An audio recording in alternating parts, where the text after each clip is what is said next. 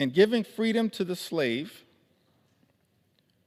we assure freedom to the free.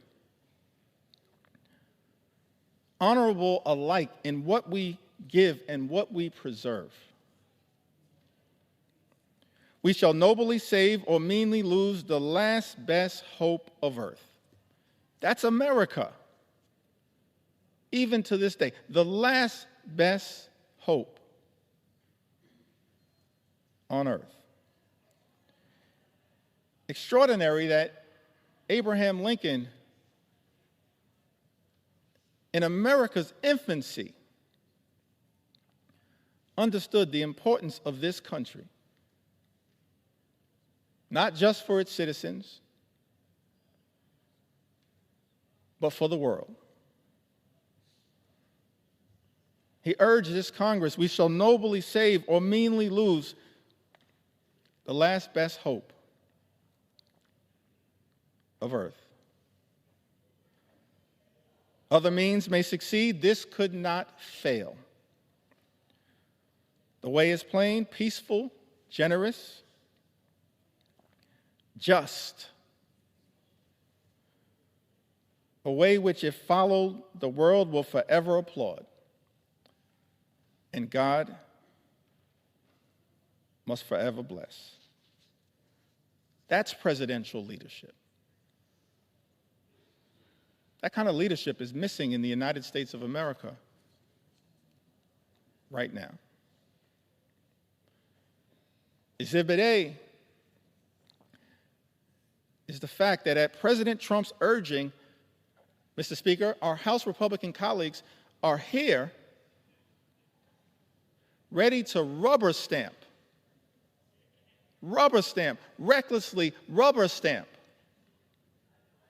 legislation that will rip health care away from more than 17 million Americans. That's not leadership. That's not the leadership that this country deserves. But that's what the American people are experiencing because of Republican rule here in Washington, D.C. Yet we know, Mr. Speaker, that things can be different.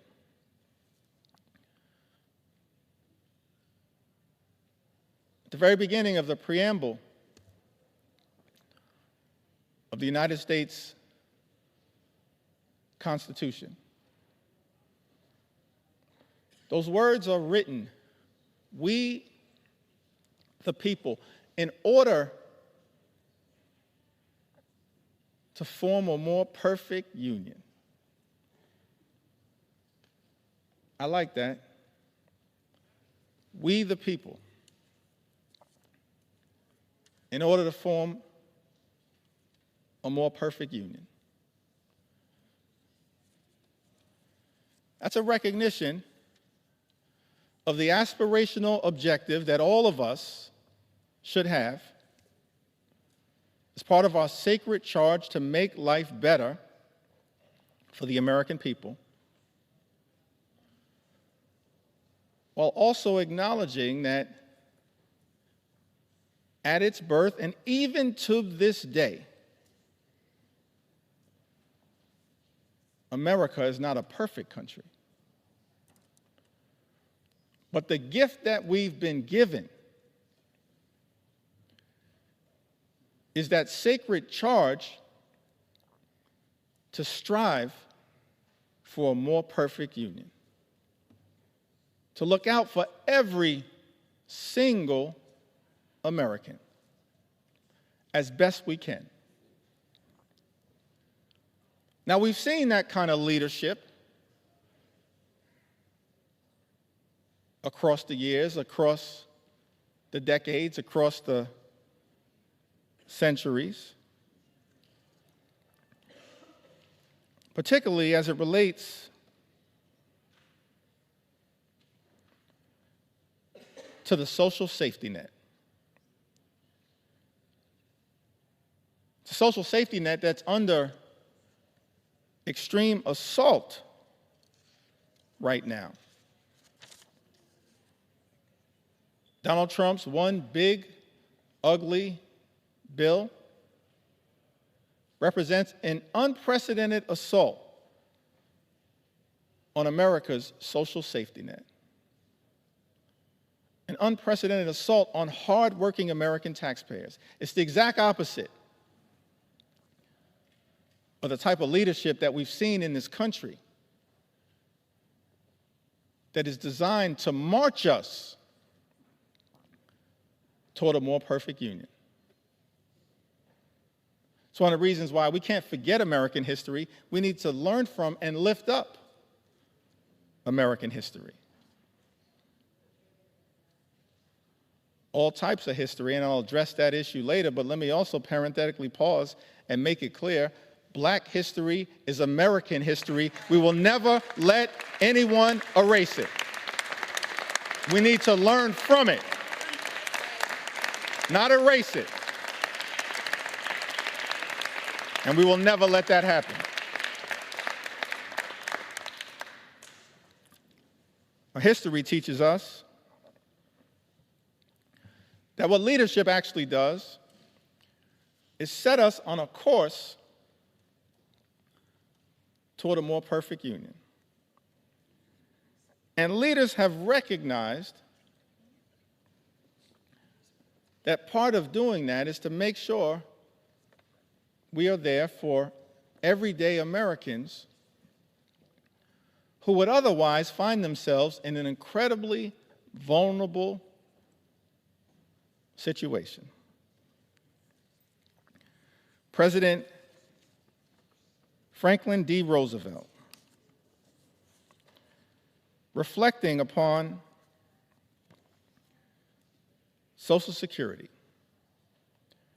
which he championed, uttered these words: long before the economic blight of the Depression descended on the nation, millions of our people were living in wastelands of want and fear. Men and women too old and infirm to work either depended on those who had but little to share, or spent their remaining years within the walls of a poorhouse. Fatherless children early learned the meaning of being a burden to relatives or to the community. Men and women still strong, still young, but discarded as gainful workers, were drained of self-confidence and self-respect. The millions of today want and have a right to the same security their forefathers sought. The assurance that with the health and the willingness to work, they will find a place for themselves in the social and economic system of the time. Because it has become increasingly difficult for individuals to build their own security single-handed, government must now step in and help them lay the foundation stones. Just as government in the past has helped lay the foundation of business and industry. We must face the fact that in this country we have a rich man's security and a poor man's security, and that the government owes equal obligations to both. National security is not a half and half manner, it's all or none. President Roosevelt further went on to say that the Social Security Act offers to all our citizens a workable and working method of meeting urgent present needs and of forestalling future need. It utilizes the familiar machinery of our federal state government to promote the common welfare and the economic stability of the nation. The act does not offer anyone, either individually or collectively, an easy life, nor was it ever intended so to do. None of the sums of money paid out to individuals in assistance or in insurance will spell anything approaching abundance. But they will furnish that minimum necessity to keep a foothold. And that is the kind of protection Americans want. Truer words could never have been spoken. That is the type of protection that we should be building upon here in the United States Congress, not undermining. President Franklin D. Roosevelt went on to say, "What we are doing is good, but it is not good enough. To be truly national, a Social Security program must include all those who need its protection." Today, many of our citizens are still excluded from old age insurance and unemployment compensation because of the nature of their employment. This must be set aright, and it will be. FDR continues to say to the American people, "I am hopeful that on the basis of studies and investigations now underway, the Congress will improve and extend the law. I'm also confident that each year will bring further development in federal and state Social Security legislation. And that is as it should be." One word of warning, however, in our efforts to provide security for all of the American people, let us not allow ourselves to be misled by those who advocate shortcuts to utopia of fantastic financial schemes. We have come a long way, but we still have a long way to go. There is still today a frontier that remains unconquered, in America unclaimed. This is the nationwide frontier of insecurity, of human want and fear. This is the frontier, the America we have set ourselves to reclaim. President Franklin D. Roosevelt pioneered Social Security, but recognized that the work was unfinished, even as it related to making sure every single American, regardless of race or position in life, would have Social Security to be able to live out their golden years with grace and dignity. President Franklin D. Roosevelt talked about this frontier that America must continue to pursue, conquering the frontier of insecurity, of human want and fear of everyday Americans.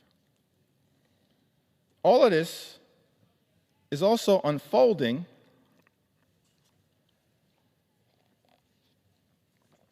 in an environment where Social Security is now under attack. That's extraordinary to me. Social Security is a sacred promise, a sacred trust between the American people and its stewards, her stewards in government. So I'm so thankful for leadership as it relates to Social Security from people like Congressman John Larson, who recognizes that our goals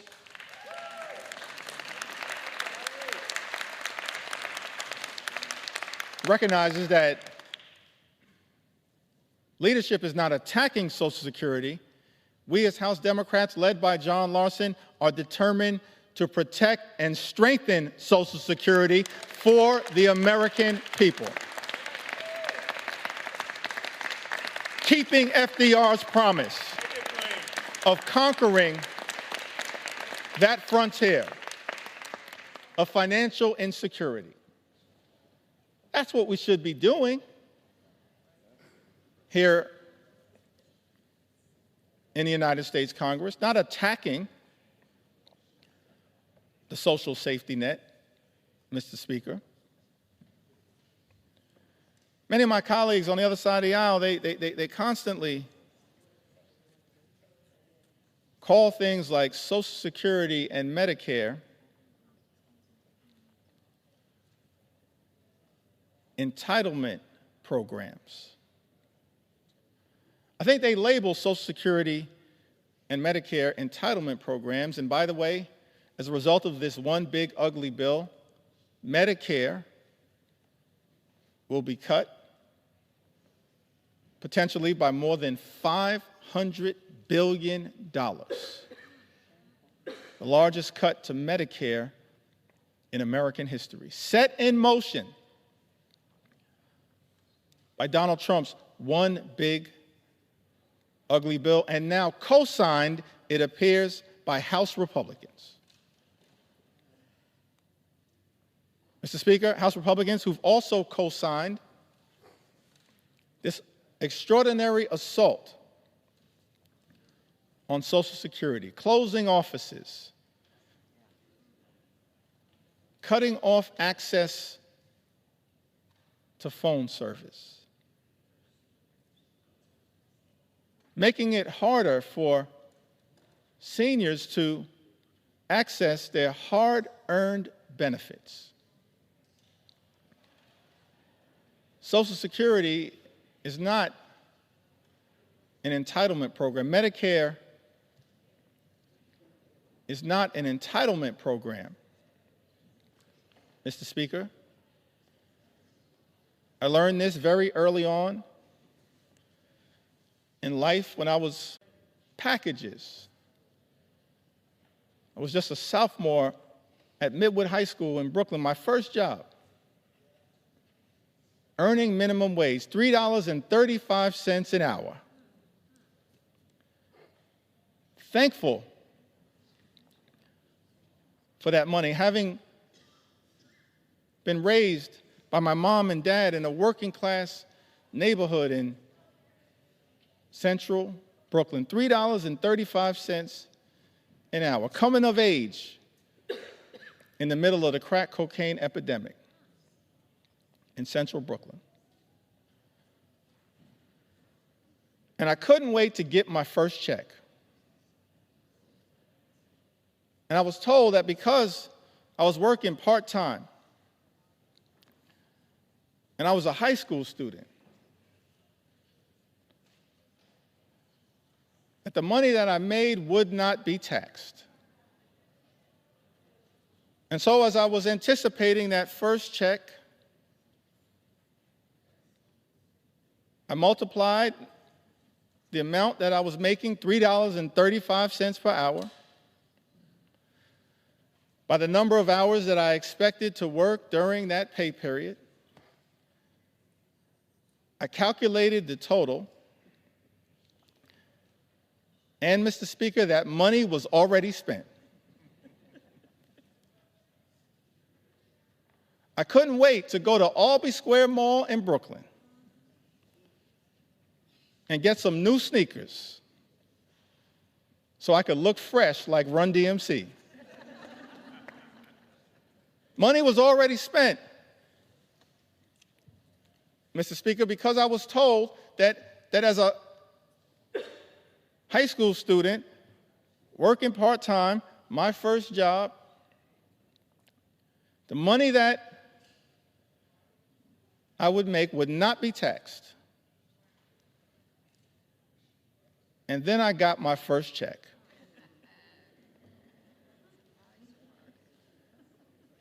And I had two Questions, Mr. Speaker. Who is FICA? And why is he taking my money?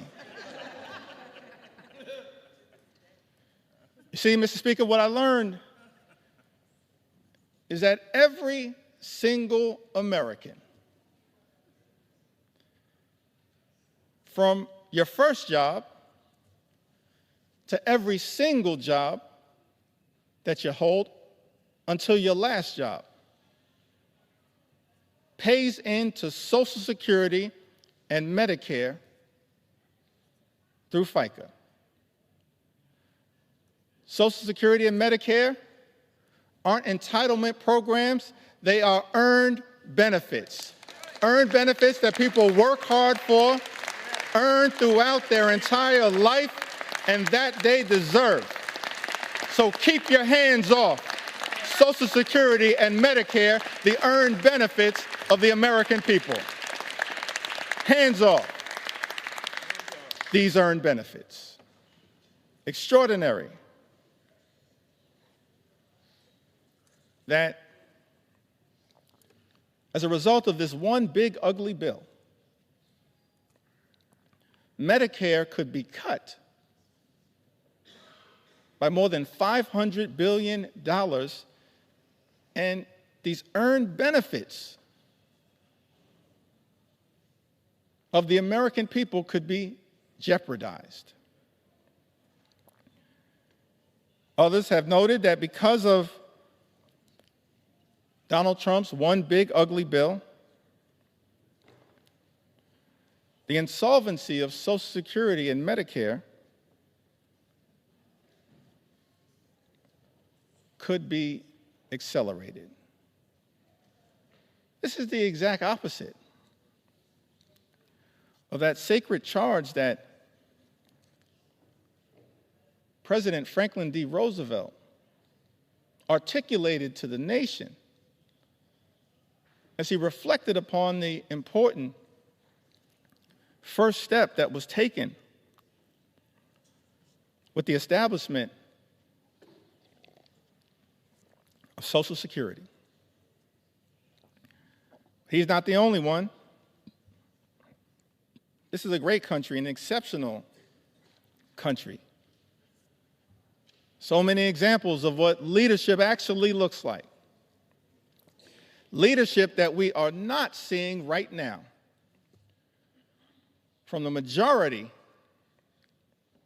in the House of Representatives. Leadership that we did not see on the Republican side of the aisle in the United States Senate in passing this disgusting abomination, and certainly we're not seeing this level of leadership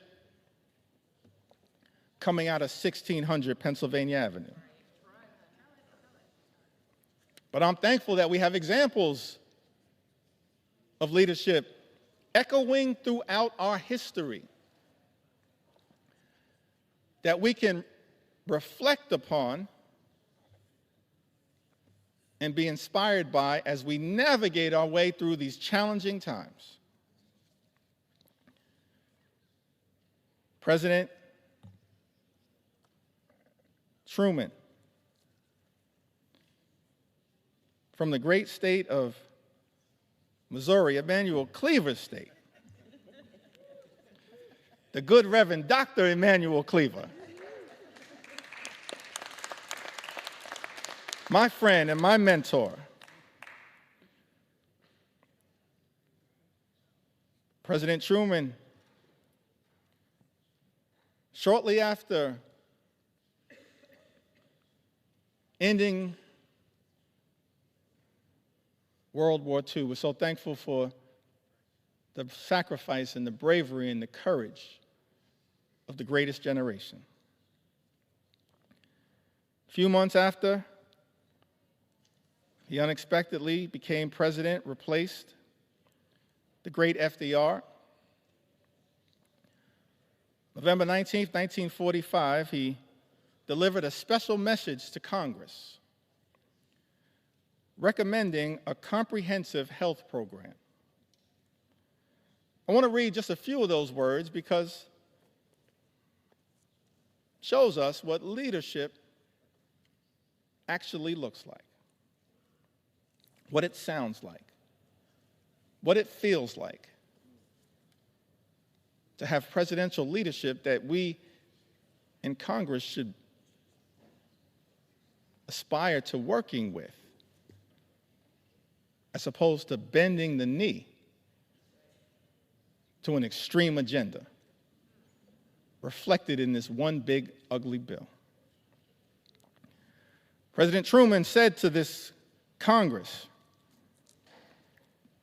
in a statement recommending a comprehensive health program, millions of our citizens do not now have a full measure of opportunity to achieve and enjoy good health. Millions do not now have protection or security against the economic effects of sickness. The time has arrived for action to help them obtain that opportunity and that protection.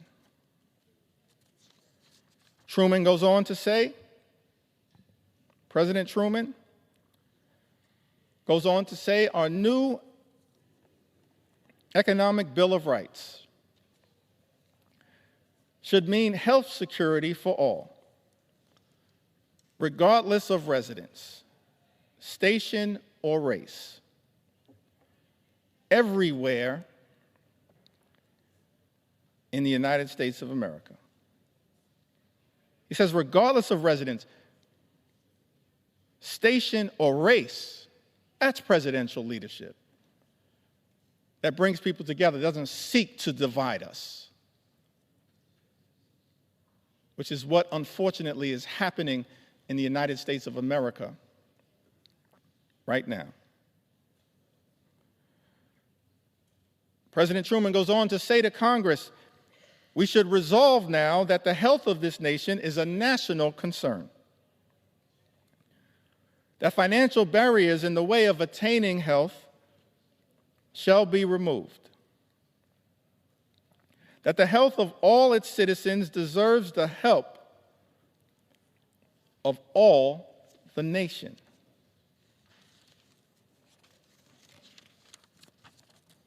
Truman goes on to articulate the challenges that exist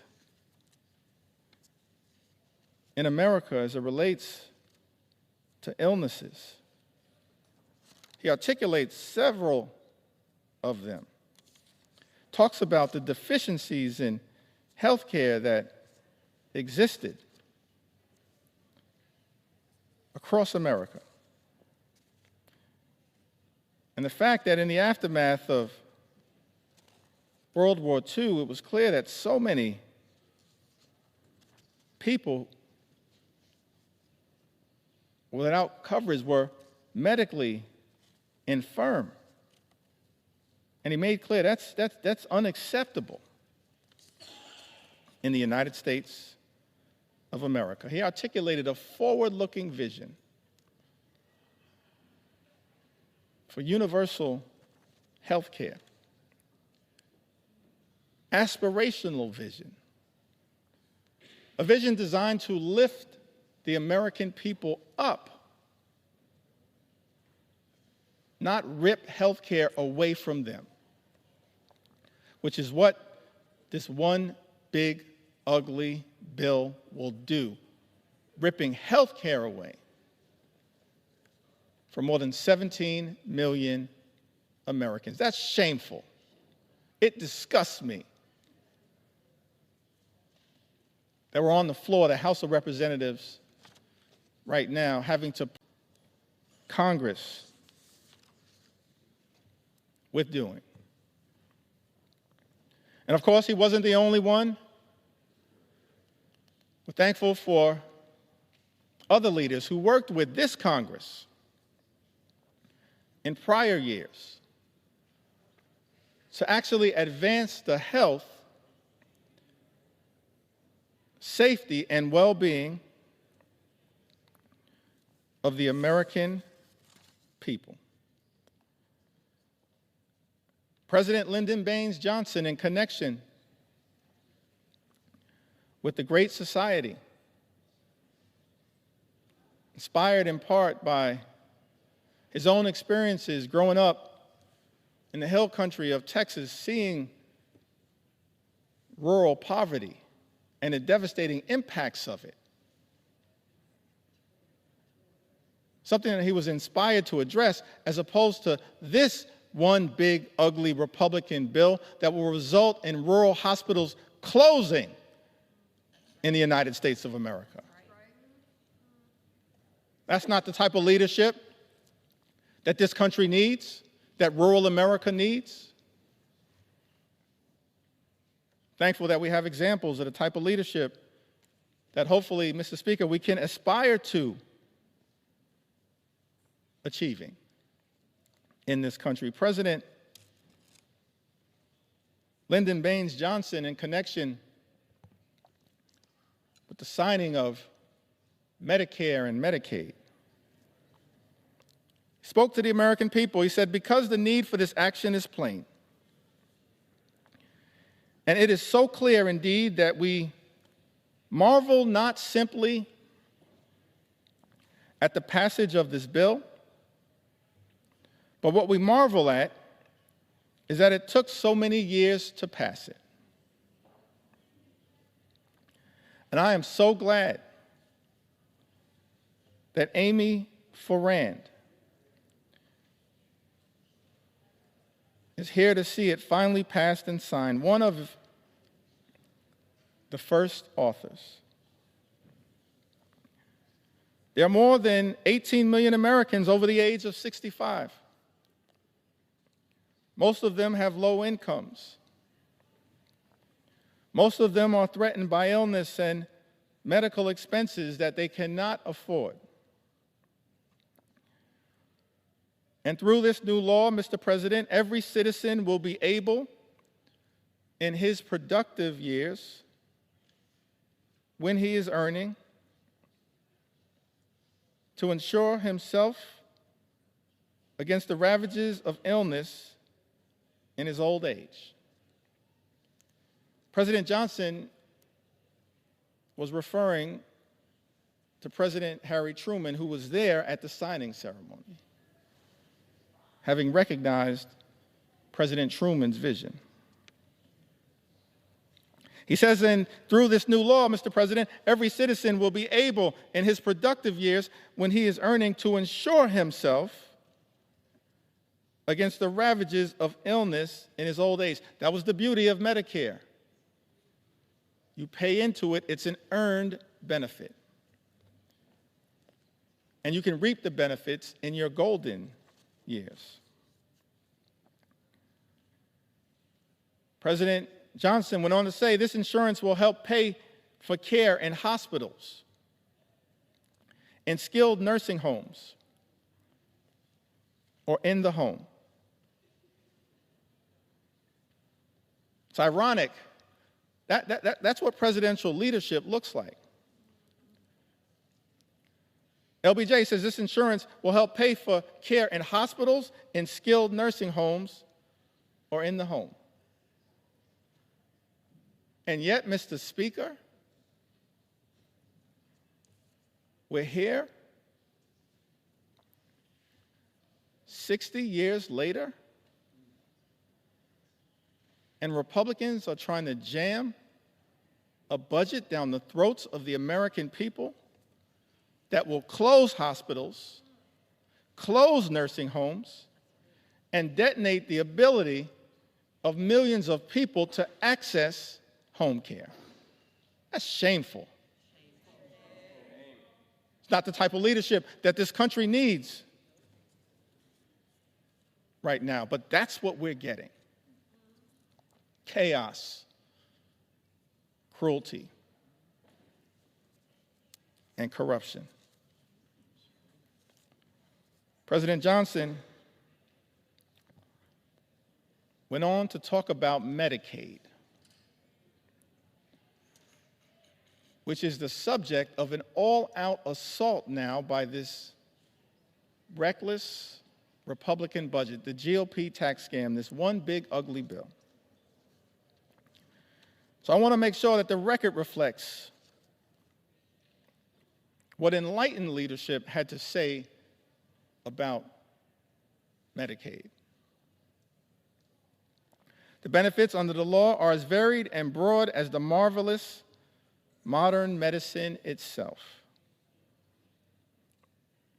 If it has a few defects, such as the method of payment of certain specialists, then I'm confident those can be quickly remedied, and I hope they will be. No longer will older Americans be denied the healing miracle of modern medicine. No longer will illness crush and destroy the savings that they have so carefully put away over a lifetime so that they may enjoy dignity in their later years. No longer will young families see their own incomes and their own hopes eaten away. No longer will this nation refuse the hand of justice to those who have given a lifetime of service and wisdom and labor to the progress of this progressive country. Medicare and Medicaid benefit older Americans right now. People who have given a lifetime of service and wisdom and labor to the progress of this progressive country, as LBJ spoke to. And this bill, Mr. President, again, a nod to President Harry Truman, is even broader than that. It will increase Social Security benefits for all of our older Americans. It will improve a wide range of health and medical services for Americans of all ages. And then President Lyndon Baines Johnson leans in on the importance of Medicaid with a greater degree of precision. He says, but there is another tradition that we share today. Calls upon us never to be indifferent toward despair, commands us never to turn away from helplessness. It directs us never to ignore or to spurn those who suffer untended in a land that is bursting with abundance. And this is not just our tradition, or even the tradition of the nation. It is as old as the day it was first commanded. Thou shalt open thine hand wide unto thy brother, to thy poor, to thy needy in thy land. Is that what we're doing here today in the United States Congress? Opening our hands of grace and compassion and responsibility to our fellow Americans, our fellow citizens? No, that's not what Donald Trump's one big ugly bill is all about. It's an assault on everyday Americans to reward billionaires with massive tax breaks. That's extraordinary. President Clinton, in the 1990s, talked about the Children's Health Insurance Program. Program designed to make sure that children in this country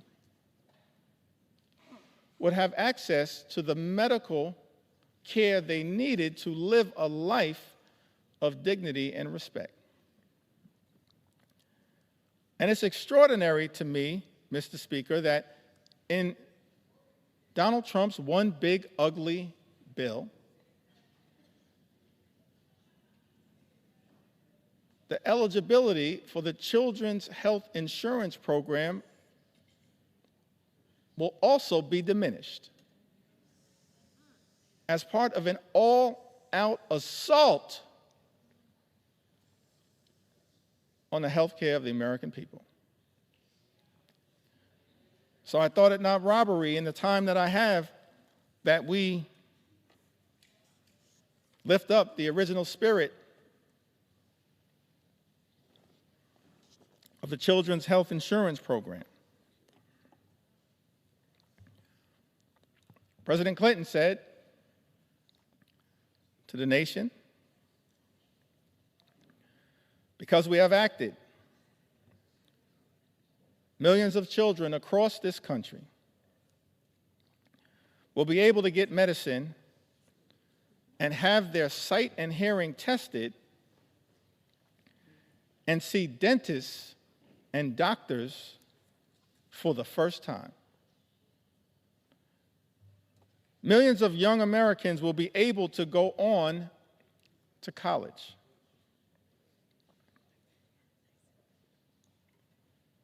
Millions of Americans not so young will be able to go back to school to get the education and training they need to succeed in life. Millions of families will have more to spend on their own children's needs and upbringing.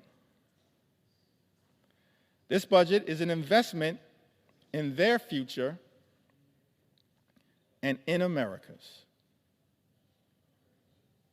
You see, budgets are moral documents. And in our view, Mr. Speaker, budgets should be designed to lift people up. This reckless Republican budget that we are debating right now on the floor of the House of Representatives tears people down. This reckless Republican budget is an immoral document. And everybody should vote no against it because of how it attacks children and seniors and everyday Americans and people with disabilities. This reckless Republican budget is an immoral document.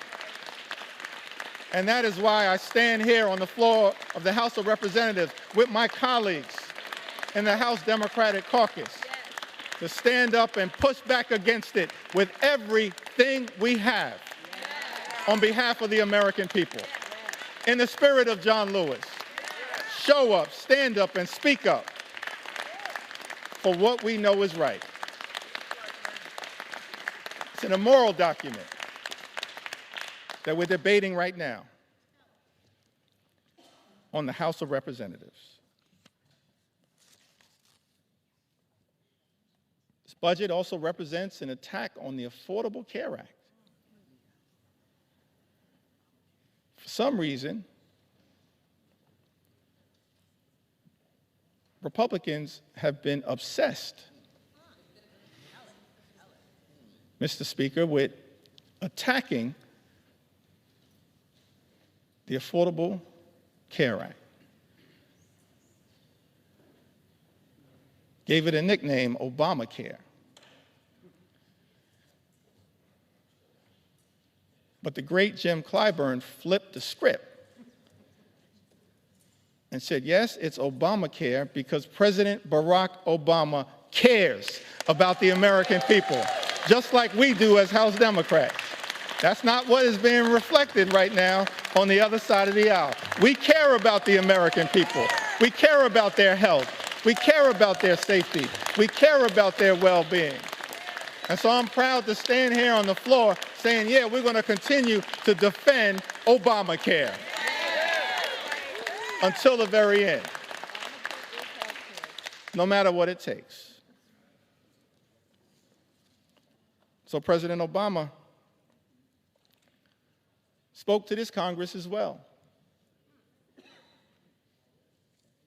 talked about presidential leadership. We've seen it year after year, decade after decade, century after century. President Lincoln, President Roosevelt, President Truman, President Johnson, President Clinton, President Obama lifting up the American people. on the health care issue. So I think it's important that these words as well continue to echo out throughout America. President Obama said that there's still tremendous hardship all across the country. But there is a sense that we are making progress because of you.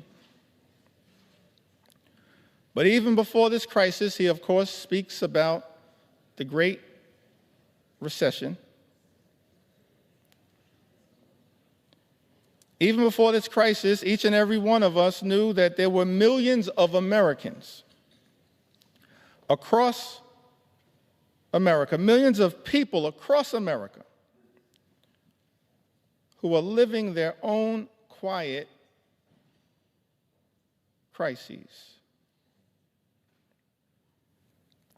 Maybe because they had a child who had a pre-existing condition. And no matter how desperate they were, no matter what insurance company they called, they couldn't get coverage for that child. Maybe it was somebody who had been forced into early retirement, in their 50s, not yet eligible for Medicare. And they couldn't find a job. And they couldn't find health insurance, despite the fact that they had some sort of chronic condition that had to be tended to. And now we're on the threshold of doing something about it, he said to the United States Congress, Speaker Nancy Pelosi and others who were great partners in this effort. He said, and now we're on the threshold of doing something about it. We're a day away. This is aspirational leadership. After a year of debate, after every argument has been made by just about everybody, we're 24 hours away.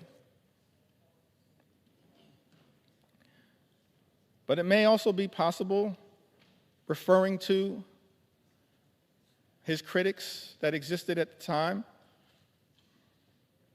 who sat on the other side of the aisle. He said, but it may also be possible that they realize after health reform passes and I sign that legislation into law, that it's going to be a little harder to mischaracterize what this effort has been all about. Because this year, small businesses will start getting tax credits so that they can offer health insurance to employees who currently don't have it. Because this year, those same parents who are worried about getting coverage for their children with pre-existing conditions now are assured that insurance companies have to give them coverage this year. Because this year, insurance companies won't suddenly be able to drop your coverage when you get sick, or impose lifetime limits or restrictive limits on the coverage that you have. President Obama went on to say, maybe they know that this year, for the first time, young people will be able to stay on their parents' health insurance until they're 26 years old. The Affordable Care Act was a tremendous step in the right direction. It's aspirational leadership. Tens of millions of Americans now have health insurance coverage as a result of the Affordable Care Act. But this reckless Republican budget, this one big, ugly bill that President Donald Trump has directed my Republican colleagues to sign off on, to recklessly rubber stamp, and to bend the knee to, even though this bill and its assault on health care, on Medicaid, on the Children's Health Insurance Program, on Medicare, and on Obamacare will rip away health care coverage from the people my Republican colleagues are here in Washington to represent. It's extraordinary to me that as a result of this one big ugly bill, this all-out assault on health care in this country, millions of people are going to lose coverage, thrown off of health care, set in motion a chain of events where hospitals will close, nursing homes will shut down, people unable to get the care that they need to live a life of dignity and respect. And that as a result of the all-out Republican assault on health care in the United States of America, people will die.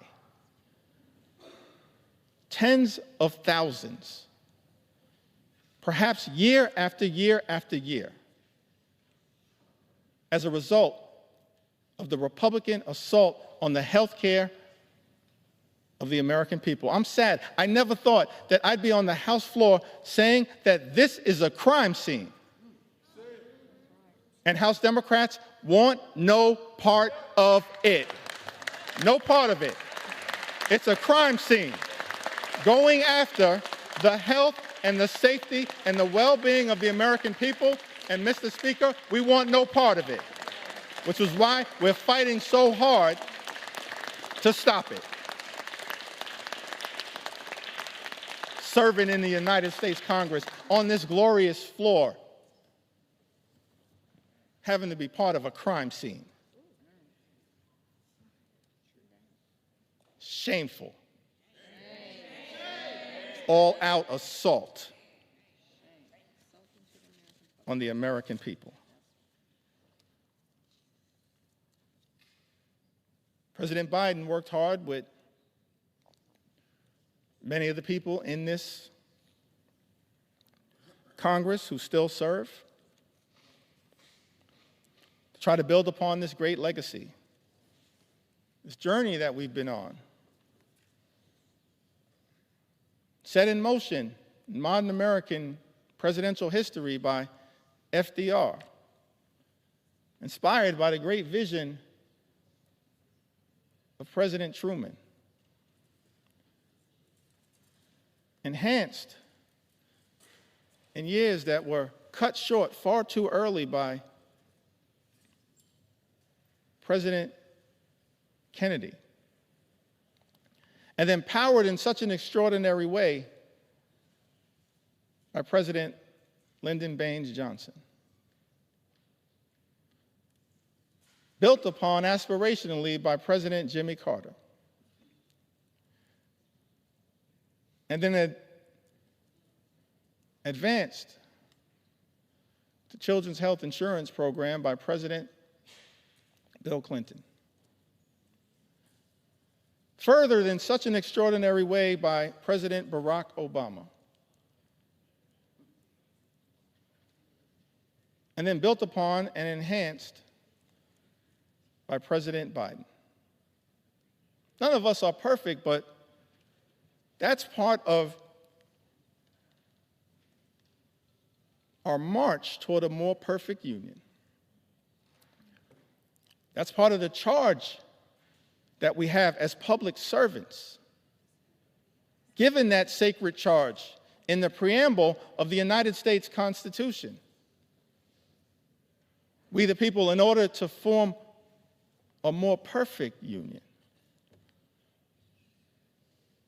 leadership that tries to perfect the American journey. President Biden spoke to this in August of 2022, talked about the challenges, pushing back against special interests that are often the forces trying to stop progress on behalf of the American people. This one big, ugly bill is filled with giveaways to special interests here in Washington, D.C. I'm disgusted by that. It's not what lawmaking should be about. President Biden, reflecting upon the challenges of making progress on behalf of the American people, says in August of 2022, and yet we've not wavered. We've not flinched. We've not given in. Instead, we're delivering results for the American people. We didn't tear down, we built up. We didn't look back, we looked forward. This law that I'm about to sign finally delivers on a promise that Washington has made for decades to the American people. Guess what? We're giving Medicare the power to negotiate. The power to negotiate lower prices on behalf of the American people. This means seniors, President Biden goes on to say, are going to pay less for their prescription drugs, while we're changing circumstances for people on Medicare by putting a cap of a maximum of $2,000 per year on their prescription drug costs, no matter what the reason for those prescriptions are. That means if you're on Medicare, you'll never have to pay more than $2,000 a year. No matter how many prescriptions you have, whether it's for cancer or any other disease, no more than $2,000 a year. I don't care who in this town is trying to take credit for something accomplished by others. President Joseph Robinette Biden did that. He did that. He did that as part of our effort to lower costs on behalf of the American people. None of us are perfect. There's still work to do. But the 46th President of the United States of America did that.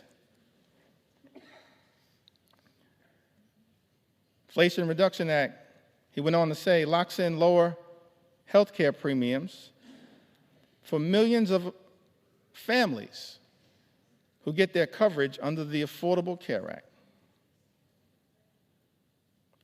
Last year, a family of four saved on average $2,400 through the American Rescue Plan that I signed into law that Congress voted in place. President Biden's talking about the continuation of our march toward a more perfect union, the work that we in this Congress, many of us who had the privilege to serve over the last few years, did to try to expand and strengthen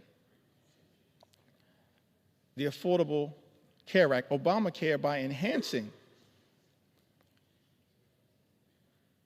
the premium tax credits available so that millions of additional Americans would actually have the ability to get access to health care.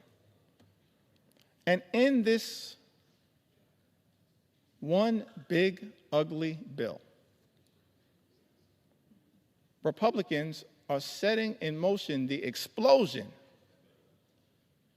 of those tax credits that are designed to provide affordable health care coverage to the American people.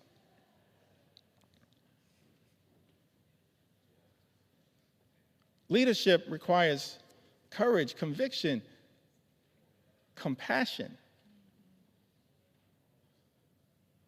And yet what we've seen from this administration and its co-conspirators on the Republican side of the aisle, Mr. Speaker, is cruelty, chaos, and corruption. And it's all been morphed into a toxic mix now contained in Donald Trump's one big ugly bill. An extraordinary assault on the health care of the American people. I mentioned earlier, Mr. Speaker, that taken to the House floor to share stories from the American people. Stories that are too numerous to articulate in the time available to us in connection with debating this bill. But I'm going to do my best to make sure that we have a representative sample of why so many Americans all across this country went to bed in fear and are now waking up in horror because Republicans are trying to jam this one big ugly bill down the throats of the American people. An assault on health care,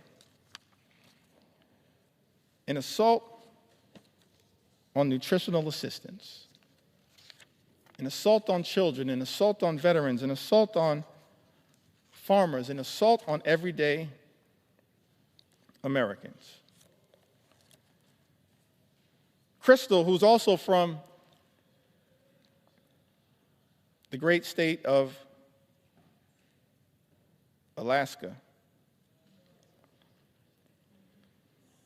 said that after my husband passed away suddenly, I was unprepared to pay all the bills as a part-time stay-at-home mom.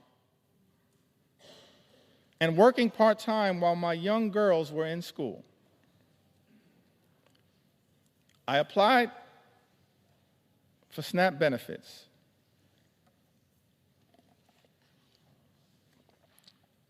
And was so thankful I received them, for it helped me so much. And I was so thankful it put food on our table. I didn't have to worry about how I was going to buy groceries while paying the other bills I had to take care of.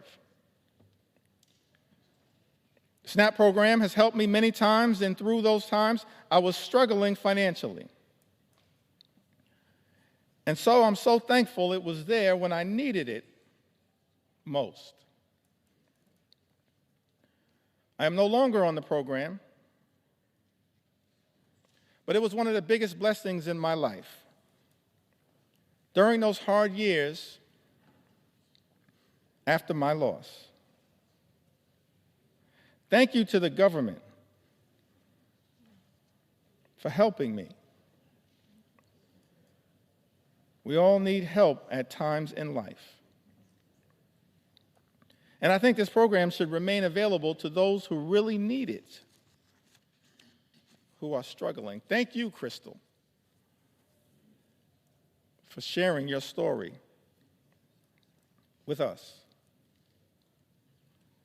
Mr. Speaker, Talise wrote to us, lives in Alabama's 5th Congressional District, a district currently represented by Dale Strong. So thankful for the representation of my good friends Terry Sewell and Shamari Figures in the great state of Alabama. Talise writes to us, I'm a single mom doing everything with my one income. My ex-husband refuses to pay child support or split the cost of anything related to my daughter. If it wasn't for SNAP, we'd probably have very little in terms of food because I am always running on E. I'm so beyond grateful for the assistance. Curtis writes to us, Mr. Speaker, from the great state of Arizona, in my disabled senior status, I would be in a dire nutritional status, if not mostly for the SNAP nutritional assistance, a godsend. For so many Americans, that is what SNAP has been, a godsend in a time of need. And now the nutritional assistance benefits will be ripped away from millions of Americans in Donald Trump's one big ugly bill, a bill that Republicans are prepared to recklessly rubber stamp.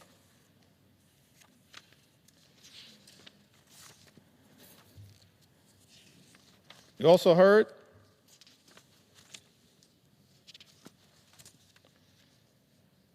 from Diana, great state of California. Diana writes, SNAP has helped my family tremendously during this difficult time. We really appreciate all the help. My husband was diagnosed with cancer, and we have a little one at home. It's been difficult taking care of everything. Please keep this benefit to help people get on their feet. Diana lives in the Inland Empire, California's 33rd Congressional District, represented by the chairman of the House Democratic Caucus, Pete Aguilar. Diana, Pete Aguilar is fighting hard for you. Just like every single House Democrat are fighting hard for the American people to protect you as best we can from this cruel assault on nutritional assistance. We're going to continue to fight hard for you.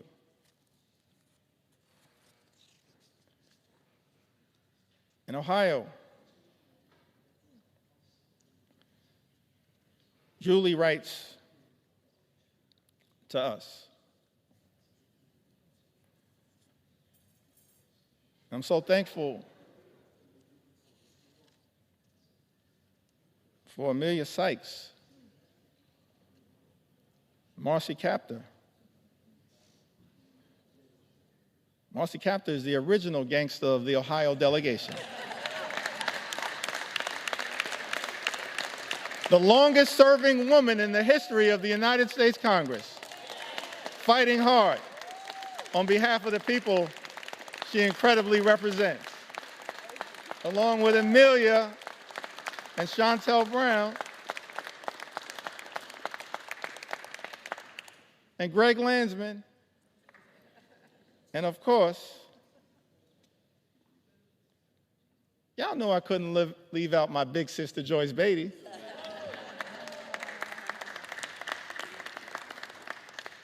I wanted to mention Joyce because this is part of the resilience of what we've seen from House Democrats, from Brittany Pedersen, distinguished gentlelady from the great state of Colorado, who gave birth to a beautiful baby boy, Sam, at the beginning of this year. But because House Republicans, Mr. Speaker, have refused to allow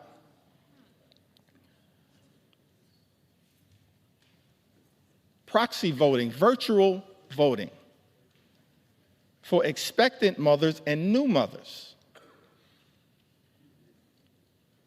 throughout this year, shortly after giving birth,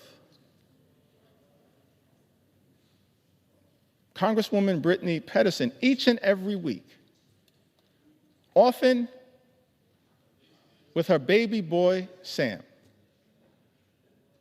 has come to the United States Congress to stand with House Democrats in defense of the American people.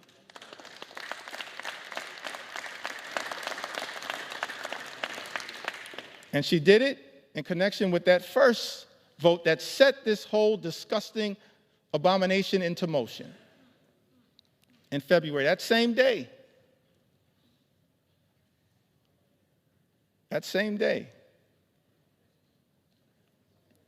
Kevin Mullen showed up to vote on behalf of the American people. Just like all of us continue to do, Kevin Mullen showed up to vote despite the fact that he had been experiencing multiple surgeries, was dealing with some complications. But he understood, just like all House Democrats understand, the need to stand up in this moment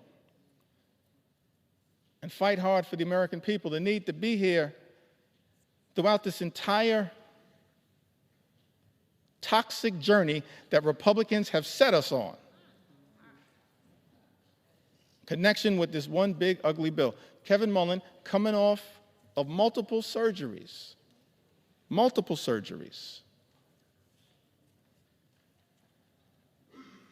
rolled out of his hospital bed, got on a plane from Northern California, took his wife with him so that she could change his IV on the plane across the country to be here and stand with his sisters and brothers in the House Democratic Caucus family to push back against this one big ugly bill. I was so thankful, so appreciative to see the great Joyce Beatty, who's been battling some issues, working her way through them, putting off surgeries for as long as she could. And yet, perhaps against some of the advice that she may have received, understood, as she said in her own words, the importance of being here on behalf of the American people, to stand up and push back against Trump's one big ugly bill, because it will have devastating consequences for everyday Americans. Thank you, Joyce Beatty, for your courage, your strength, and your resilience on behalf of the people that you represent in the great state of Ohio and people all across the country. That's what we do as House Democrats, and you're leading by example. And I could tell stories about every single one of us who in this moment recognizes that we have to keep rising to the occasion because of the extraordinary assault that has been launched against the American people by Donald Trump and complete Republican control here in Washington. Let's understand who is doing you in. People on the other side of the aisle. It's not too late. All we need are 4 Republicans to join us, to show John McCain levels of courage. Not on the battlefield, as he did in such an extraordinary way. And yes, Mr. President, John McCain was an American hero and patriot. An American hero and patriot. I may have disagreed with him on a whole host of issues. We cannot disagree with the fact that he was an American patriot and a war hero who served this country overseas.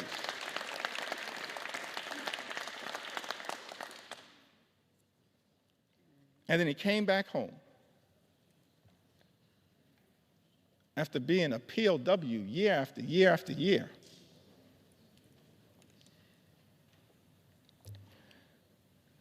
And got elected to the United States House of Representatives.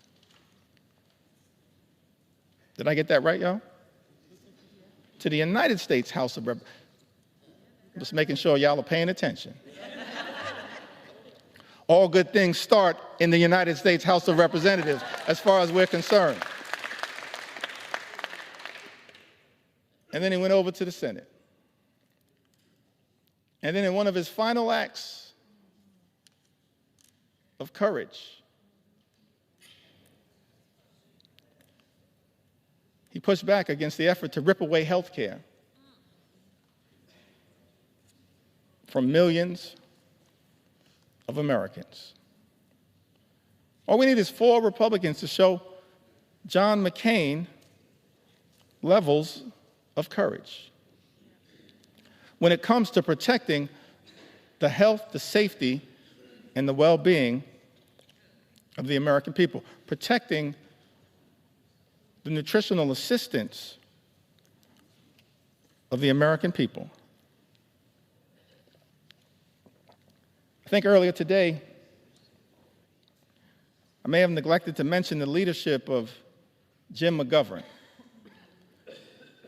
who's done an extraordinary job leading the charge on the Rules Committee as we've pushed back against this all-out assault on the American people. Hour after hour after hour after hour, Jim McGovern, the members of the Rules Committee, and so many members of the House Democratic Caucus pushing amendment after amendment, debating hard against this one big ugly bill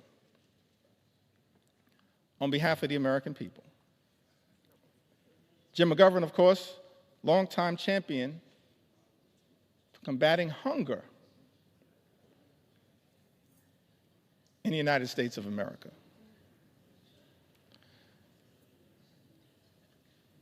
So thankful for Jim's resilience and his strength, even in the face of great tragedy. Continues to battle hard on behalf of the American people. Julie writes, SNAP has been an amazing help to my family. Very grateful to receive it. I'm a single mom of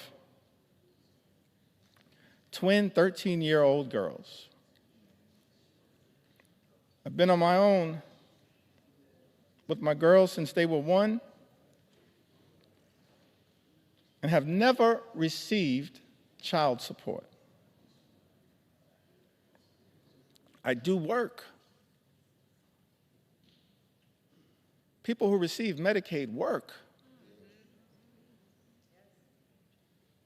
people who receive SNAP work. So some people in this town need to stop lying to the American people.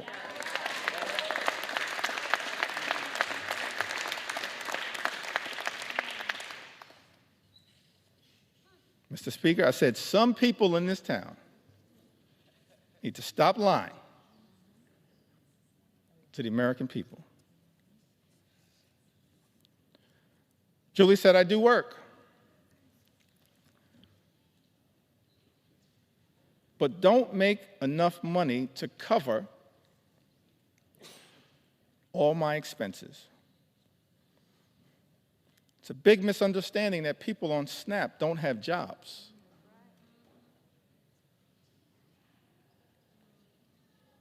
My children would eat very poorly if I didn't have SNAP. I would have to rely on church food pantries, and they could only offer the bare minimum. The food banks don't give basics like milk and bread. That's Julie's experience. Mr. Speaker, she lives in Ohio's 14th Congressional District, represented by our colleague, Congressman David Joyce. We heard from Mark from the Commonwealth of Pennsylvania. Mark says, I've collected Medicaid and SNAP benefits for over a decade now. I may well have found myself in a worse place if not for these programs. Giving freely and charitably is the way of Jesus.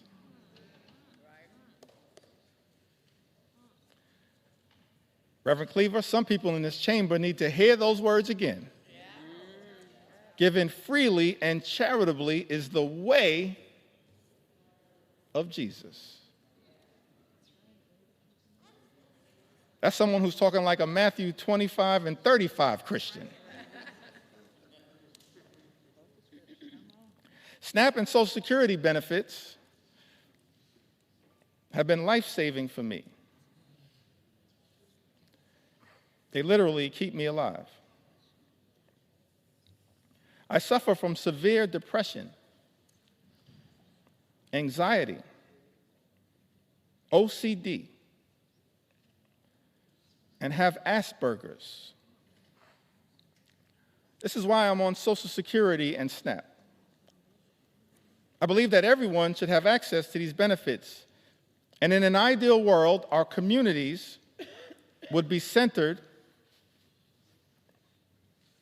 around love, harmony, and the protection of each other. That's real love. Not fake love, like promising to love and cherish Medicaid, and then turning around and presiding over the largest cut to Medicaid in American history, which is what Donald Trump's one big ugly bill represents. Mark says, I believe that everyone should have access to these benefits. And in an ideal world, our communities would be centered around love, harmony, and the protection of each other. That's the kind of leadership that this country needs and deserves right now, but that's the kind of leadership it's not getting from 1600 Pennsylvania Avenue. Mr. Speaker, Mark lives in Pennsylvania's 1st Congressional District. I believe that district is represented by our colleague, Congressman Brian Fitzpatrick. I want to ask the question, what happened earlier today?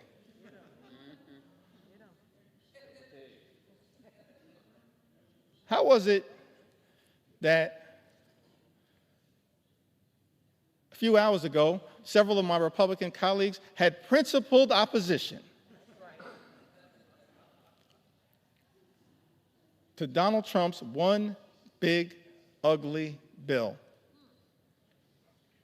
Several hours ago, how is it that so many of our Republican colleagues, Mr. Speaker, had principled opposition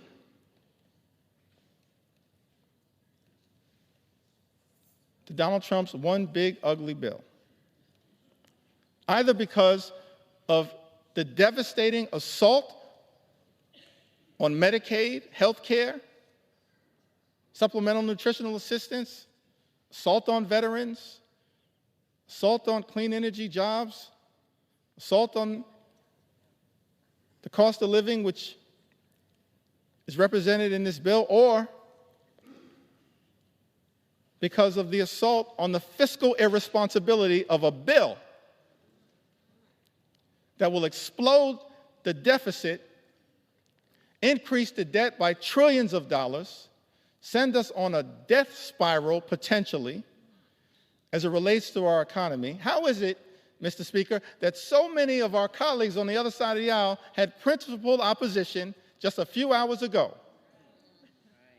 and now seem prepared to fold on the floor of the House of Representatives? Don't you have some responsibility, Mr. Speaker, to say to the American people what happened? What deals were cut? What occurred in the back room? It will all come out one way or the other, Mr. Speaker. Incredible to me that this Congress is on the verge of ripping food out of the mouths of children, veterans, and seniors as a result of this one big, ugly bill in order to reward billionaires with massive tax breaks and exploding the debt in the process.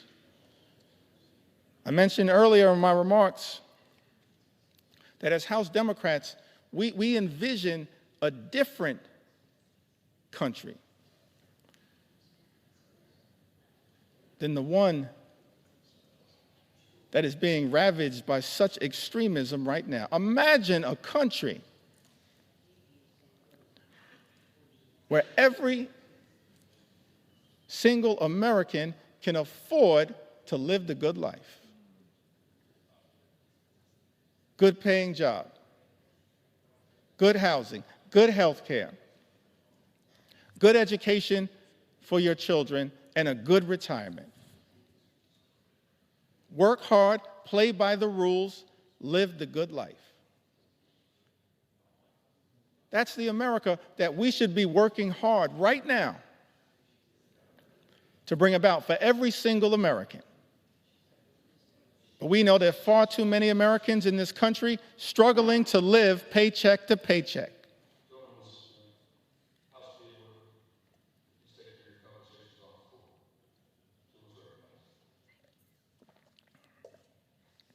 Thank you, Mr. Speaker. That should not be the case in this great country. The wealthiest country in the history of the world, a country that has become far too expensive for far too many people. Donald Trump promised to lower the high cost of living on day one. He made that promise to the American people. Made that promise, hadn't happened on day one, hasn't happened on month 1, month 2, month 3, month 4, month 5, month 6. It's not happening. Mr. Speaker, costs aren't going down. Costs are going up in the United States of America. Life is becoming more expensive And it seems to me that in this great country, this Congress should be working hard to build an affordable economy for hardworking American taxpayers. That's our plan. That's our vision. That's our goal as House Democrats, an affordable economy for hardworking American taxpayers.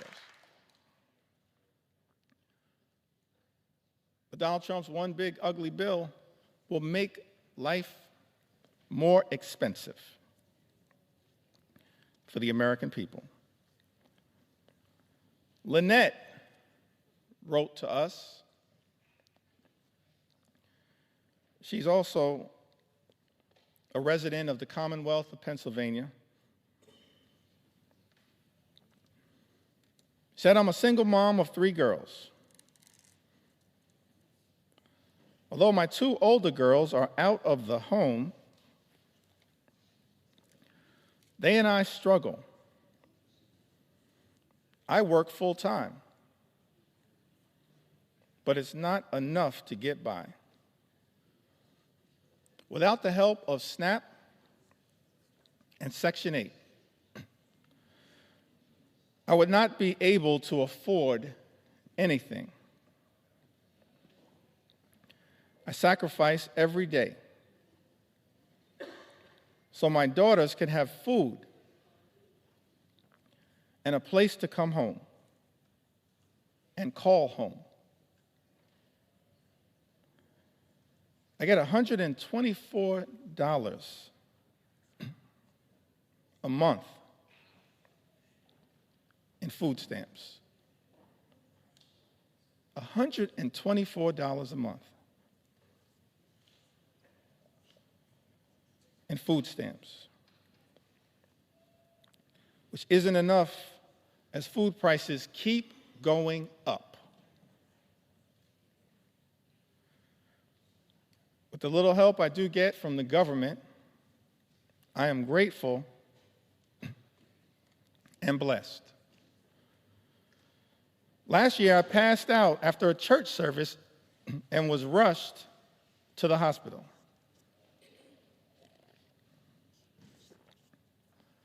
I didn't have any insurance at this time, but I was treated.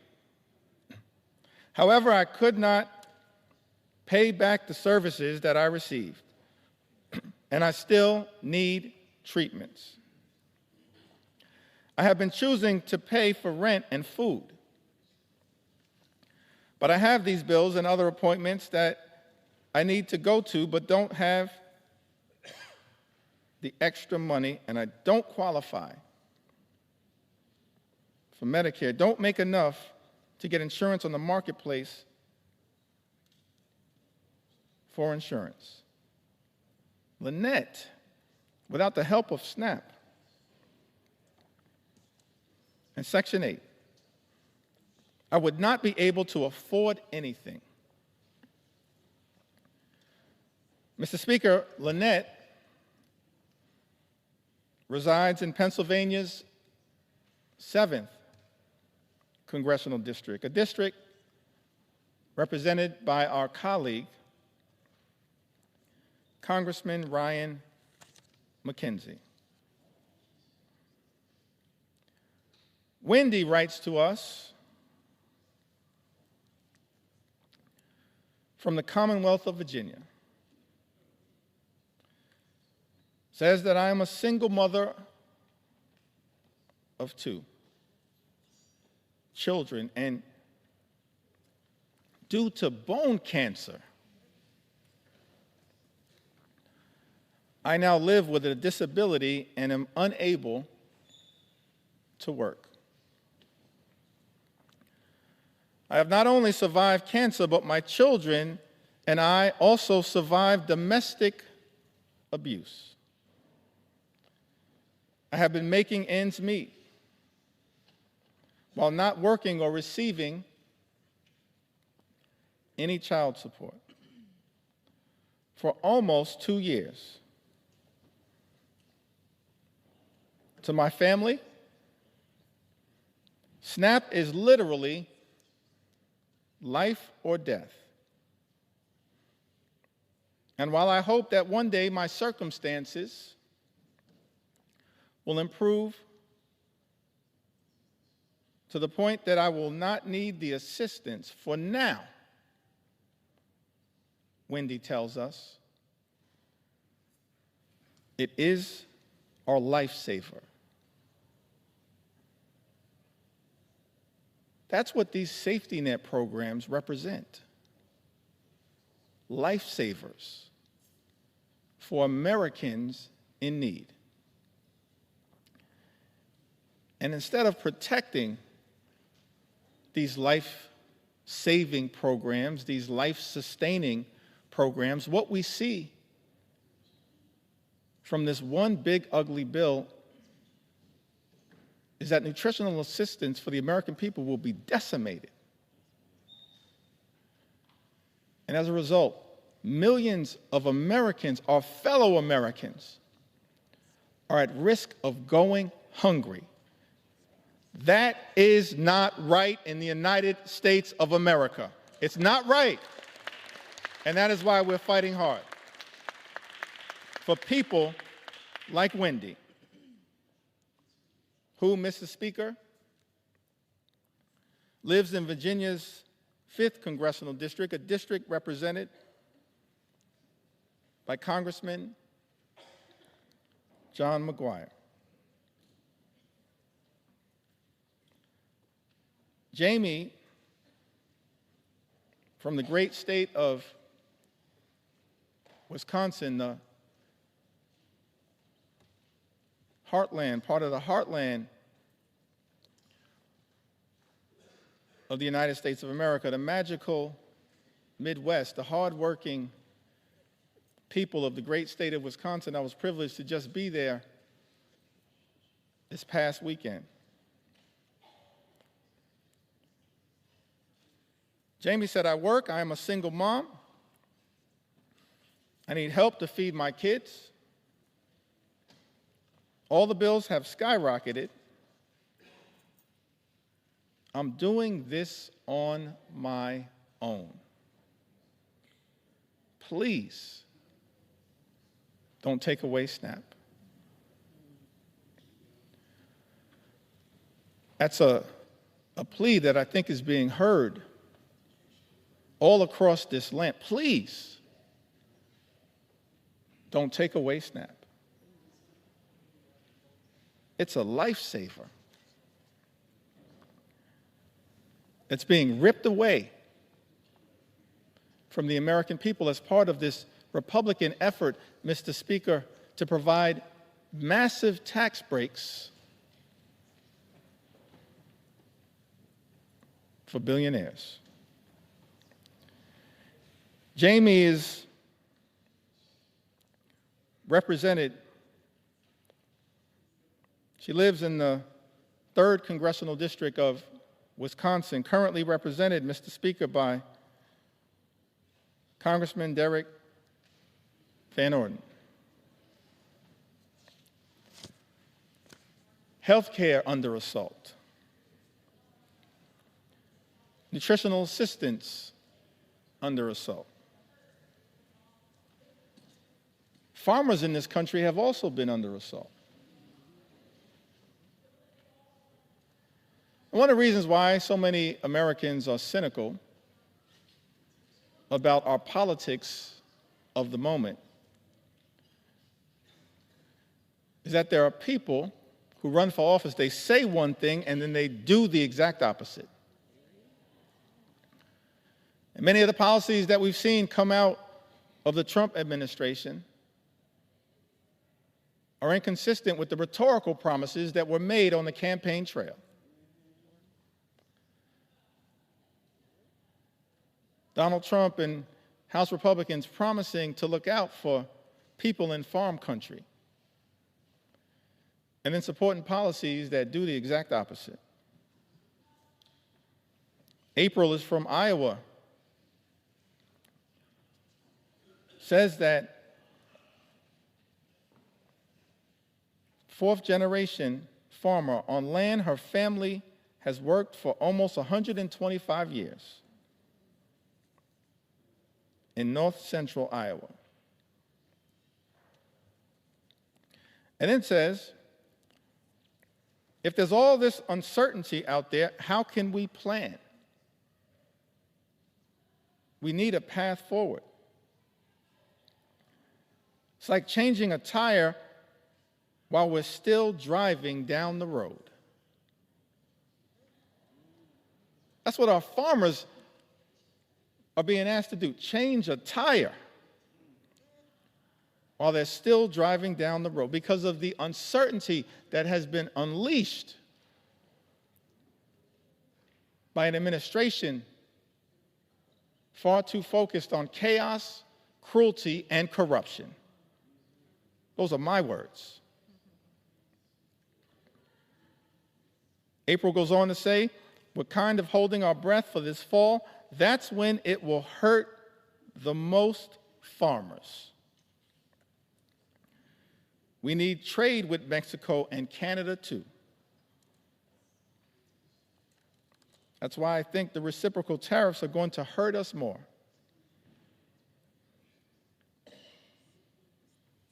We get fertilizer from Canada. We get parts and products made in Mexico.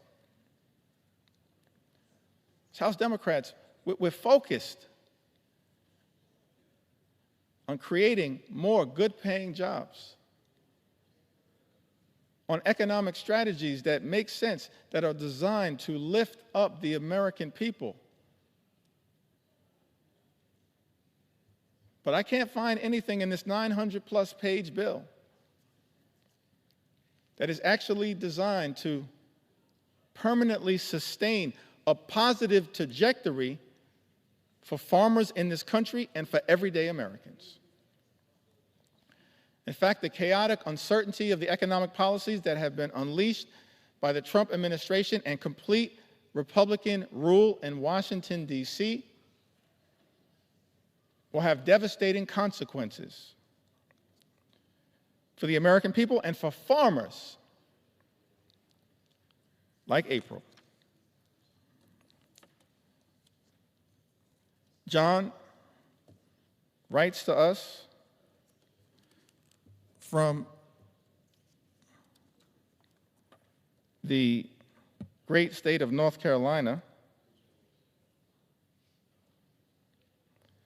He says to us, not many families can say this, black families, that is, but we've been here for over 100 years. My great-grandfather, my grandfather on both sides, and my father were all farmers.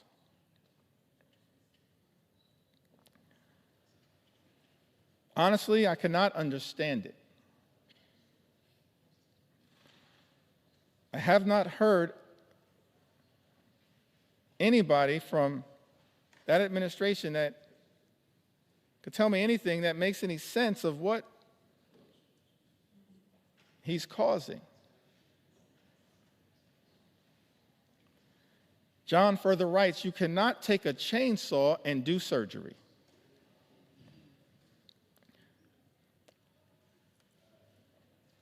I'm going to plant about 50% less than I would normally because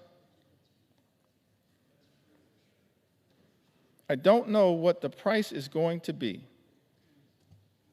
I don't want to take the risk of putting even more out there. What we've seen from the Trump administration, from this so-called DOGE effort, and from our Republican colleagues, Mr. Speaker, is deeply troubling. Republicans are trying to take a chainsaw to Social Security, a chainsaw to Medicare, a chainsaw to Medicaid, a chainsaw to the health care of the American people, a chainsaw to nutritional assistance for hungry children, a chainsaw to farm country, and a chainsaw to vulnerable Americans. But as House Democrats, we're here to make clear, Mr. Speaker, we're determined to take a chainsaw to Project 2025. A chainsaw, a chainsaw, a chainsaw to Project 2025 on behalf of the American people. We don't want this country to go backward. We want this country to go forward. And so no matter what it takes, no matter how long it takes, we're going to take a chainsaw to your Project 2025. That's what we're prepared to do.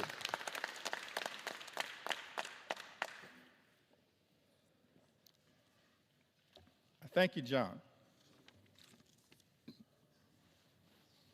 from North Carolina.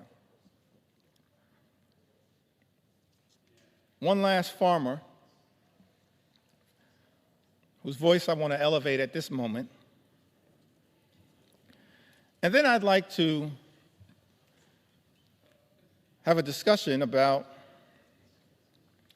anchored around some of the things that our Republican colleagues, Mr. Speaker, have said during this entire process. Correspondence that has been written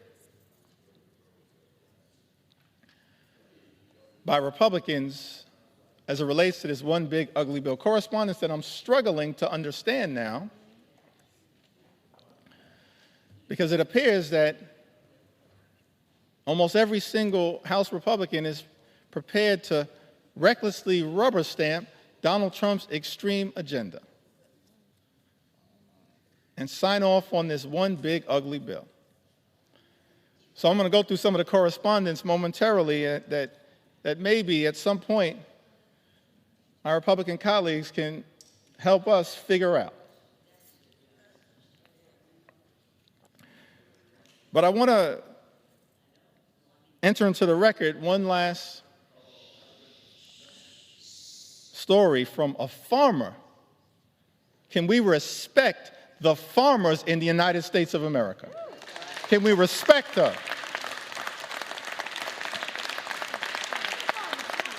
We began this country as an agrarian economy. We should respect the farmers in this country as I'm telling their stories. On the eve of our 249th birthday, can we respect the farmers in this country who we're working hard to defend?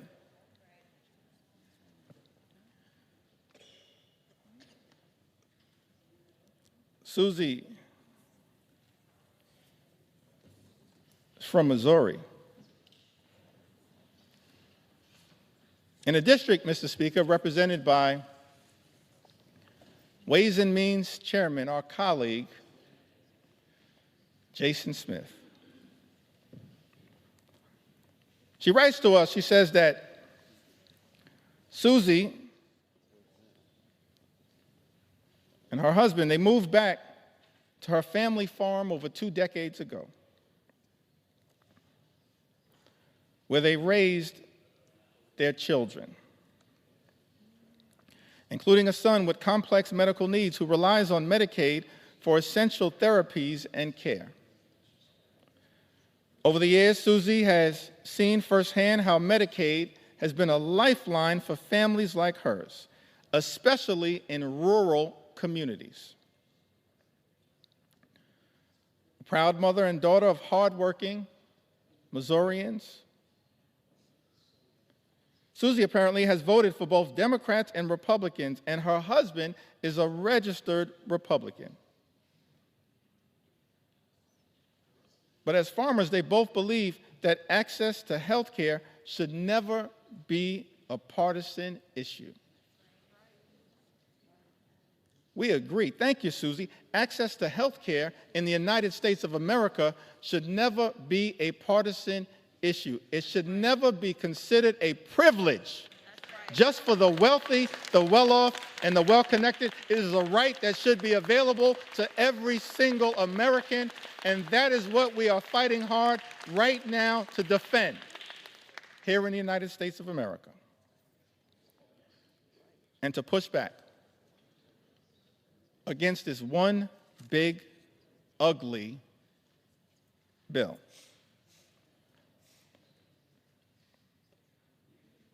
As I mentioned earlier, in the time that I have remaining, I certainly want to share the story of some of our veterans. Share a few stories of some of our small business owners who will also be under assault as part of this one big ugly bill. And share the stories of hardworking and law-abiding immigrant families who also will be targeted by this one big ugly bill. But I did want to take a little time at this moment to enter into the record some of the statements that have been made, Mr. Speaker, by our Republican colleagues.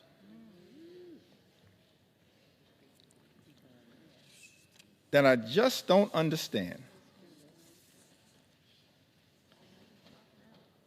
I mean, I am flummoxed by some of these statements. I've always wanted to use that word, y'all. Minimal suspend. House will be in order. Please take your conversations outside the chamber. Please take your conversations outside the chamber. Gentleman's recognized. Thank you, Mr. Speaker. I was hoping to seek some clarification at some point after I'm able to yield the floor. But I'm still here to take my sweet time on behalf of the American people.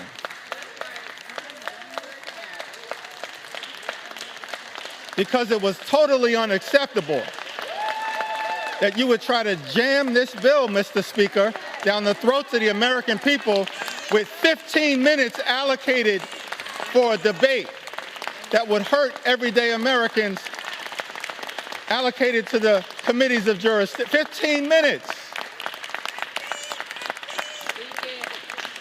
And so now I'm here with my House Democratic colleagues, 4 hours in, taking our sweet time on behalf of the American people.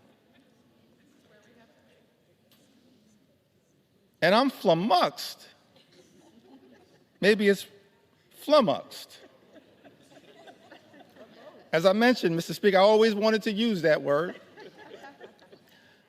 I can't spell it, but I know what it means. I'm confused by many of these statements, so I'm trying to enter them into the record and then perhaps at some point get some clarification. Talking about Medicaid cuts, the largest cut to Medicaid in American history. Vice President said these cuts are immaterial. Are you kidding me? Immaterial? I'm perplexed, I'm astonished, I'm confused that someone who sits in the second highest office in the land would say that Medicaid cuts, $1 trillion or so of Medicaid cuts that are in Donald Trump's one big ugly bill are immaterial.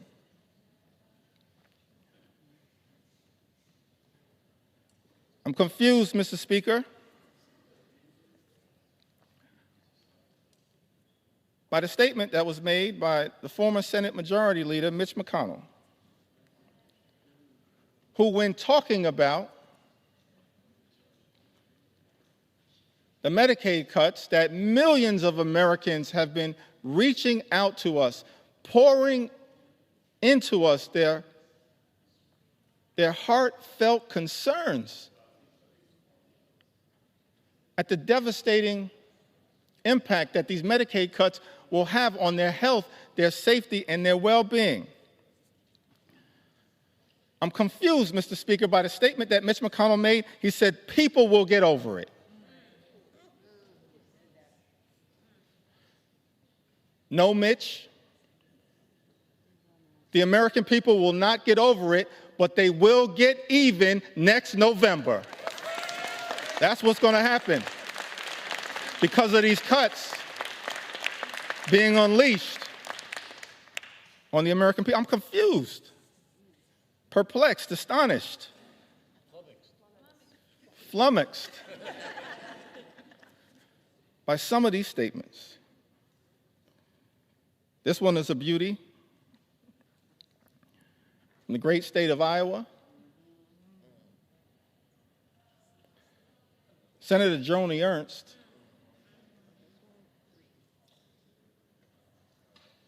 she showed up at a town hall meeting in Iowa. First of all, I'll give her credit for showing up at a town hall meeting because House Republicans were instructed not to show up at town hall meetings. So she shows up, Mr. Speaker, at a town hall meeting, is questioned about the fact that health care in America, that the Medicaid is a question of life or death. And when asked by one of her constituents about the concern that was had, the fact that people will die as a result of the devastating cuts to Medicaid and health care that are in Donald Trump's one big ugly bill, Senator Ernst says, we're all going to die anyway.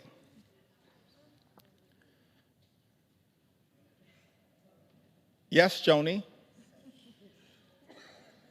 the American people understand that at some point all of us will transition. But the American people do not deserve to die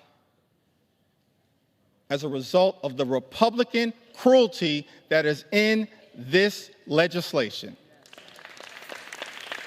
Do not deserve to die as a result of the cruelty that is embedded, Mr. Speaker, in this legislation.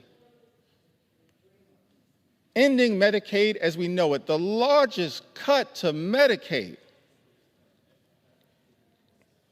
in American history. And as a result of this all-out assault on health care in America, and Mr. Speaker, there are 220 Republicans who I serve with in this Congress, and I wish I had time to go through the impact in all 220 districts. Actually, since I have unlimited time, maybe I do.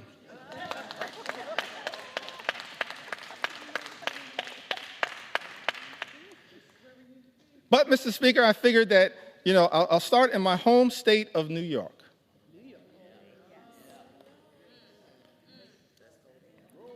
Mr. Speaker, in New York's 1st Congressional District, represented by our colleague, Congressman Nick LaLota, approximately 50,000 New Yorkers will lose their health care.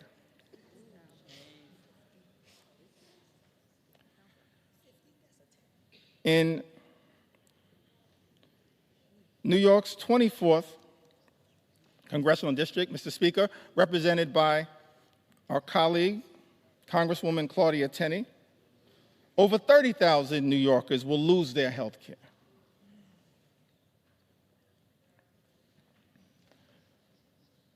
In parts of Western New York, an upstate district, New York 23, currently represented by Congressman Nick Langworthy, approximately 35,000 New Yorkers will lose their health care as a result of Trump's one big ugly bill.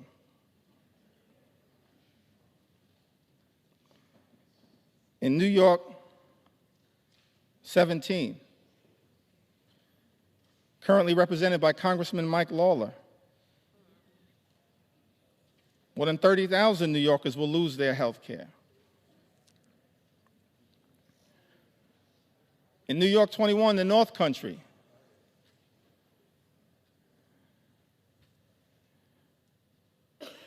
represented by Congresswoman Elise Stefanik,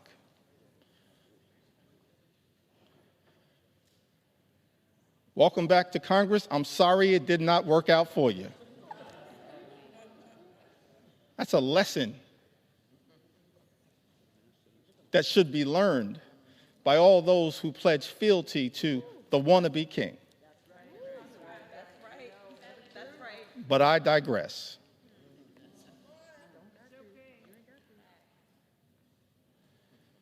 New York's 21st Congressional District, currently represented by Congresswoman Elise Stefanik,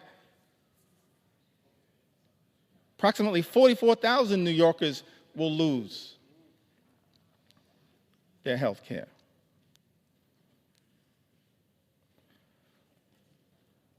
In Long Island, Suffolk County, part of Long Island, currently represented in Nassau County by two amazing colleagues, Tom Swazi and Laura Gillen. But in Suffolk County, New York's 2nd Congressional District, currently represented by Congressman Andrew Garbarino,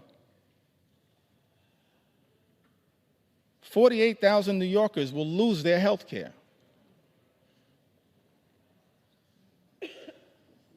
In Suffolk County, in New York's 2nd Congressional District, as a result of Trump's one big ugly bill.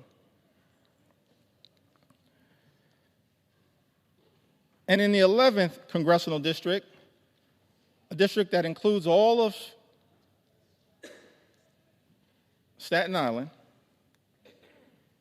a district, Mr. Speaker, currently represented by Congresswoman Nicole Malliotakis, more than 50,000 New Yorkers will lose their health care as a result of Donald Trump's one big ugly bill on Staten Island and in New York's 11th Congressional District. I don't think the Wu-Tang Clan would approve of that.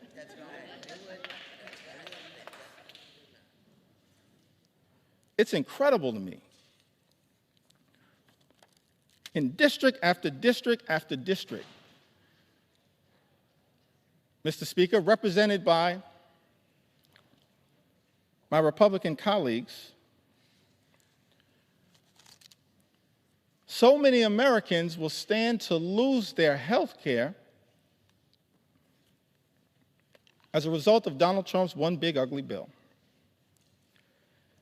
Now, this is not just a Democratic perspective. We stand by that perspective. We'll continue to articulate that view and forcefully defend the health care of the American people, but it's not just a Democratic perspective. And so I thought that it was important that we enter into the record some of the words, Mr. Speaker, of members of the House Republican Conference who wrote directly to you, Mr. Speaker, in their own words, talking about the challenges of this one big ugly bill. February 19th of this year, in a letter written to the Honorable Mike Johnson, Speaker of the United States House of Representatives, The subject line was protecting American communities in the budget reconciliation process. For all of the American people who may be watching the floor of the House of Representatives right now, that's the process that we're in. It's one big ugly bill. Mr. Speaker, Republicans chose to go down this road because Republicans are uninterested in actually trying to find bipartisan solutions to solving problems on behalf of the American people. And so we're in this budget reconciliation process that can avoid the filibuster in the United States Senate. And Republicans, Mr. Speaker, have been uninterested in trying to actually find bipartisan common ground. We're the party of common sense. Let's be clear about that. I'm going to be spending some time on the road talking about what common sense really is all about. Common sense certainly is not taking health care away from the American people. And so in this letter on February 19th, and I got a lot of statements that have been entered into the record, but I figured we'd start with this one, February 19th. Dear Speaker Johnson, as members of the Congressional Hispanic Conference, that's different than the Congressional Hispanic Caucus. The Congressional Hispanic Caucus right now is fighting hard on behalf of the health care of the American people. On the Democratic side, I call that the real CHC. The Congressional Hispanic Caucus is fighting hard on behalf of the American people. But this is a letter as members of the Congressional Hispanic Conference. Mr. Speaker, as you know, these are Republicans here in the House of Representatives. And those who represent sizable Hispanic populations. We are writing to express our concerns regarding possible funding decisions stemming from the House Budget Resolutions Committee instructions advanced on February 13, 2025. Those budget instructions, by the way, were what set this whole toxic process in motion that has resulted in this moment that we find ourselves in right now on the floor of the House of Representatives, connected to this one big ugly bill. And in this letter, it says that while we fully support efforts to rein in wasteful spending and deliver on President Trump's agenda, let me park right there parenthetically for a moment. Nothing in this bill is about waste, fraud, and abuse. Nothing is doing anything meaningful about waste, fraud, and abuse. The letter continues, it is imperative that we do not slash programs that support American communities across our nation. It then goes on to say that the House Budget Resolution proposed $880 billion in cuts to programs under the jurisdiction of the House Committee on Energy and Commerce, with Medicaid expected to bear the brunt of these reductions. Their words, not our words. Nearly 30% of Medicaid enrollees are Hispanic Americans, and for many families across the country, Medicaid is their only access to health care. Slashing Medicaid would have serious consequences, particularly in rural and predominantly Hispanic communities, where hospitals and nursing homes are already struggling to keep their doors open. Mr. Speaker, these are members of the House Republican Conference warning about the devastating impacts of this one big, ugly bill. It goes on to say that the House Committee on Education and the Workforce has been tasked with cutting $330 billion where federal aid for higher education, such as Pell Grants, may be a target for reductions. Once again, let me park right there parenthetically to make the observation. This bill also assaults higher education in the United States of America. That's a disgrace. And Mr. Speaker, members of the House Republican Conference predicted that that would occur. Their words, not our words. House Committee on Education and the Workforce has been tasked with cutting $330 billion where federal aid for higher education, such as Pell Grants, may be a target for reductions. Hispanic students make up a significant share of Pell Grant recipients, many of whom are first-generation college students, striving for a better future for themselves, their families, and our nation. If we are serious about empowering the next generation and strengthening our workforce, we must facilitate and not undermine opportunities that help students succeed. Finally, the House Committee on Agriculture has been directed to cut $230 billion. And then, Mr. Speaker, our Republican colleagues go on to write, while we fully support efforts to eliminate fraud, waste, and abuse, by the way, that's all fake, we support a federal government that's effective, that's efficient, that's equitable, that eliminates waste, fraud, and abuse. That's not what this bill is all about. But it goes on to say,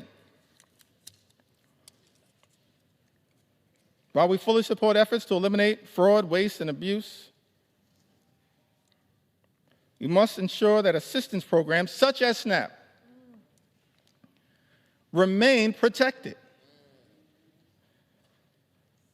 I mean, I'm just confused. Remain protected as nearly 22% of Hispanic families rely on this critical program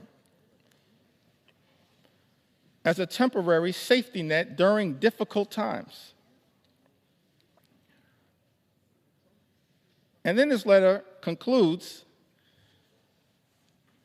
written to you, Mr. Speaker, by the Congressional Hispanic Conference.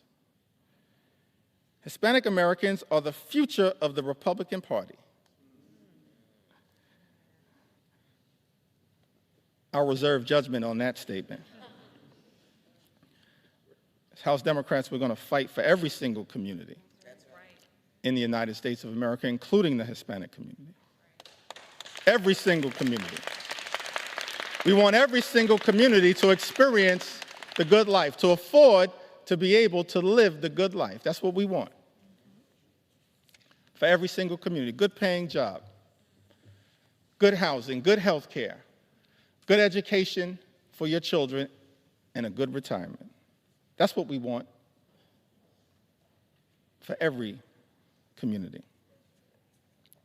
But the Congressional Hispanic Conference, they write in closing to you, Mr. Speaker, that these Hispanic Americans are closely watching to see if we will govern in a way that honors their values and delivers results.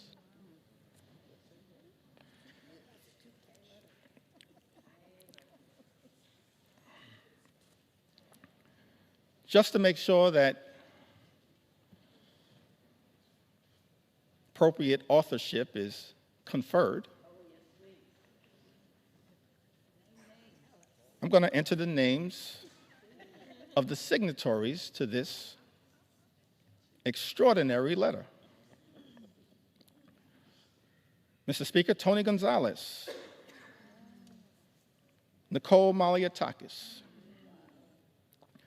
Monica de la Cruz,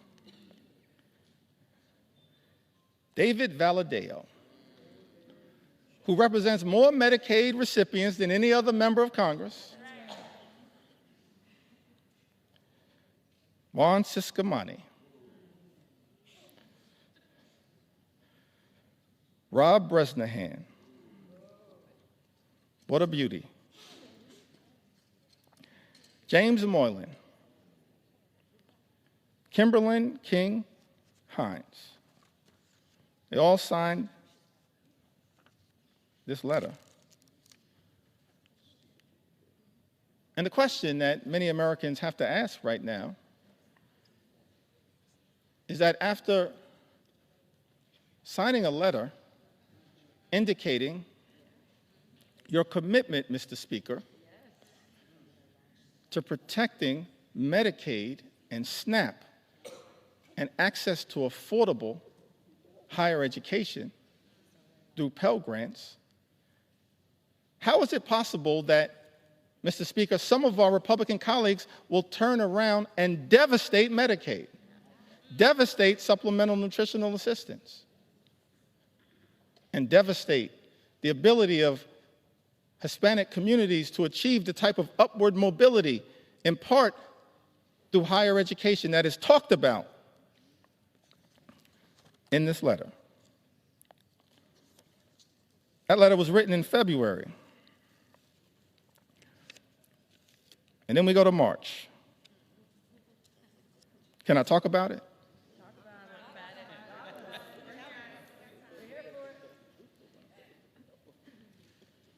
I mentioned, Mr. Speaker, I'm here to take my sweet time on behalf of the American people.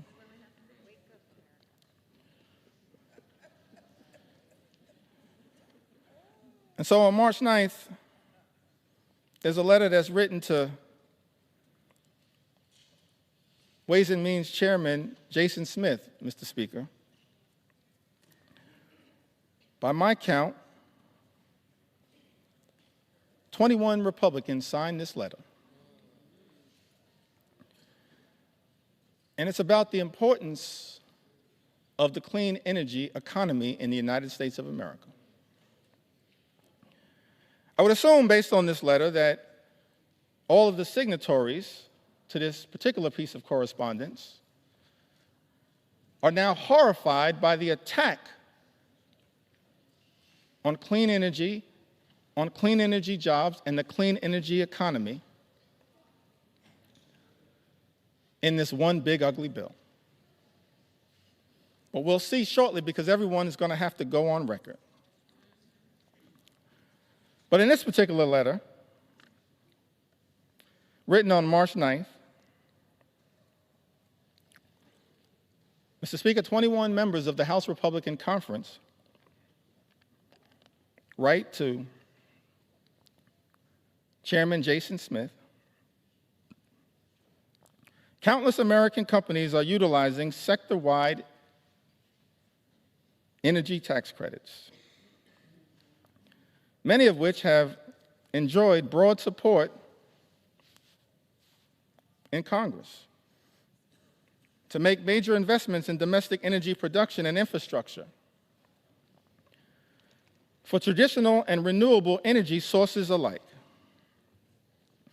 Both our constituencies and the energy industry alike remain concerned about disruptive changes to our nation's energy tax structure. With all this in mind, the letter continues toward the end. We request that any proposed changes to the tax code be conducted in a targeted and pragmatic fashion that promotes conference priorities without undoing current and future private sector investments,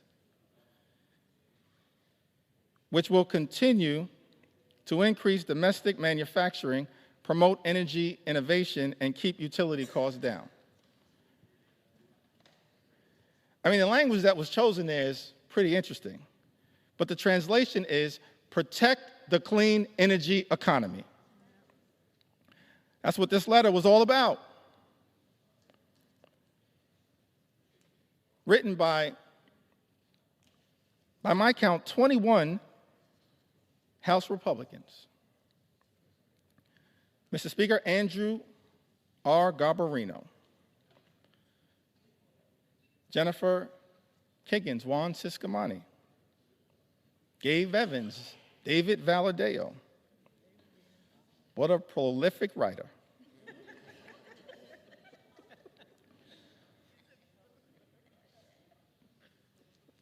Mark Amadei, Michael Lawler, Young Kim, Don Bacon, Vince Fong, Jeff Hurd, Tom H. Kane, Jr., Nick LaLota, John James, Ryan McKenzie, Rob Bresnahan, Marionette J. Miller Meeks, Earl L. Buddy Carter, Dan Newhouse, Eric Hoshin, and David P. Joyce. All writing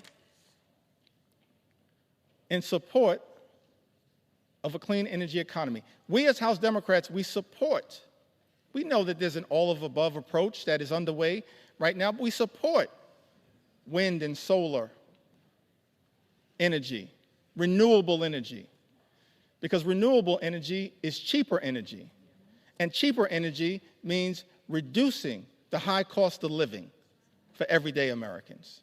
That's what we as House Democrats support. And yet, I'm perplexed because this letter was written, but the one big ugly bill represents an extraordinary and unprecedented assault on clean energy and cheaper energy in the United States of America.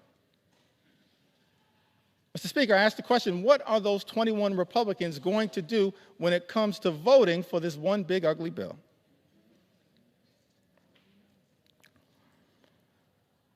And then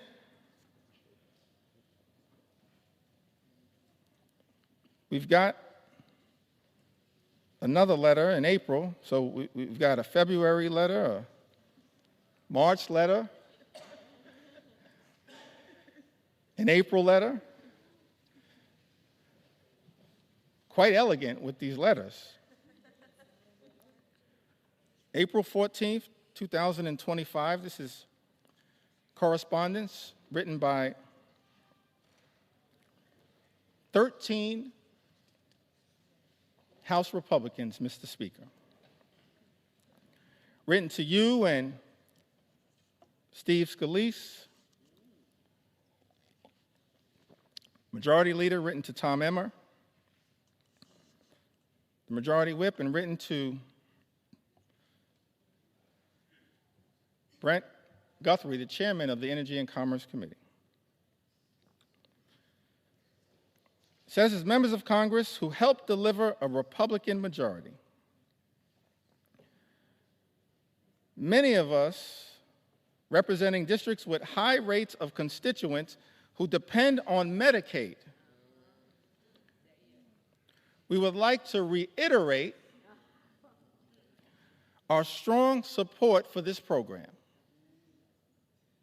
By the way, a program that the one big ugly bill now will cut and devastate, gut, Mr. Speaker, by almost $1 trillion. In this letter, 13 Republicans say we would like to reiterate our strong support for this program that ensures our constituents have reliable health care.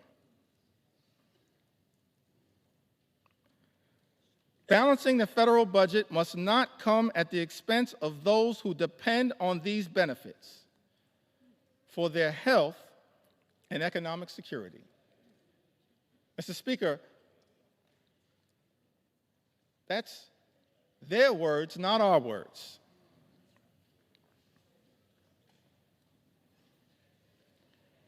And then this bill makes an extraordinary declaration. I think it's important for us to understand who led this bill. David Valadao. These are just facts, Mr. Speaker. Publicly issued letters. David Valadao, Don Bacon, Jeff Van Drew, Rob Bresnahan, Juan Ciscomani, Jen Kiggins, Young Kim, the usual suspects. Robert J. Whitman, Nicole Maliatakis, Nick LaLota, Andrew R. Garbarino, Jeff Hurd, and Michael V. Lawler. By my count, 13 members. And in some of the relevant portions of this letter, it says to strengthen Medicaid, we urge you to prioritize care for our nation's most vulnerable populations. Our constituents are asking for changes to the healthcare system that will strengthen the healthcare workforce, offer low-income, working-class families expanded opportunities to save for medical expenses, support rural and underserved communities, and help new mothers.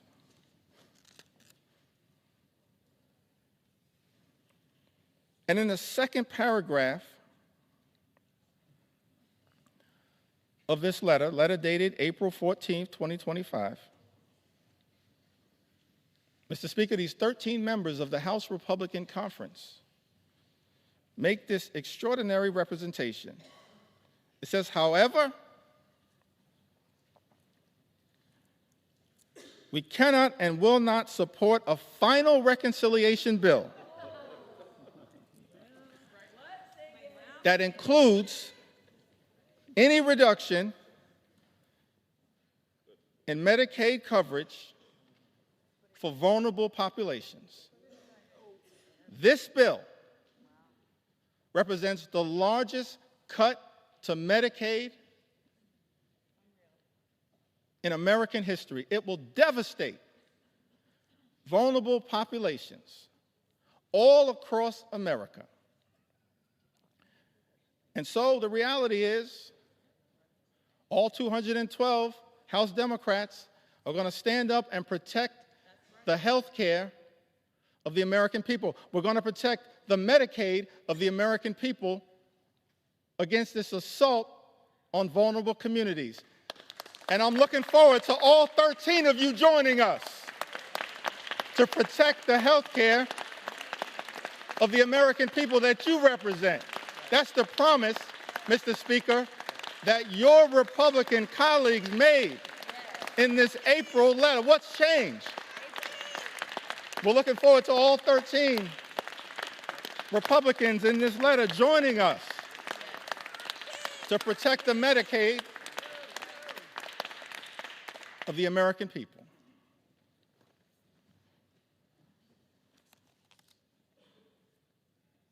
And,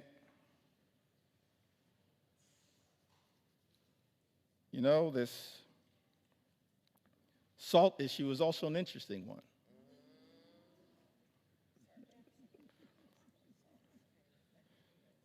Statement was issued on May 8th from my colleagues in the New York delegation: Elise Stefanik, Andrew Garbarino, Nick LaLota,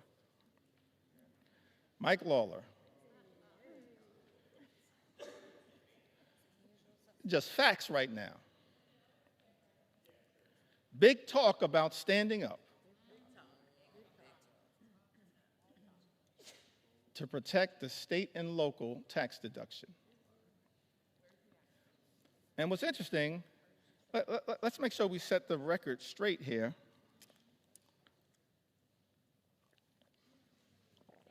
As to what happened to the state and local tax deduction, which impacts millions of hardworking American taxpayers all across the country, including in the districts represented by the individuals that I just named. The state and local tax deduction was decimated, Mr. Speaker, by Donald Trump, House Republicans, and Senate Republicans in 2017 in connection with the GOP tax scam that callously and unnecessarily imposed a $10,000 cap, wiping away thousands of dollars a year for hardworking American taxpayers. Republicans did that. Mr. Speaker, let's set the record straight. And so, Mr. Speaker, there are people in this chamber claiming to be saviors. Saving what? From the devastation that Republicans have wrought by decimating the state and local tax deduction? And you know what's interesting about this is that people who are against this claim that the state and local tax deduction is subsidizing states in certain places to the detriment of others. But every single state that suffered from the Republican effort, Mr. Speaker, under Donald Trump's presidency in 2017 to decimate the state and local tax deduction, every single state is a donor state, sends more money to the federal government than we ever get back in return. A donor state. Some people in this town running around misrepresenting the facts. We're okay to be a donor state, but don't lie to the American people about the reality of the state and local tax deduction. And then you have this extraordinary statement on May 8th, big talk, no action.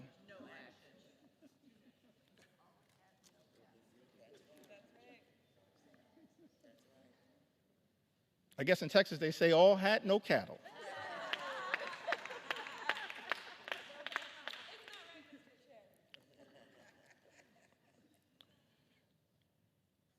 And so that brings us to this letter that was written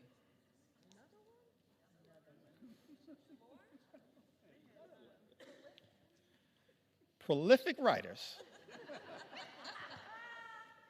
Mr. Speaker, in the House Republican Conference. On June 6th, I'm really confused by this combination of this particular letter, followed by an interesting statement that was made after the Senate passed Donald Trump's One Big Ugly Bill by Lisa Murkowski. And maybe somebody, Mr. Speaker, can help me reconcile these statements. Because all of us in the House and in the Senate were independently elected to stand up on behalf of our constituents in the chambers that we serve in. I'm going to get back to that point. momentarily. So in the House, we passed this one big ugly bill initially in late May that devastated Medicaid, devastated nutritional assistance, devastated the clean energy economy that actually is benefiting red state after red state after red state in the United States of America. And so,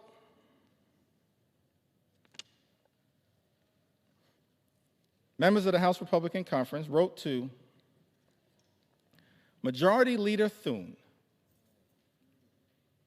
and Chairman Crapo. This is after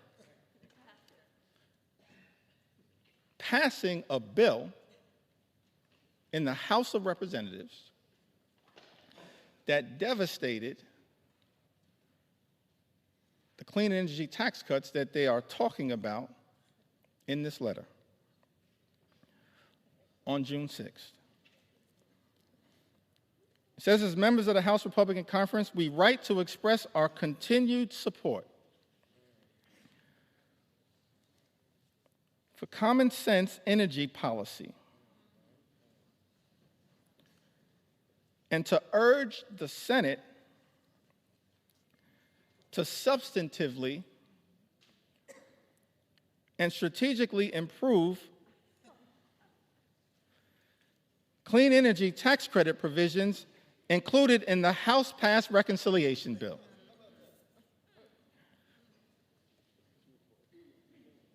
I mean, what is happening right now? Maybe I don't understand the legislative process. So in this letter,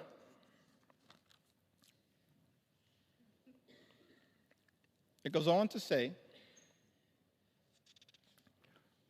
in relationship to a bill that every single signatory signed and voted for. Our position has always been that the energy tax code should be modernized in a way that promotes fiscal responsibility and business certainty. Fully realizing that balance requires improvements to the House-passed version of H.R. 1.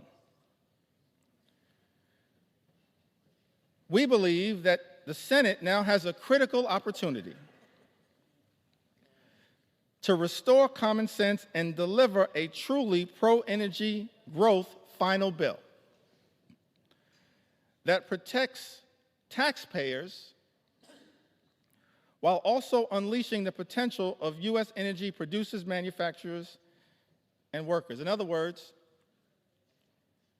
every single one of these signatories,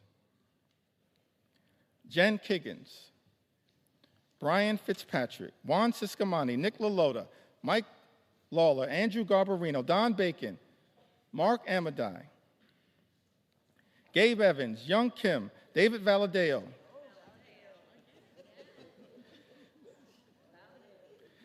Rob Bresnahan, and Thomas H. Kane, Jr. Every single one of these signatories voted for a House bill that undermined the clean energy economy, noted that it would hurt their own constituents, voted for the bill anyway, and then begged the Senate to make a difference. That's not how we should be legislating in the United States House of Representatives. That's not how you legislate, particularly when every single House Democrat voted against the bill.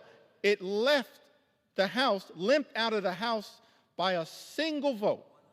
So every single signatory on this letter could have stopped the bill that you yourself, Mr. Speaker, indicated the signatories of this letter damaged the very thing they claim to be fighting for. I'm confused. perplexed, flummoxed at what the heck is going on. Extraordinary.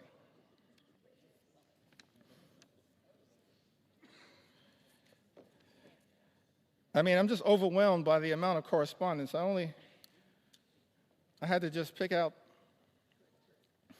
the ones that were most extraordinary to make sure that they were entered into the record. The most recent one on the subject of Medicaid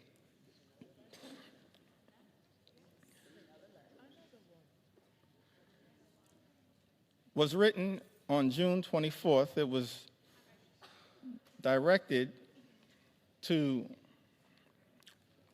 the Honorable John Thune,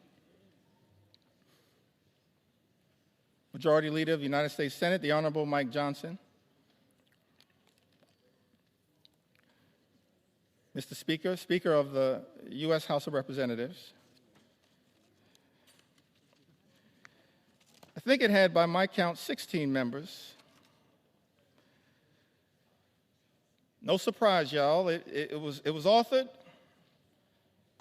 by David Valadao.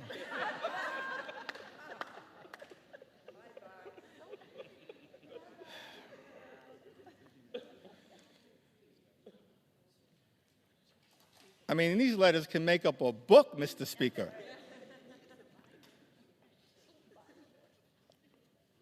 David Valadao, Juan Ciscomani, Rob Bresnahan. Mr. Speaker, these are just facts.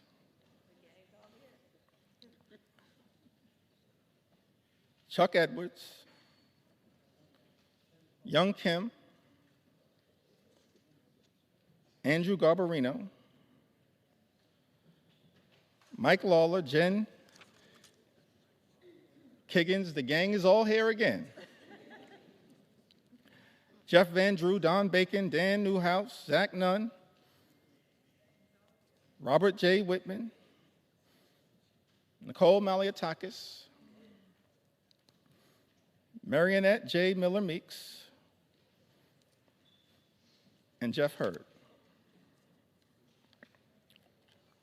16 members, Mr. Speaker, of the House Republican Conference. In a letter written to you, Mr. Speaker, and the Honorable John Thune, Majority Leader of the United States Senate, on June 24th, and here's the most extraordinary statement that was written in this letter. In the second to last paragraph, I think we call that the penultimate paragraph. In the second to last paragraph, it says, protecting Medicaid is essential for the vulnerable constituents we were elected to represent. Therefore, we cannot support a final bill that threatens access to coverage or jeopardizes the stability of our hospitals and providers. Mr. Speaker, 16 members of the House Republican Conference, who just a few days ago made clear on the record that they will not support devastating cuts to Medicaid. 16 members. All we need, Mr. Speaker, are 4 Republicans from this group to join us, and we can stop these devastating cuts to Medicaid. Join us. Join us. Join us. We welcome you with open arms into the warm embrace of members of Congress who are here to protect the health care of the American people. Just 4 y'all, we welcome you with open arms into the warm embrace of members of Congress determined to protect the health care of the American people. All we need are for. And so many of y'all are on record. So as I conclude this section of this particular presentation, and we still got some ground to cover, we're going to continue as House Democrats to take our sweet time on behalf of the American people, because the issues are too significant to ever walk away from. I just want to turn to a statement that was issued by Senator Lisa Murkowski.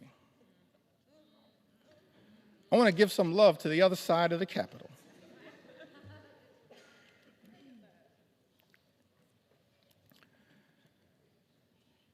And again, Mr. Speaker, these are just the words that were issued. I'm not even trying to characterize the words. But the American people need to hear these words from the people that were sent to Congress to protect their interests. Senator Lisa Murkowski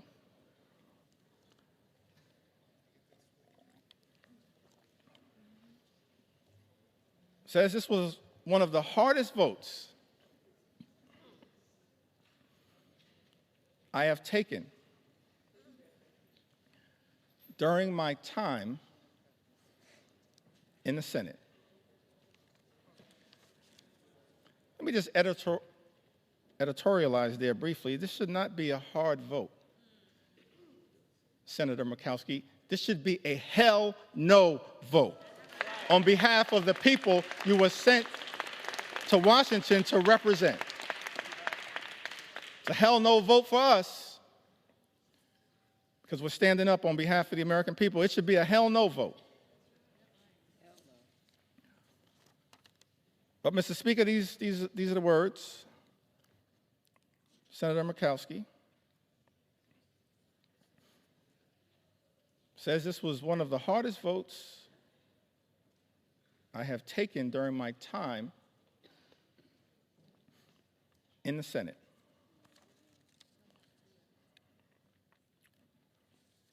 And then she keeps it real. As far as I can tell, she says, but let's not kid ourselves. This has been an awful process. Mr. Speaker, those are the words of a Republican senator, not us. This has been an awful process, a frantic rush to meet an artificial deadline that has tested every limit of this institution.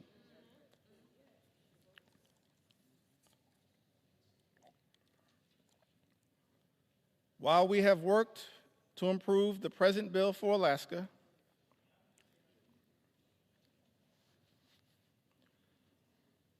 it is not good enough for the rest of our nation. And we all know it. Yes, Senator Murkowski, we all know this one big, ugly bill will devastate everyday Americans across this country. And yet, in the concluding paragraph, this comes after Senator Murkowski voted for this bill, the deciding vote in the United States Senate, says my sincere hope is that this is not the final product.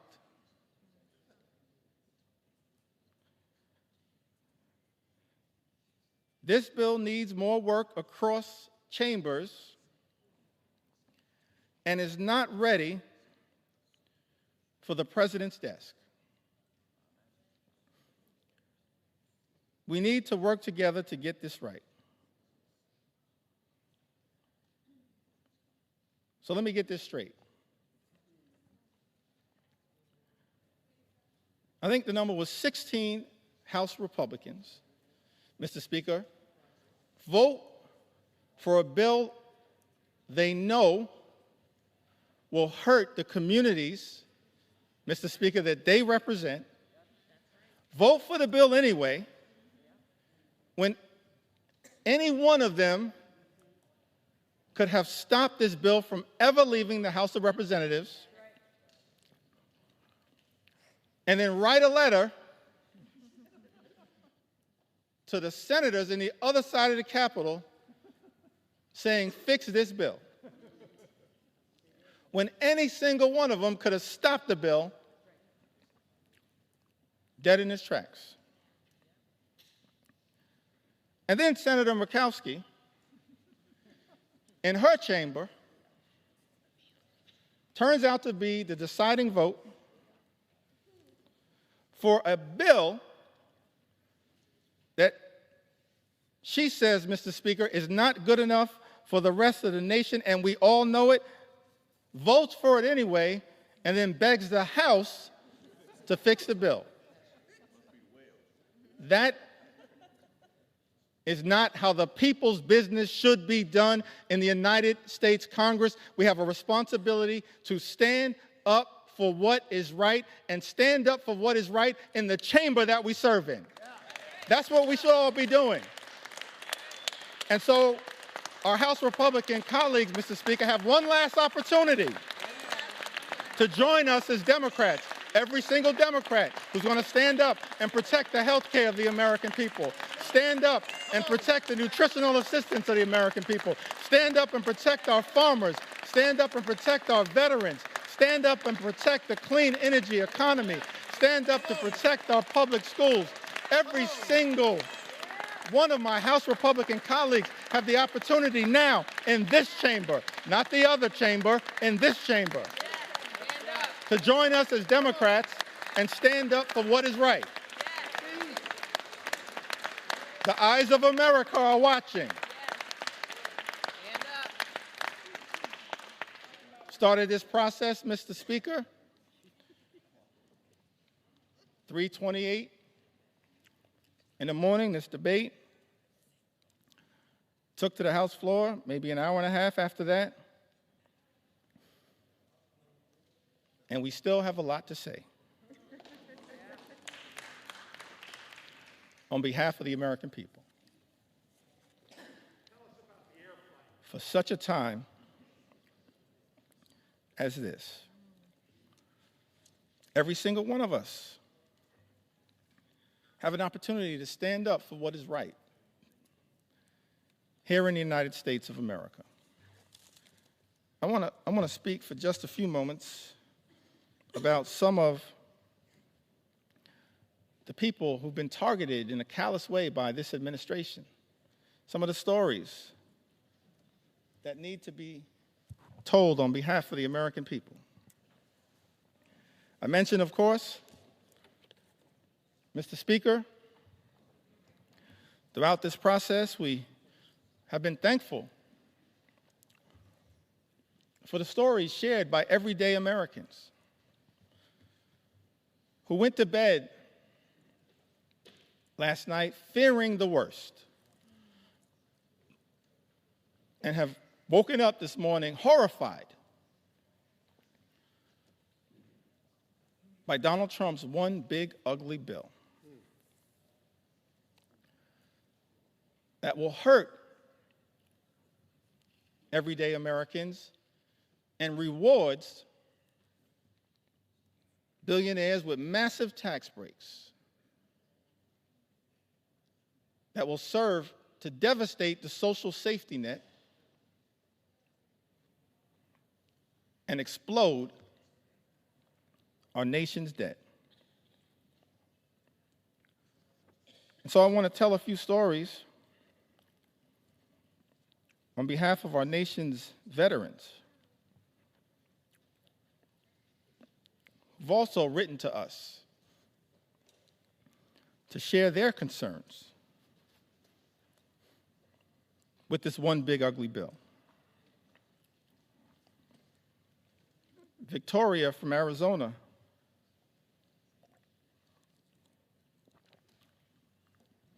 Wrote to us, Mr. Speaker, said, "My husband and I are patriots.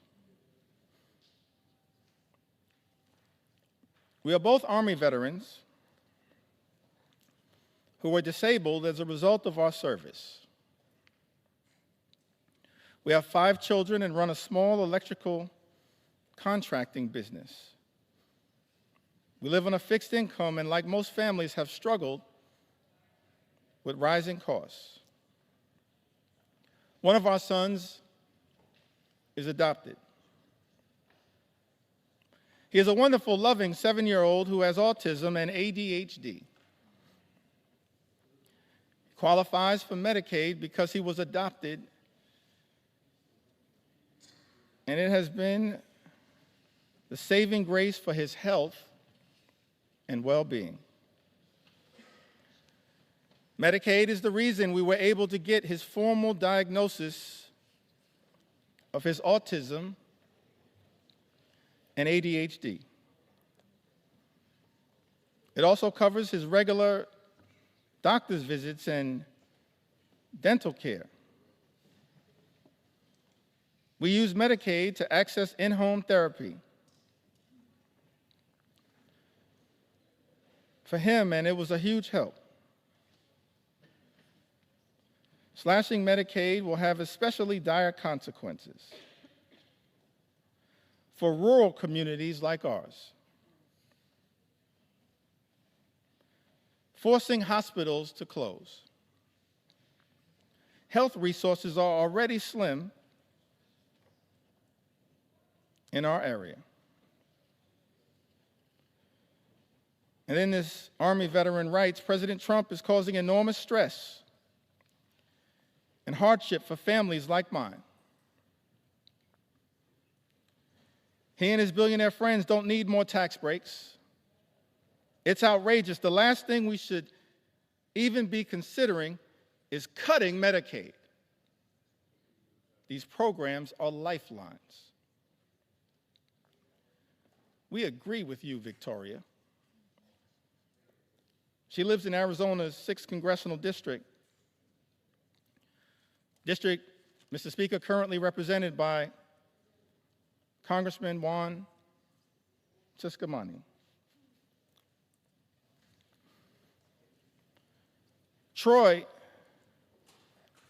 another veteran, lives in California, Mr. Speaker. Lives in a district currently represented by Jay Obernalte. That's California's 23rd congressional district, I believe. He writes to us and says, I was in the U.S. Army and went to Kosovo in 2001, Iraq in 2003, and 2005. I depend on the VA as I am too disabled to work. I depend on VA health care. My children are now on Medicaid. I have worked from when I was 14 years old to 42. I am suffering from long COVID. And until I can return to work, I need help from the American people. I have had your backs. Time for you to cover my back, writes Troy. Mr. Speaker, I need NIH's help. Now is the time to stand up for all Americans. Stop the assault on the VA, NIH, Medicaid, and the rest of Americans. We agree with you, Troy. It's time to stop the assault on the American people. Stop the assault that is represented in this one big ugly bill.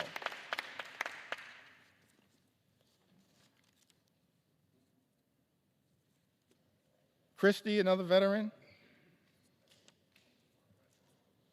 wrote to us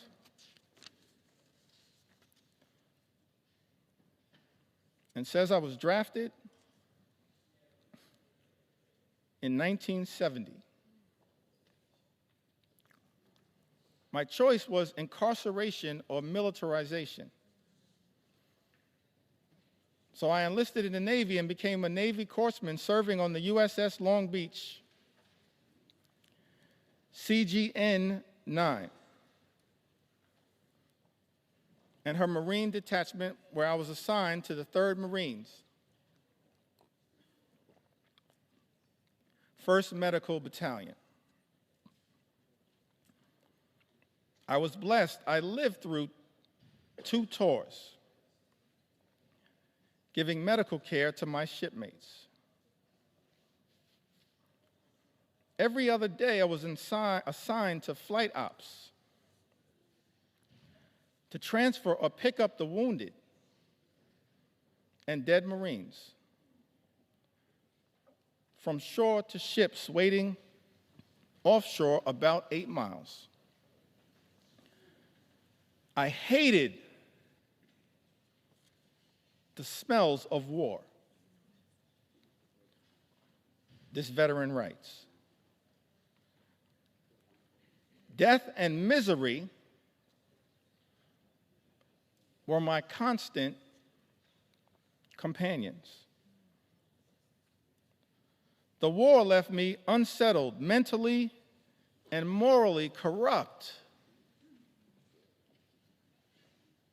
For 50 years, I have suffered with my PTSD,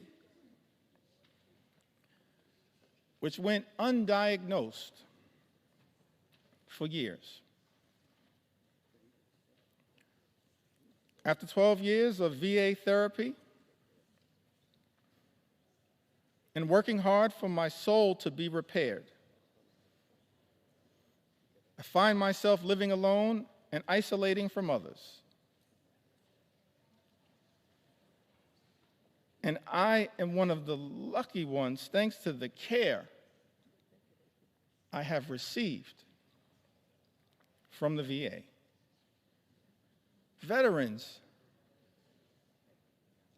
pouring out their heart and their soul, sharing their anxiety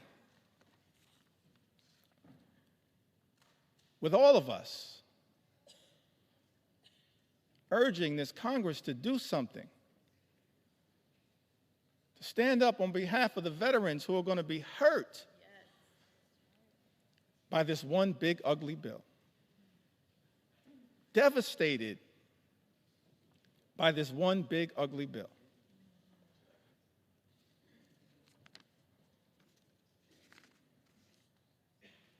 We also heard, Mr. Speaker, from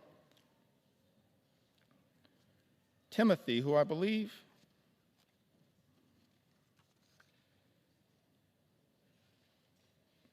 may have written to us from the Commonwealth of Kentucky. He says, my name is Timothy.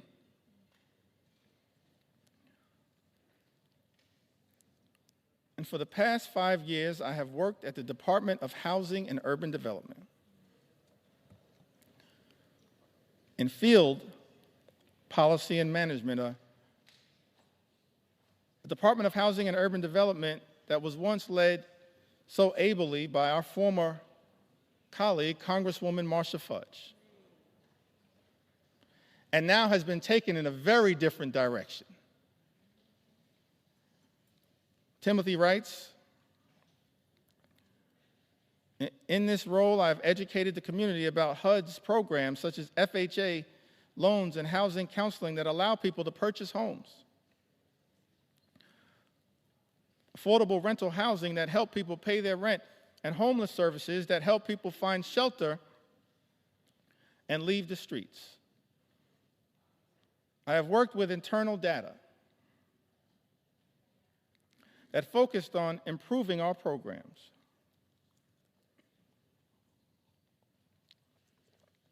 Most recently, I worked with a team that hired people from housing authorities and Job Corps with the goal of providing people a career and a way off government assistance. Those incredible people, along with myself, have been fired by Elon Musk's Doge.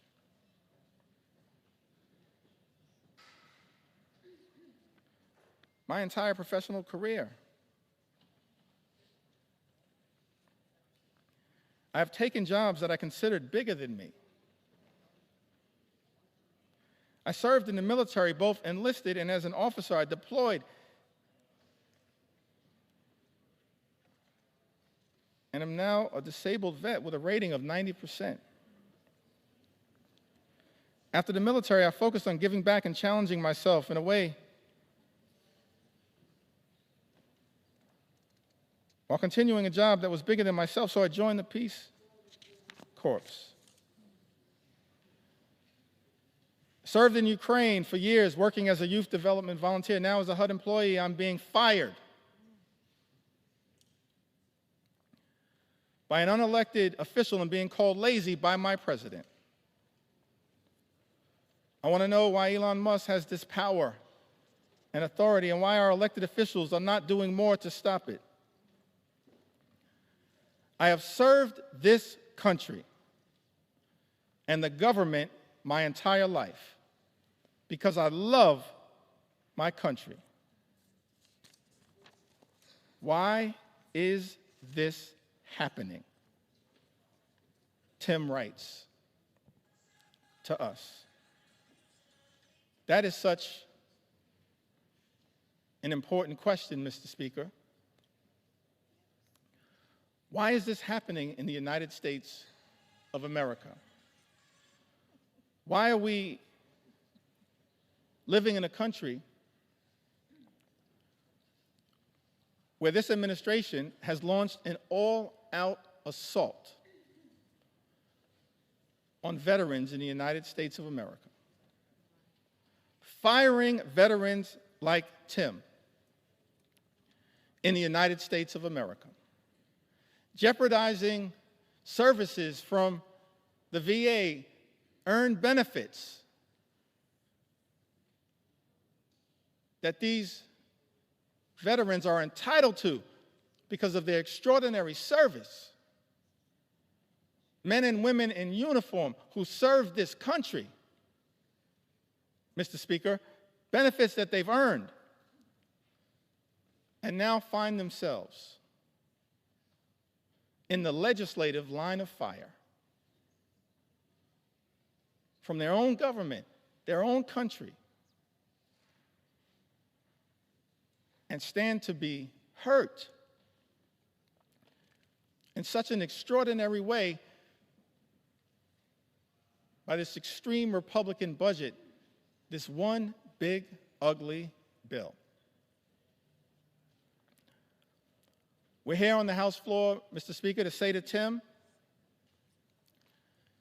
and every single veteran who put on the uniform, every single man and woman who served this country, we will not abandon you in your hour of need. We're going to stand up for every single veteran in this great country and make sure that the veterans of the United States of America are treated with the dignity and respect that you deserve. That is our promise to each and every veteran in the United States of America, and that's why, Mr. Speaker, we stand in strong opposition to Donald Trump's one big ugly bill. An all-out assault here in the United States of America, an extraordinary assault. An assault on the economy, an assault on our veterans, an assault on farm country, an assault on health care, an assault on nutritional assistance. And of course, it's one big ugly bill, and the Trump administration, I wish it was not so. Because at the beginning of this Congress, Mr. Speaker, I stood right where you stand right now and said in my first remarks to this Congress and the American people that as Democrats, we were prepared to find common ground on any issue to make a difference in the lives of the American people we all represent. But then, Mr. Speaker, beginning on January 20th, a flood of extremism, the likes of which have never before been seen in the United States of America, has been unleashed on the American people. An all-out assault on the American way of life. An assault on small businesses that is underway here in the United States of America. We should all recognize that small businesses represent the heart and soul of the American economy. And if we're going to stand up for any group of people here in the United States of America, in addition to our veterans, our men and women in uniform, and I'm proud that I stand here as the son of someone who once wore the uniform. My father, he's in heaven right now. Marlon Jeffries grew up in Newark. His nickname was Pudding. One of my regrets is that I never got to ask him, how did he get the nickname Pudding?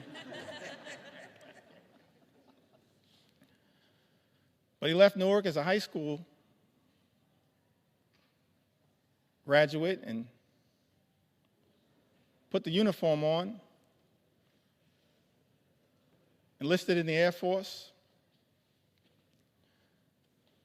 and served in Germany during the Cold War. We have to stand up for our veterans, stand up for small businesses. And we've heard a lot throughout this process about concerns from small business entrepreneurs here in the United States of America. Heard from Mercedes, lives in the great state of Colorado.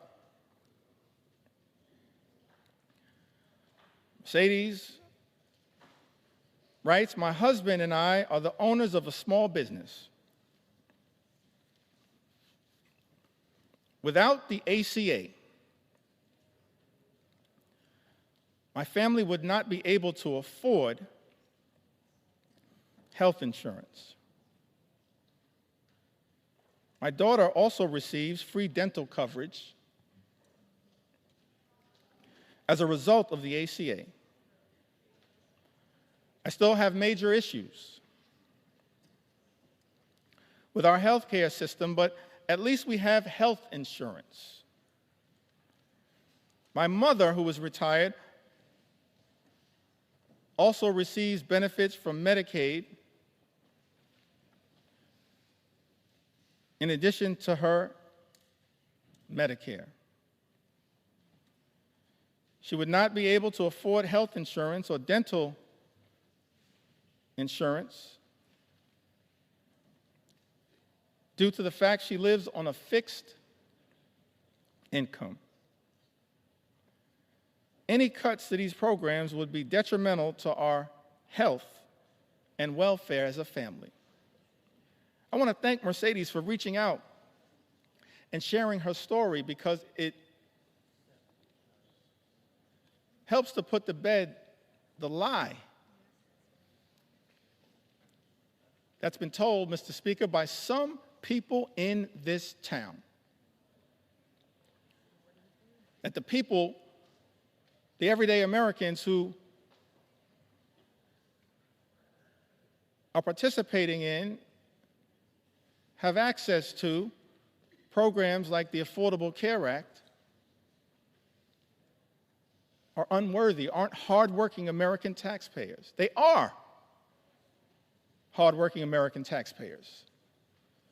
A group of people that real leaders in this country, beginning in modern American history, as I illustrated earlier from President Franklin Delano Roosevelt all the way through, our most recent president, who we served with in the last Congress, have recognized that we have a sacred obligation to stand up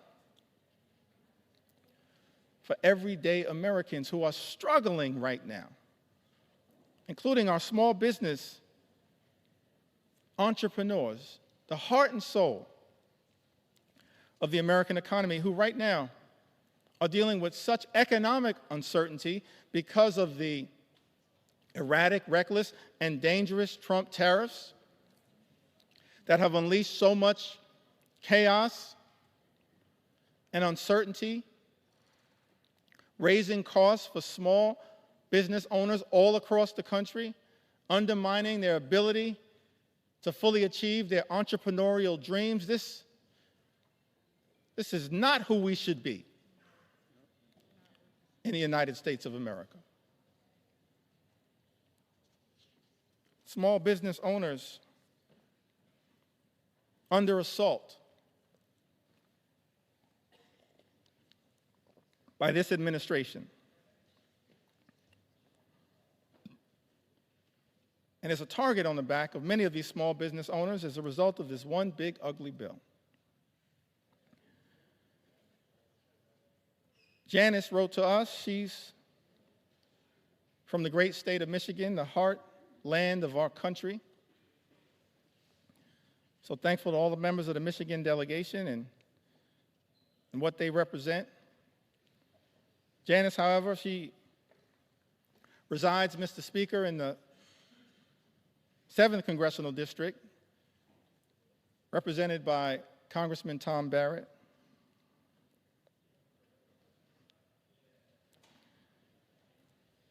Says that small business owner, mother, ACA recipient in Michigan, who recently spoke about how Trump's tariffs would potentially force her to close her business, which has given her family a livelihood for a decade and helped put 2 children through college.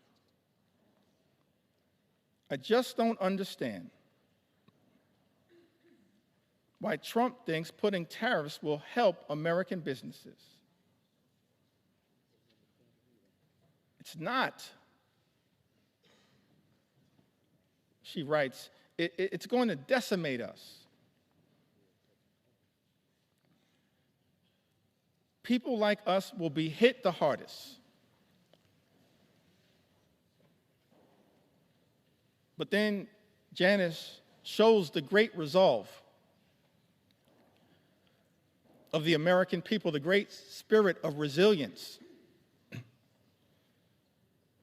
of the American people, the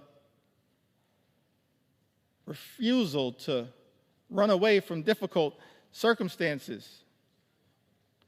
Janice writes, people like us will be hit the hardest. But Janice then writes, I refuse to call it quits. I won't give in to him. Janice, neither will House Democrats. Not now, not ever. We will never give in to this type of extremism as being unleashed on the American people. we will continue to stand up for you. One last small business owner that I'd like to mention. So many who've written to us, whose stories I want to be able to share, but let me perhaps go back to the Big Apple, the great state of New York. But let me also say to the American people, one of the ways in which we've received all of these stories, and we urge you to continue to share these stories from all across the land. You can share your story with us at democraticleader.house.gov/share your story. democraticleader.house.gov/share your story. We want to hear from the American people as to how we can best represent your interests on this day and on all days moving forward, because your stories are powerful. Your stories will continue to give us the resolve to fight for an America that's fair and just, an America where every single person can afford to live the good life. Good paying job, good housing, good health care, good retirement, and of course a good education for your children. That's not too much to ask in the wealthiest country in the history of the world. Work hard, play by the rules, and every single American should be able to afford to live the good life. But we know that in this country, far too many people are living paycheck to paycheck. Far too many small business entrepreneurs living paycheck to paycheck.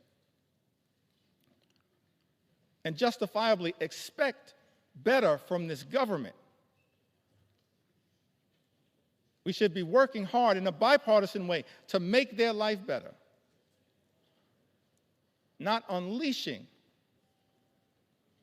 shock, awe, and pain on the American people. That's what this one big ugly bill will do. Devastate everyday Americans. Linda writes to us, a small business owner. I believe she's from the North Country. Lives in New York's 21st Congressional District, Mr. Speaker. Linda's a flower farmer and flower importer in upstate New York. Small business has been impacted by Trump's tariffs on products being imported from Western Europe, the Netherlands, I believe. The economic strain and uncertainty imposed by the tariffs on small business owners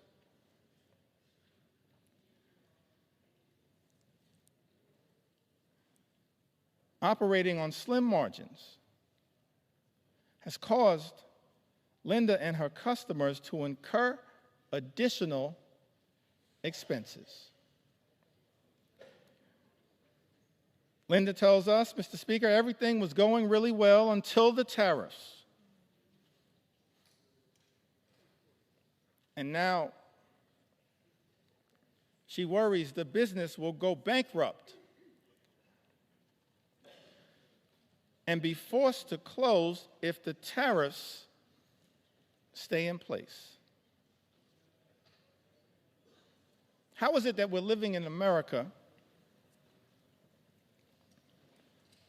where President Trump, Mr. Speaker, and House Republicans promised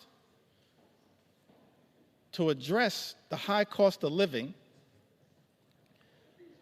in the United States, promised to lower costs on day one. But costs aren't going down, they're going up. And as a result of these Trump tariffs, are now at risk of experiencing thousands of dollars per year in additional costs. And there is nothing in this one big ugly bill that is going to meaningfully make the lives of everyday Americans, of hardworking American taxpayers, of working class folks, of middle class folks, of all those Americans who aspire to be part of the middle class, of the poor and the sick and the afflicted. Nothing in Donald Trump's one big ugly bill that will meaningfully make their life more affordable. An all-out assault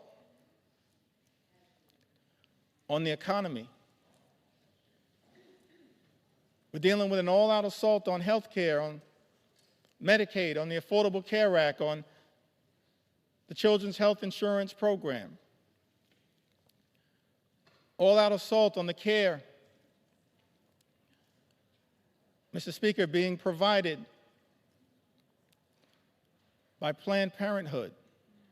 The medical care being provided by Planned Parenthood that is jeopardized in this very bill. All-out assault on hungry children, on hungry veterans, and on hungry seniors, millions of people who will lose their nutritional assistance, will go hungry. Food is being ripped out of their mouths by this one big, ugly bill. Mr. Speaker, that so many of my Republican colleagues seem prepared to support, notwithstanding their prior statements on the record to the contrary. All-out assault on veterans. An all-out assault represented in this bill on small business owners and entrepreneurs who are the heart and soul of our economy. And this bill also represents an all-out assault on law-abiding immigrant families.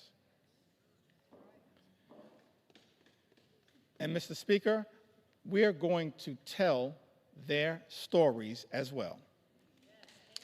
We're going to tell their stories. We're going to tell their stories. Because what's happening in this country, an all-out assault on law-abiding immigrant families, is unconscionable, unacceptable, and it's un-American. Because this is a country that should continue to pride itself as a nation anchored in the rule of law, and at the same time, a nation anchored in our journey as one of immigrants from all over the world. And we should never abandon that journey. We're approaching the 249th birthday of this great country, this exceptional country. And I believe, and we can go directly, if necessary, Mr. Speaker, to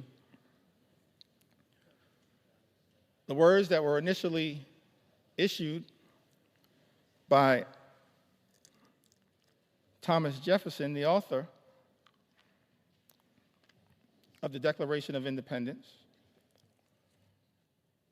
and he went through a whole series of indictments against the king. That America, 13 colonies, which became the 13 states, were working hard to break free from. I mentioned earlier the Declaration of Independence, and of course some of the aspirational aspects of it. There are really two parts, as I can tell. I'm not a constitutional scholar. I'm thankful for the constitutional scholars that serve in this Congress. No one more constitutional and more scholarly than my friend and colleague, the top Democrat on the Judiciary Committee, Jamie Raskin, who continues to lead the charge, standing up for the Constitution here in the United States of America. But as I read the Declaration of Independence, there seem to be two parts to it. There's the aspirational part, Mr. Speaker, of the Declaration of Independence. Of course, we hold these truths to be self-evident, that all men are created equal. We understand that now in a more enlightened way. All men, all women, all children, all of God's children created equally. That they are entitled to certain unalienable rights. That among these are life, liberty, and the pursuit of happiness. And so we spent a little time talking about what that could look like, our commitment to bringing about the American dream, the good life for every single person in this country, everybody. Work hard, play by the rules. You should be able to afford the good life in the United States of America. That's what we're going to continue to work on. Bring the American dream to life, consistent with that aspirational part of the Declaration of Independence, the life, the liberty, and the pursuit of happiness. But then, as far as I can tell, there was also a second interesting part of the Declaration. It was the indictment against the king. And I commend everyone in this chamber, all of the American people who may be observing the proceedings in the House of Representatives, particularly as we approach July 4th, to read that Declaration of Independence. Perhaps I may even enter it into the record later on today. Because we're here, Mr. Speaker, to take our sweet time on behalf of the American people, to make sure as best we can, to cover all of the things that as Democrats we're fighting hard to defend during this extraordinary moment of assault directed at the American people as a result of this one big, ugly bill that will hurt everyday Americans in order to reward billionaires with massive tax breaks and then exploding the deficit and the debt in ways that will jeopardize the future of our children and our grandchildren. But the aspirational part of the Declaration of Independence, of course, that is often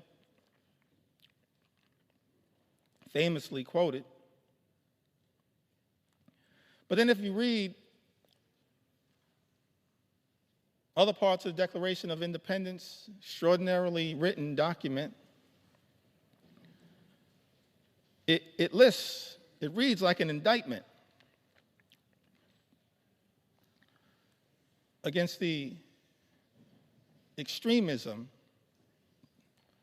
of the king. It reads like an indictment against the kings. I think of King George. It reads like an indictment against King George's flood the zone strategy. It reads like an indictment against King George's shock and awe strategy. It reads like an indictment against what I think may have been called Project 1775, which is what brought us to Project 1776. And you look at this indictment, and one of the things it alludes to, it talks about, is the notion of the king's effort to stop the assimilation of people from other parts of the world into the United States of America. So we understand that from the very beginning of this great country, there was a recognition, of course, of the importance of immigration to the success and vitality of the United States of America. And let me be clear, Mr. Speaker, so there's no misrepresentation. As House Democrats, we understand the importance, the urgency of securing the border. We believe that our immigration system is broken and that it should be fixed in a comprehensive and bipartisan way. So many leaders in that effort, so many big ideas were willing to partner in a bipartisan way. Pramila Jayapal, Linda Sanchez, Adriano Espaillat, Tom Suozzi, so many others. Veronica Escobar, we want to partner to fix our broken immigration system in a bipartisan and comprehensive way, secure our border. But we're also going to make sure we stand up for our nation's heritage, a nation of immigrants, which continues to this very day. It's an important part of American exceptionalism, and as far as I can tell, in my reading of the original document, the writings of the founders of this great country, the framers of the Constitution, they recognized it from the very beginning. They weren't perfect. We didn't have a perfect start. But of course, as the preamble to the United States Constitution set forth, we the people, in order to form a more perfect union. Mr. Speaker, we've been set on this magical course, our march toward a more perfect union. And the immigration journey has always been an important part of the American journey. That's why it's heartbreaking to see some of the things that are happening in the country right now. The targeting in such an extraordinary way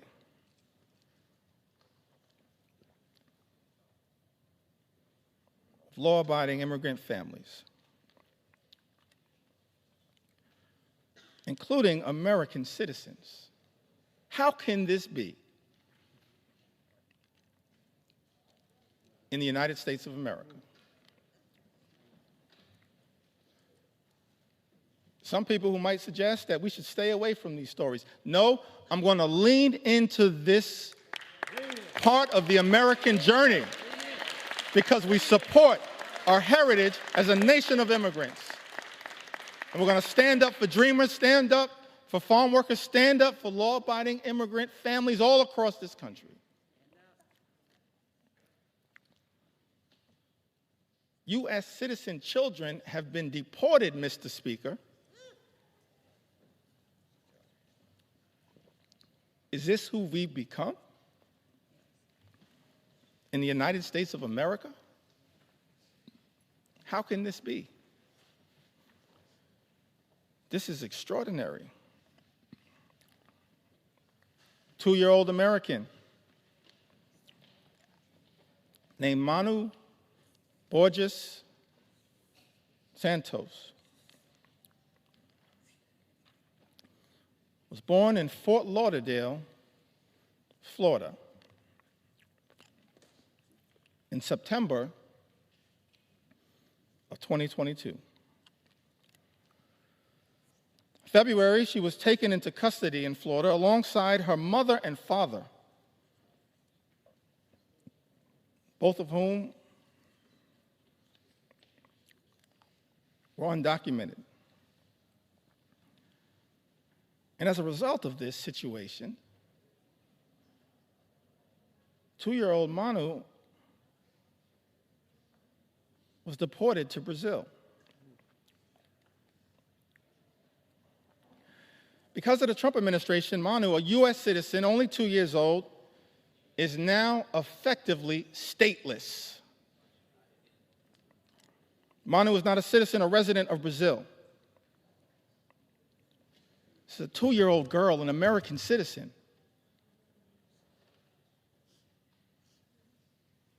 Removed from her homeland, but can't get legal status in her parents' ancestral home.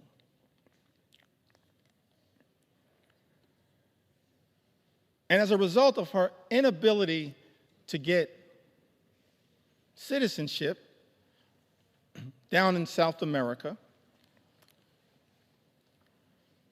because she's an American citizen, she has no right to routine pediatric checkups, even though Brazil has a public health system, cannot easily enroll in daycare, and finds herself in an untenable situation. I think we are better than this. We've got to find a better way, because I thought this administration promised, Mr. Speaker, to target violent felons, not 2-year-old American citizens. That's unacceptable, as far as I can tell, in the United States of America. Target violent felons all you want. We support that. They should be deported. But why are resources being spent targeting 2-year-old American children? That's not American. And I don't believe the American people support that, Mr. Speaker. That's not what this country should be all about. Manu wasn't the only one.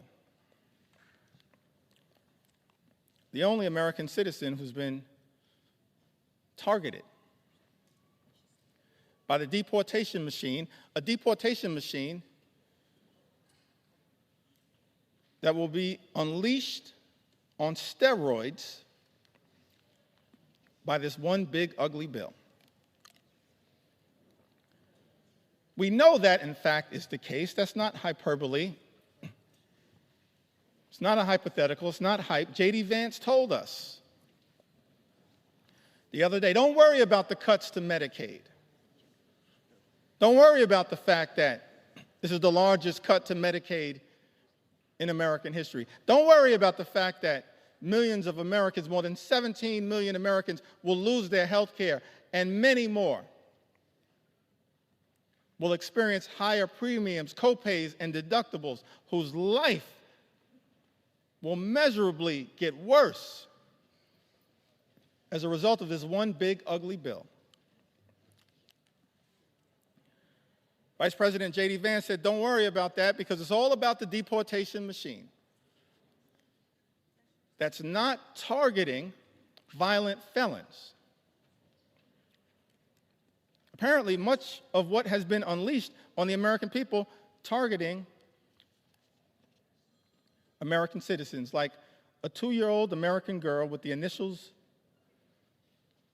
VML, who was deported alongside her mother and sister to Honduras without any meaningful due process. VML was taken into custody by ICE on April 22nd.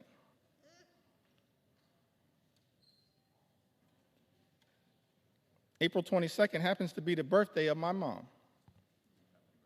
I love you, Miss Lanita Jeffries. If you're watching right now, I love you. My younger brother and I, we thank you for what you did, for your sacrifice in raising us, to try to be the best citizens that we can be. VML was taken into custody by ICE on April 22nd while attending a routine check-in at a New Orleans immigration office with her mother. VML's undocumented mother had no criminal history. And had she been allowed due process, they could have contested the removal.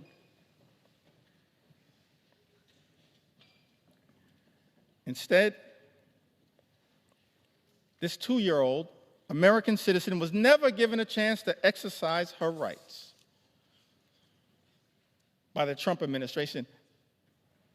That is not who we are. We are better than this in the United States of America.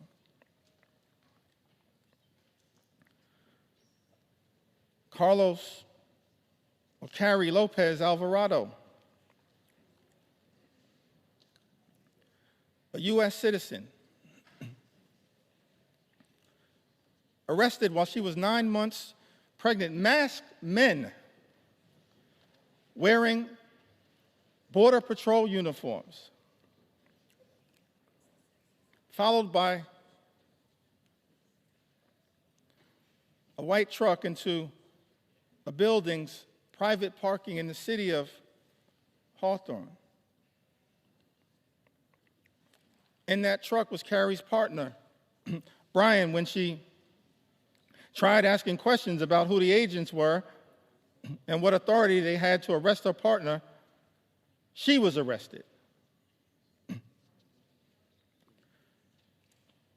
And Carrie, an American citizen, recounted that they started grabbing me from both sides, and I ducked down to sort of shield my stomach because I was afraid. An American citizen afraid that they were going to hurt me.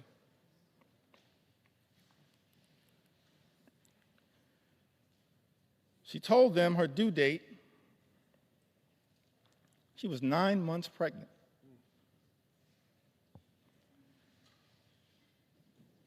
Apparently, these CBP officers responded, okay, your baby is going to be born here, but you're from Mexico, right?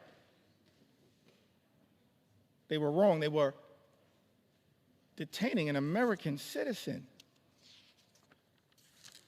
This is what has been unleashed on the American people. One last story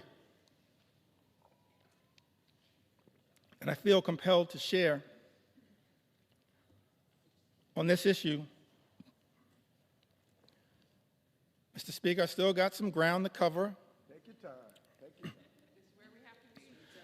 On a few other issues of importance to the American people, but one last story that I think needs to be shared, Mr. Speaker, in connection with this issue. This received some attention, some notoriety. Americans were horrified, should be horrified. All of us should be horrified. I'll never forget the journey that we were originally on. Set forth, spoken to by the founders of this country. E pluribus unum, out of many, one. How can we forget that at this moment in time? One last story in this area that I feel compelled to share, Mr. Speaker. Story of Narciso Barranco, 48-year-old undocumented landscaper who has been in the United States since the 1990s and has no criminal record.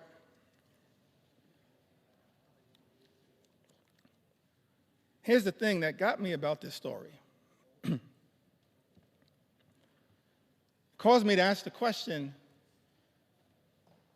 about this particular moment,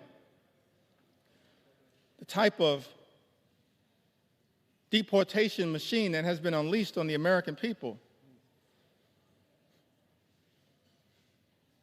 Narciso, this landscaper, raised 3 American sons,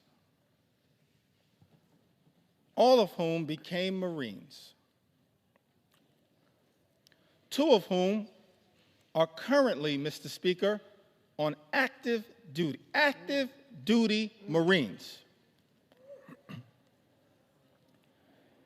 His sons,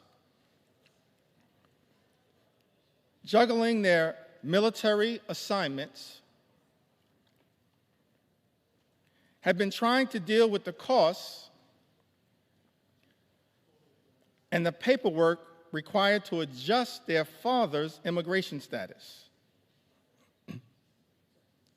through parole in place, a program which allows undocumented members of military families to apply for a green card. But these men in uniform, juggling their military assignments, had not gotten there yet. So after 3 decades, living, working, and raising a family of patriots in the United States, Narciso was violently arrested while he was mowing the grass at an IHOP restaurant. We don't have to speculate as to whether this was true or not. In a video captured of the incident, you see he was sprayed with pepper gas. He was detained on the ground. He was not resisting. And he was hit repeatedly in the head by masked federal agents while he was on the ground. Let me park right there parenthetically for a moment. Seems to me that every other law enforcement professional in the United States of America has to disclose their identity in a way that is identifiable. These masks need to come down. They need to come down. They need to come down. These agents should just be held to the same set of standards as every other law enforcement officer. in the United States of America. And if you don't understand the righteousness of that position, just study the case of Narciso. His oldest son, a Marine veteran, said in an interview, what we weren't prepared for and didn't prep him for was these guys attacking him. We never expected anything like that. We expected these guys to act professionally.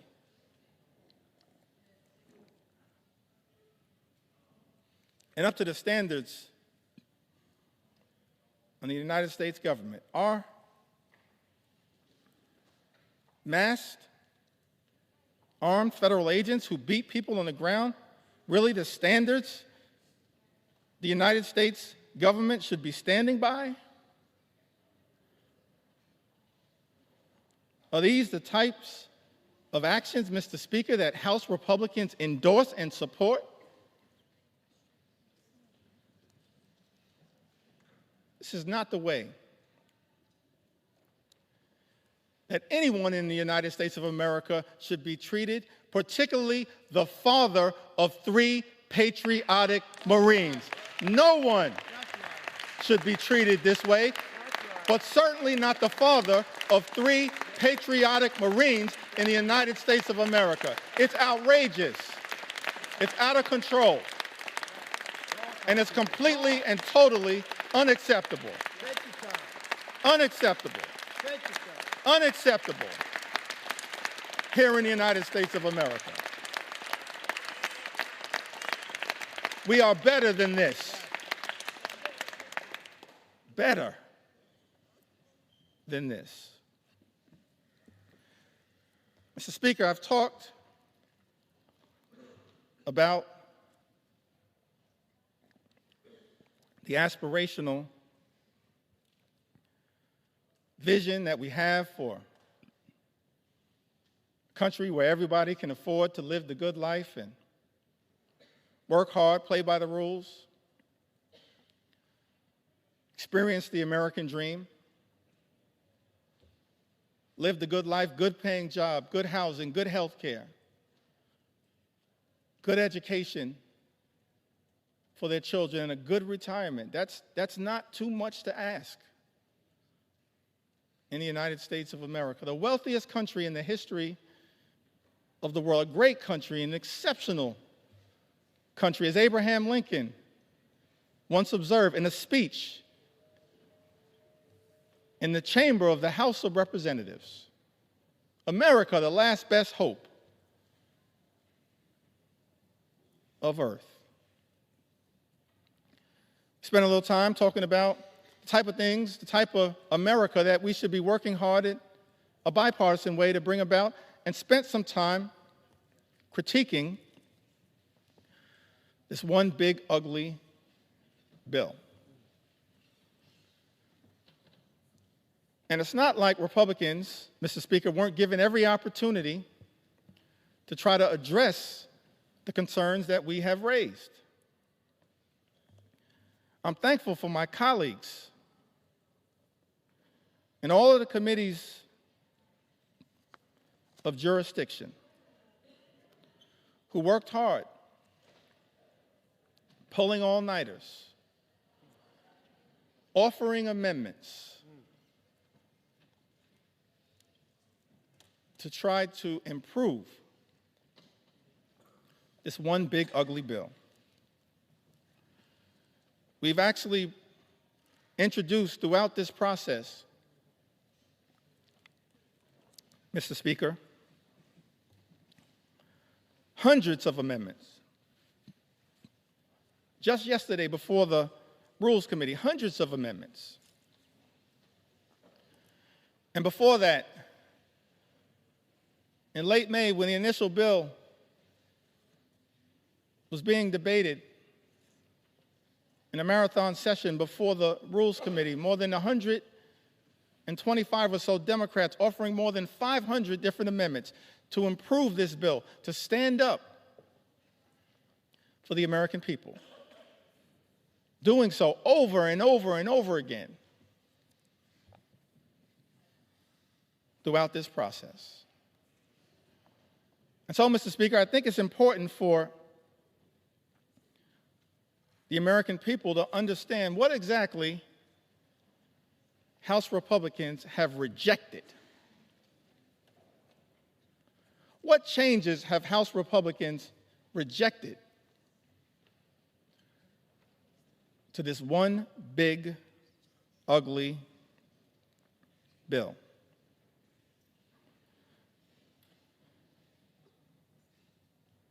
We repeatedly tried to offer an amendment, both in rules and on the House floor on behalf of the American people,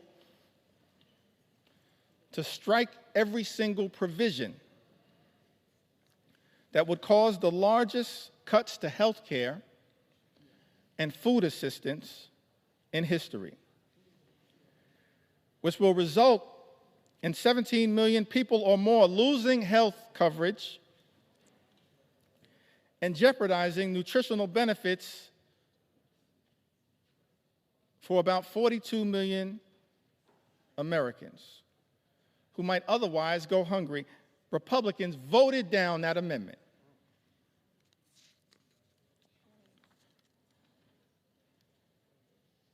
I believe it was Representative Amelia Sykes had an amendment to strike the Medicaid cuts in the bill to prevent millions of people from losing their health insurance and to stop hospitals and nursing homes from shutting their doors. Republicans voted down that amendment. Representative Judy Chu had an amendment striking cuts to the Affordable Care Act. Cuts that are in this one big ugly bill that will cause millions of everyday Americans to lose their health insurance or experience having their costs go up. Mr. Speaker, you know that Republicans voted down that amendment. Representative Lauren Underwood from the great state of Illinois had an amendment, and I wish I could go through all of the amendments that have been introduced, but I'm going to highlight as many as I can. Representative Lauren Underwood had an amendment to ensure that people who get their insurance through the ACA, Obamacare, will not see their premiums increase. As I mentioned earlier, that as a result of this one big, ugly bill, Mr. Speaker, premiums, copays, and deductibles are going to go up for millions of Americans. Many will lose coverage. And so this amendment was introduced to ensure that people who get their insurance through the ACA will not see their premiums increase this year, which is expected to cause 5 million people to lose coverage. Mr. Speaker, Republicans voted down that amendment.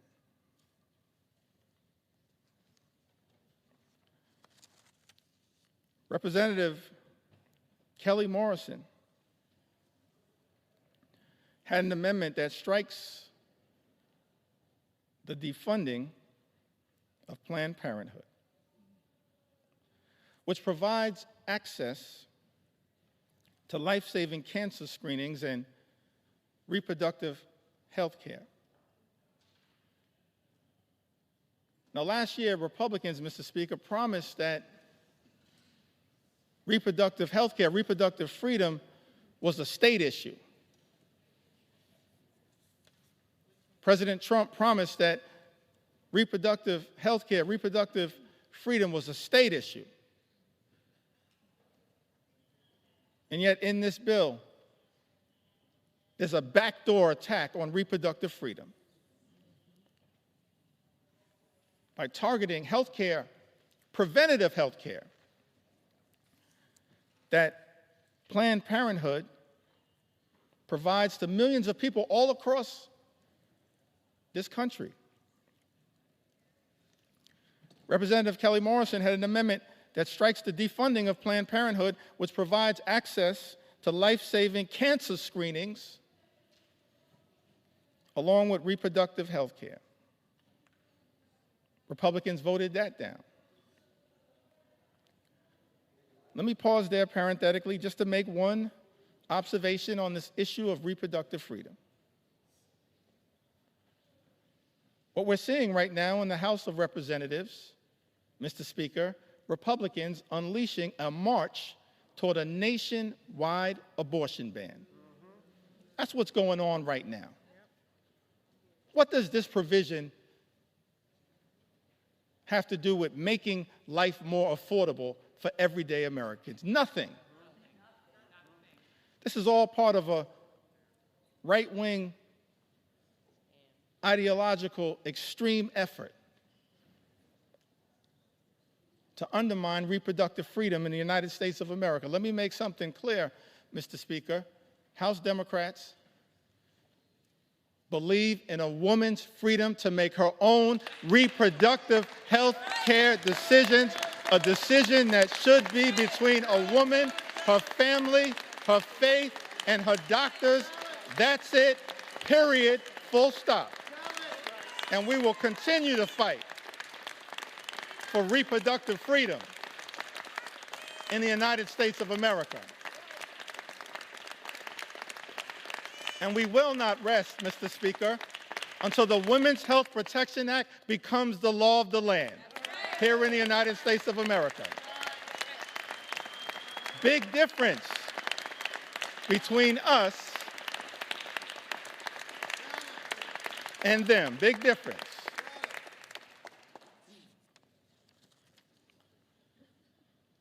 Mr. Speaker, Representative Johanna Hayes introduced an amendment to strike all provisions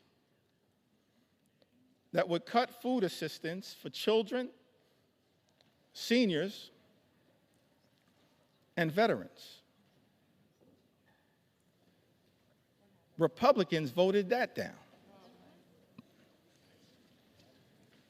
How cruel. How cruel. Representative Shontel Brown had an amendment to strike burdensome red tape requirements that threaten nutritional assistance for millions of Americans and their families. Republicans voted that down. I mentioned earlier, Mr. Speaker, this notion that Republicans are trying to spin to the American people that the attack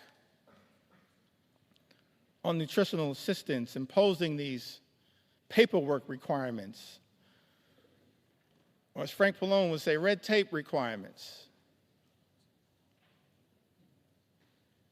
that's all about waste, fraud, and abuse. I think common sense suggests to us it has nothing to do with waste, fraud, and abuse. Mr. Speaker, I made clear earlier that as House Democrats, we believe that as custodians of taxpayer dollars, we need to make sure that we are spending that money efficiently, effectively, and equitably. And that we are committed to eliminating waste, fraud, and abuse wherever it may be found.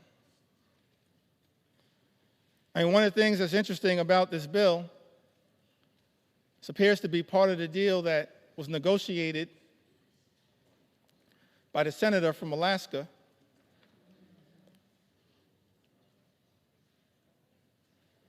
is that the states apparently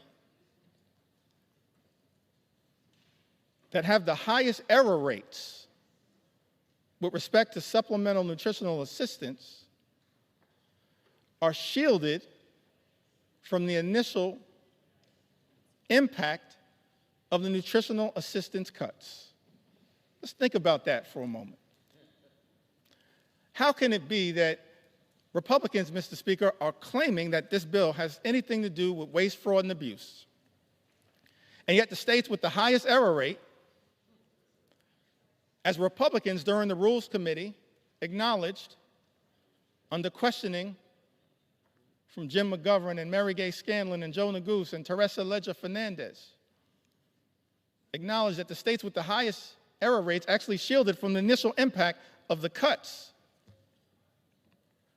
to supplemental nutritional assistance. Angie Craig pointed this out. It exposes, in my view, the lie being told, Mr. Speaker, by some in this town that this effort, this one big, ugly bill, is somehow about combating waste, fraud, and abuse. One of the reasons why we know common sense dictates that this one big, ugly bill has nothing to do with meaningfully going after waste, fraud, and abuse is that, on average, SNAP beneficiaries receive $6 per day to try to help them not go hungry, to try to make sure that veterans and children and seniors don't go hungry. Mr. Speaker, I think it's important for the American people to process. That's what SNAP on average provides, $6 per day. At the same time, Elon Musk, his federal contracts, as we understand it,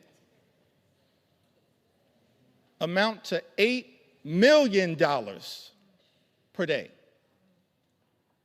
Mr. Speaker, if Republicans were really serious about targeting waste, fraud, and abuse in the United States of America, start there. $8 million per day. Start right there.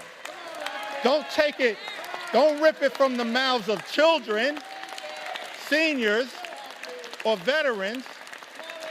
If Republicans were really serious about targeting waste, fraud, and abuse, start right there with Elon Musk. And we'll join you. We'll welcome you into the warm embrace of the House Democratic Caucus to target waste, fraud, and abuse. Start right there. You can start right there, Mr. Speaker. Start right there. Ranking members Jim McGovern and Bobby Scott had an amendment, Mr. Speaker, to prohibit the bill from going into effect unless cuts to Medicaid and SNAP would not result in fewer families being eligible for free school meals. Mr. Speaker, as you know, Republicans voted down that amendment. We can't find a way to stand up for school meals, for school breakfast, for school lunch. That's just cruel.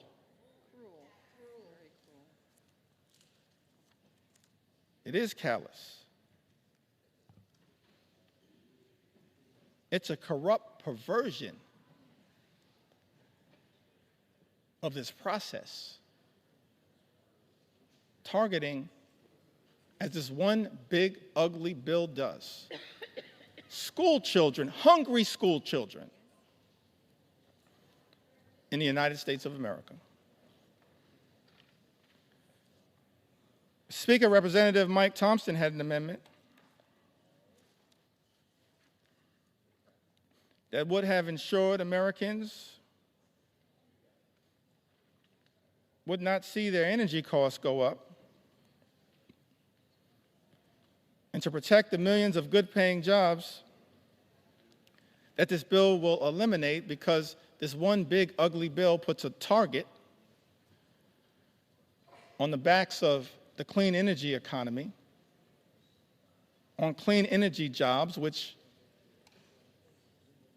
result in cheaper energy and lower costs for the American people. We were told by President Donald Trump when he was on the campaign trail, costs would go down on day one. He was going to focus, we were told, on lowering the high cost of living in the United States of America. That's not what this bill does. And we know it, because 21 House Republicans made that clear in a letter that I cited earlier that's now part of this public record. Representative Mike Thompson, supported by others, had an amendment. All of these amendments co-sponsored by members all across the gorgeous mosaic of the House Democratic Caucus. We're proud of the fact that we look like we represent, in the most intimate way possible, consistent with John Adams' original vision of the House of Representatives, that the House should be a portrait of the American people. That's what we represent. We're proud of that fact. The gorgeous mosaic of the American people. That's what we're all about, in the most intimate way possible. That's why we love the House and what the House is supposed to represent. The best of the House, not what we're seeing on the floor right now. Mr. Speaker, Republicans voted down the amendment introduced by Representative Mike Thompson that was designed to ensure that Americans would not see their energy costs go up. It was also designed to protect the good-paying American jobs that were part of both the Bipartisan Infrastructure and Jobs Act, the Infrastructure and Jobs Act, as well as the Inflation Reduction Act. And so this amendment was designed to lift up the principle of actually trying to create good-paying union jobs that actually allow people to provide a comfortable living in the United States of America. Amongst this all-out assault that we are witnessing in the United States is an all-out assault on organized labor, an assault on collective bargaining, an assault on the freedom to negotiate.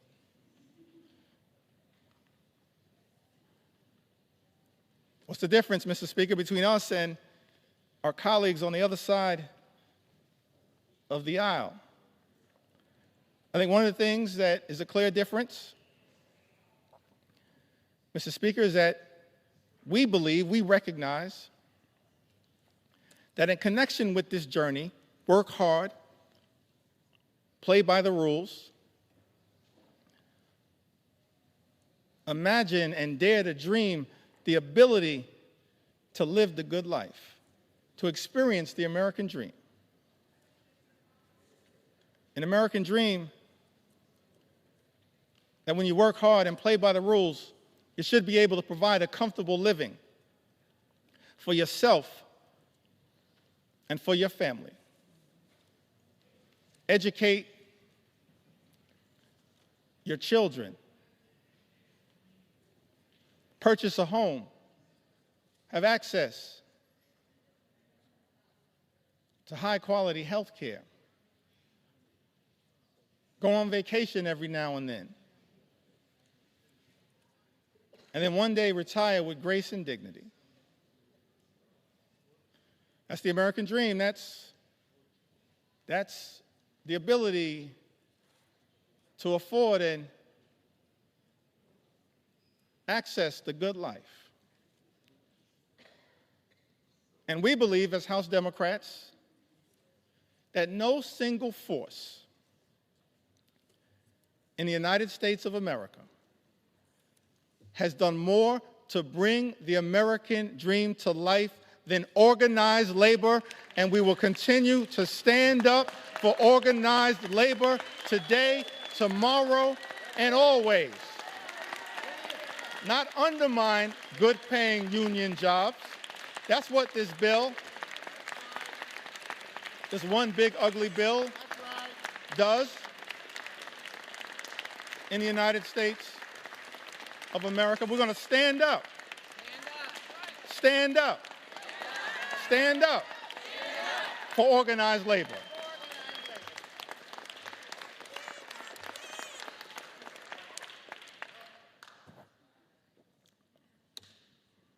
This is personal to me. My parents, Marlon Jeffries, Lanita Jeffries, they raised us, my younger brother Hassan and I, they raised us in a working class union household. I'm thankful for that. We were raised in central Brooklyn. Now, my mom grew up in Connecticut. And I mentioned, that must be Johanna Hayes.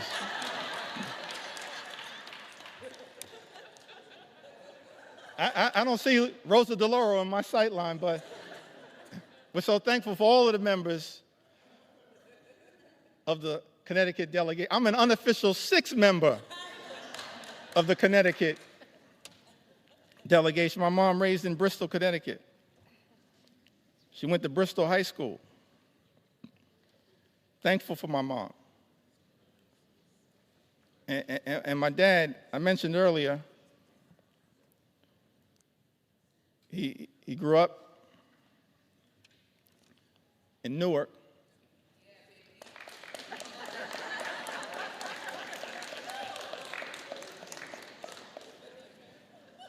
That must be LaMonica MacGyver.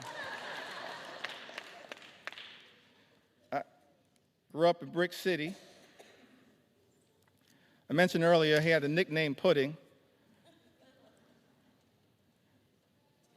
I failed to ask him, but I'm going to see if my mom can unlock the key to that nickname for me. My mom grew up in Bristol, Connecticut, and my father grew up in Newark. And I mentioned earlier that he then went off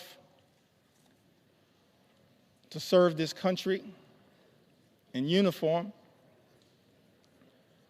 as an Air Force member, served in Germany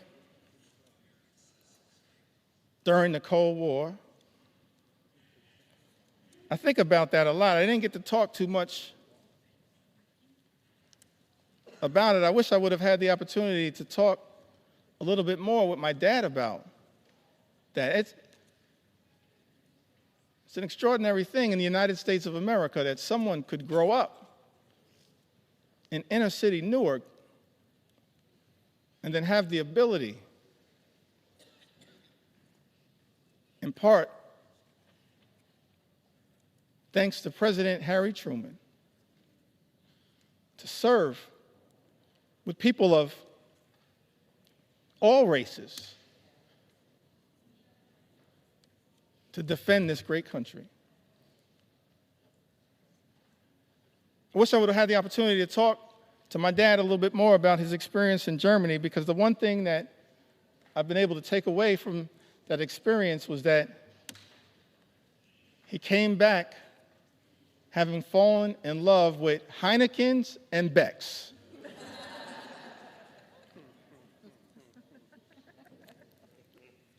But he came back after serving this country, Mr. Speaker, in uniform, as so many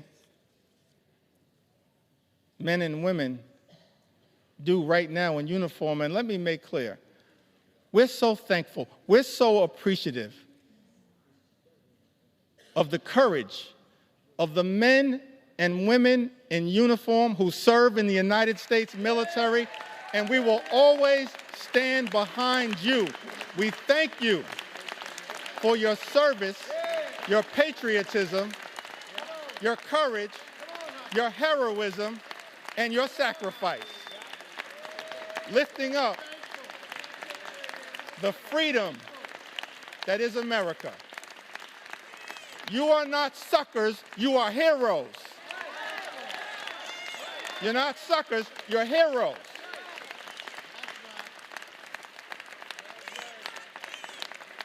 We're thankful for your service.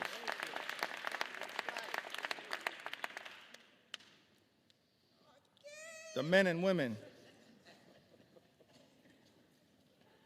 no better hype person than Frederica Wilson.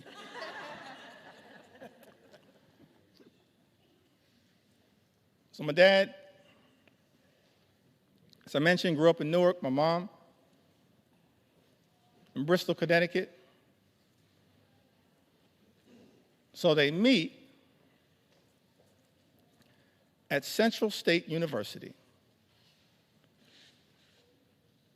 Proud to note, a historically black college and university that has given so much. Historically black colleges and universities to the United States of America, and we will always stand behind you. Always stand behind you. We will always stand behind you. I wouldn't be here right now without a historically black college and university. I'll never run away from that. I will never run away from that. And we're proud of the fact, we can check the record, proud of the fact that over the last few years prior to this administration, historic investment in Hispanic serving institutions, in historically black colleges and universities, in higher education.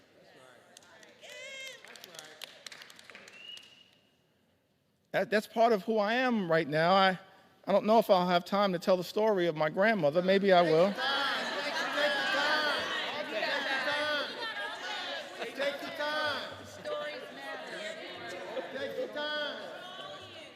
I got so many stories, I feel like I'm in a hip-hop studio right now. But they all relate to what makes us, every single one of us, every single Democrat, have a story to tell.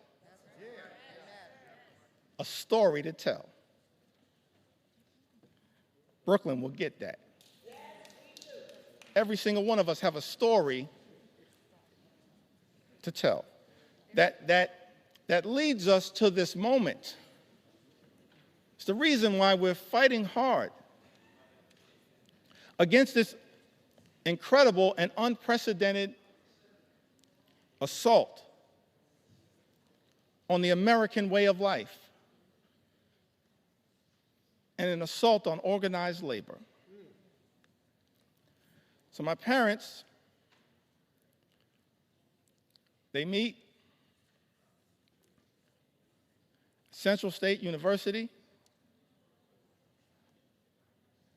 and And Dad would tell us, my younger brother and I, that it was love at first sight. But apparently my mom said, not so fast. But it worked out. I'm thankful for that. They met at Central State University. And so, of course, I mentioned that mom from Connecticut, father from New Jersey. Why was it that we grew up in New York City? Apparently, they compromised and moved to Brooklyn. And so I'm raised in Brooklyn, New York, working class neighborhood, in the middle of the crack cocaine epidemic. Dangerous times in New York City. In a union household, proud that I grew up in the Cornerstone Baptist Church, still a member of the Cornerstone Baptist Church. Grew up in this union household. And Mr. Speaker, I land on that moment, and every single one of us as House Democrats have a similar story to tell about why in our heart, in our soul, in our essence, in our experience, we're so horrified by the attacks on organized labor. Because we understand the importance of what organized labor has meant to the American journey. My mom and dad were both public servants throughout their entire lives. My mom worked for 45 years, DC 37, for the city of New York. My dad, he worked for 30 years. He was a member of the Public Employees Foundation. He was a substance abuse social worker dealing with addiction. During the heroin explosion of the 1970s, the crack cocaine epidemic of the 1980s. But they got married in 1967. And they were newlyweds. And many people familiar with the history of the labor movement, particularly in New York City, know that in 1967, the Social Service Employees Union, which they both belonged to at the time, famously went on strike for better pay, better health care, better working conditions, and most importantly, better service to the clients that they served. And I've thought about that fact. They were newlyweds. A few months in, and they had to make a decision when the Social Service Employees Union went out on strike, whether they would cross the picket line, because it was unclear, perhaps, how they would pay for food and rent and clothing as newlyweds in a new city. Or, Mr. Speaker, were they going to stand in solidarity with their union brothers and sisters? I'm so thankful, Mr. Speaker, when I learned that my parents made that decision to stand on that picket line for as long as it took in solidarity with their union brothers and sisters. That's part of our DNA. That's part of why we fight so hard. We can all trace a similar story. An inheritance from our parents and our grandparents. All of us have that kind of story to tell.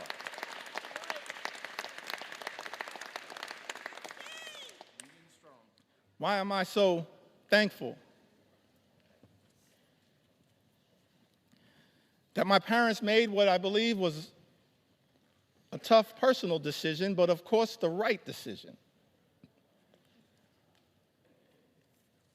It's because what that union membership actually meant to my journey and my younger brother's journey. 1973, my younger brother was born with a serious heart condition. He's okay right now. He's doing well. Right now, he continues to say on social media that he's our mother's favorite son. Let me say from the House floor, no, you are not. I think she favors both of us. A younger brother, 1973, he's born with a serious heart condition. He's okay right now. He's born with a serious heart condition. I'm thankful that it was that union negotiated health care that got our family through that difficult moment. That's why we do what we do. Our own personal experience.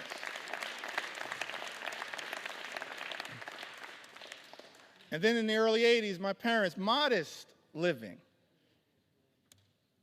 Neither of them, even at the tail end of decades-long careers, ever made more than $50,000.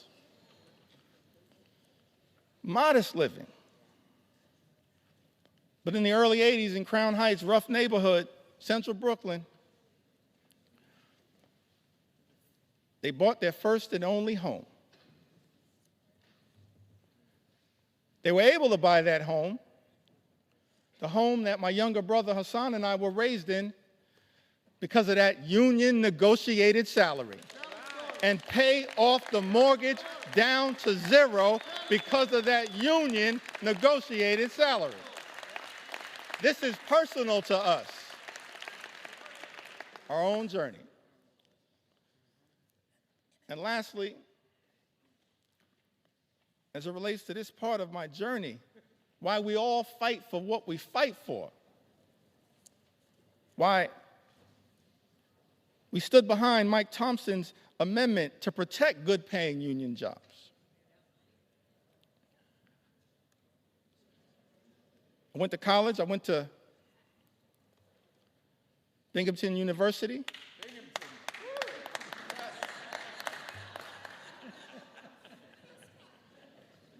When I first got here, I was surprised to learn, actually,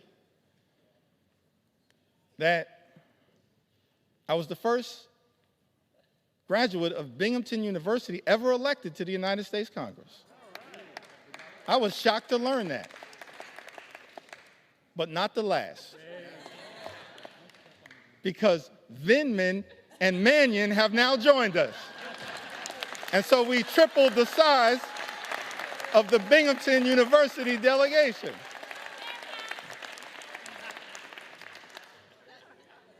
It's part of the reason why we stand up for higher education and public education. That's our own experience. So I graduated from Binghamton University.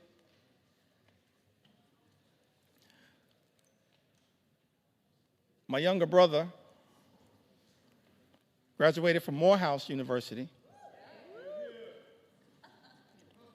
I think that was Hank Johnson. Sanford Bishop.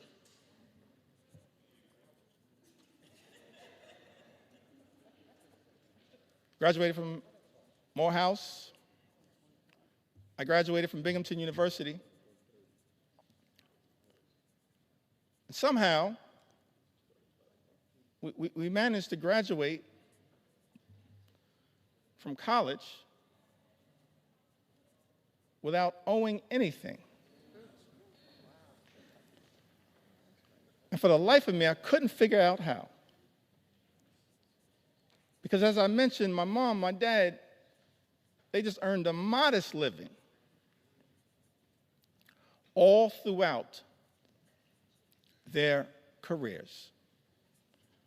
So one day I had a conversation with my mom, and I was trying to figure it out. How did you pull that off? She said, well, I wanted to make sure my two sons could have a clean start to life. So I borrowed against my union negotiated pension to make sure my two sons could get free and clear of loans and get a higher education as part of our effort to experience the American dream. And so we all say to our brothers and sisters in organized labor, you don't ever have to worry about whether House Democrats are going to stand up for you, because you've always been there for us. You've always been there for us. You've always been there for us. That's our personal story. And every single one of us,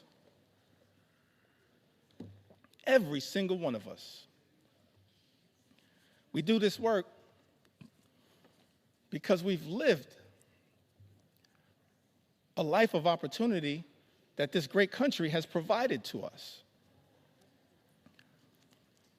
And we're deeply troubled, saddened, disgusted that this great institution, this House of Representatives, Mr. Speaker, Republicans are trying to jam this one big ugly bill down the throats of the American people. A bill that hurts everyday Americans in order to reward billionaires with massive tax breaks. Shame on this institution if that bill ever passes.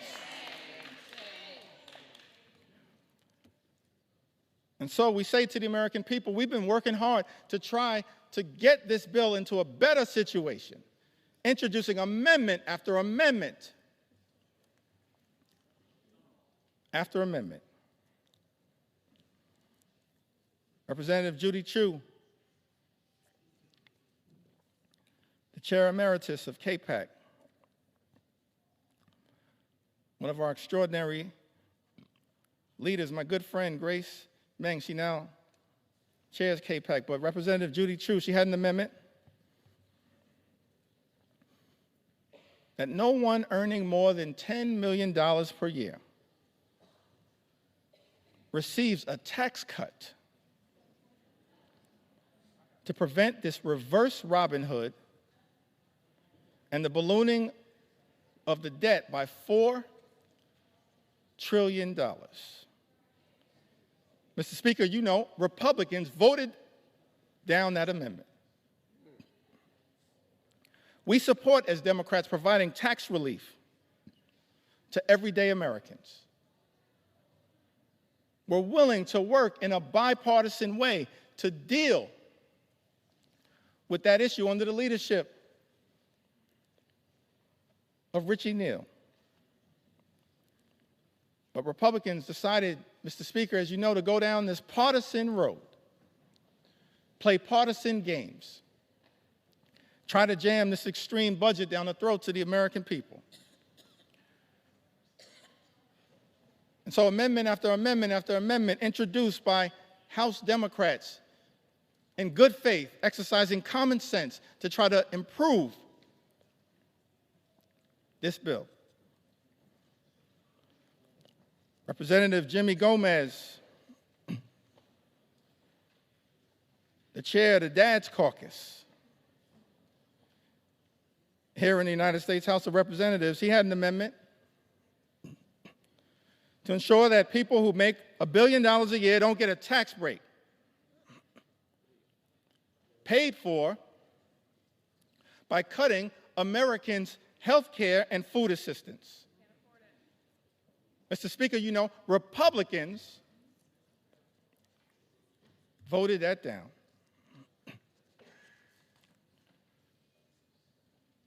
My good friend and classmate, Representative Susan Del Bene,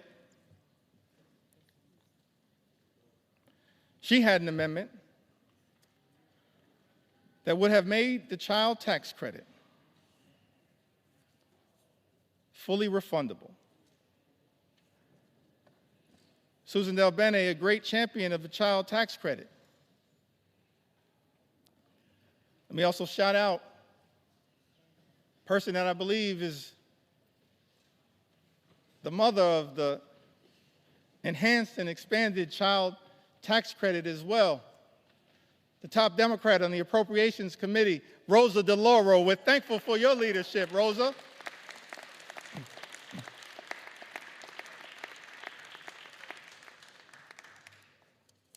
Fighting hard on behalf of the American people. Susan Del Bene, a great champion of the child tax credit. She had an amendment, Mr. Speaker, to make the child tax credit fully refundable, covering the 17 million children who are being left behind by the big, ugly bill, and increase the child tax credit for families. Because what Republicans are doing, Mr. Speaker, as you know, in this particular bill, not enhancing and expanding the child tax credit, you are undermining the child tax credit. And Representative Susan Del Bene, my classmate, along with Catherine Clark and others, the class of 2012. We used to be the new kids on the block, now we're just the OGs.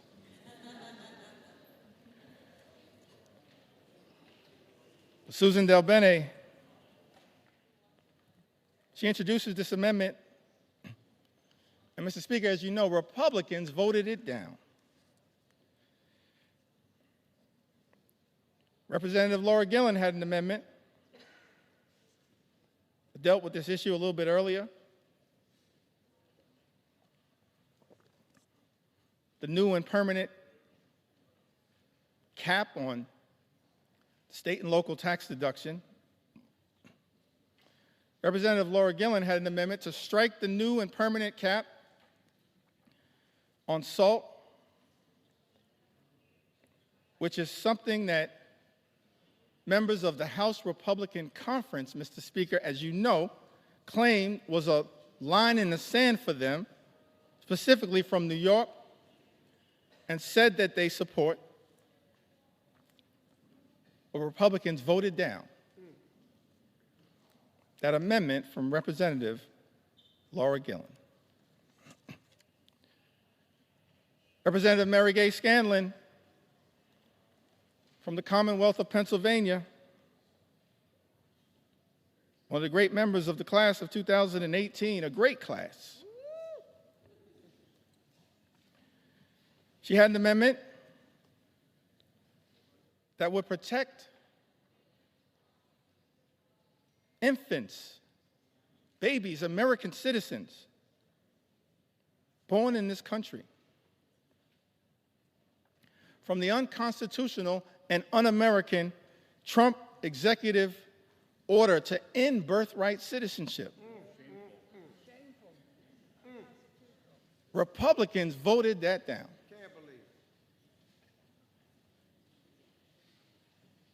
Let me make something clear. No matter what it takes, we're going to make sure as House Democrats we stand up for the principle that every single child born in the United States of America, pursuant to the 14th Amendment, is an American citizen. We will never let anyone take that away. Not now. Not ever. Not now. Not ever. Not now. Not ever.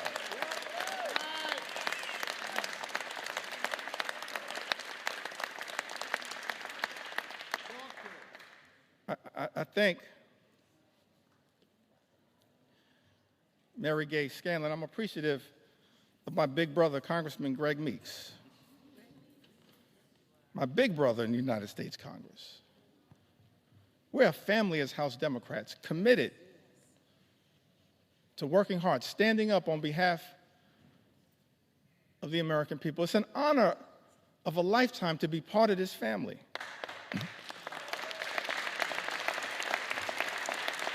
To stand on the shoulders of Nancy Pelosi and Steny Hoyer and Jim Clyburn. It's an honor to be part of this family. Fight hard on behalf of the American people. Representative Mary Gay Scanlon, I've got to repeat this,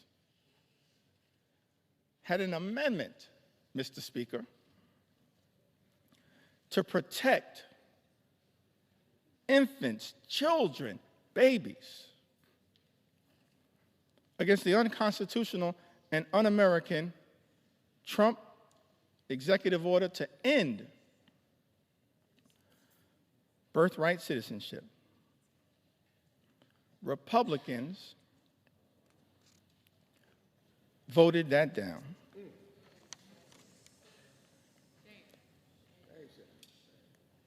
Representative Pramila Jayapal had an amendment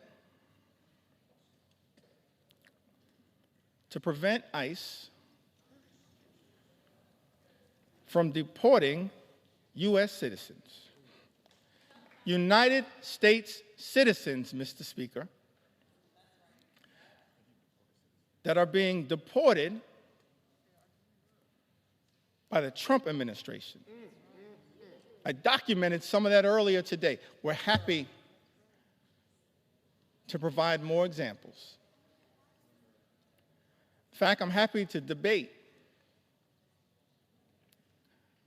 my colleague, Speaker Mike Johnson, on any of these issues anytime, right here on the floor of the House of Representatives. I sent you that invitation. I sent you that invitation. I sent you that invitation months ago.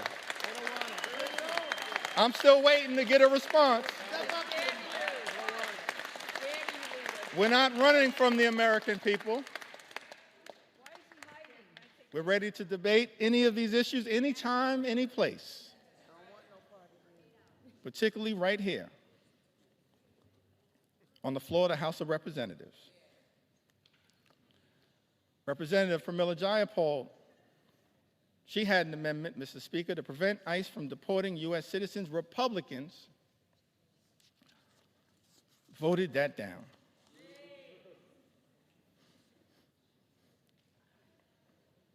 Ranking Member Jim McGovern. And this issue was personal to him. I mentioned earlier, we do this work because we're informed by our own personal experiences. It's not about glory, it's not about profit. It's about improving the lives of the American people that we're privileged to represent. Jim McGovern and his wife Lisa dealing with immense pain, immense personal tragedy. But fighting so hard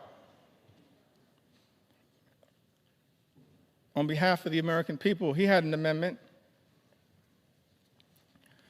to restore the critical NIH research funding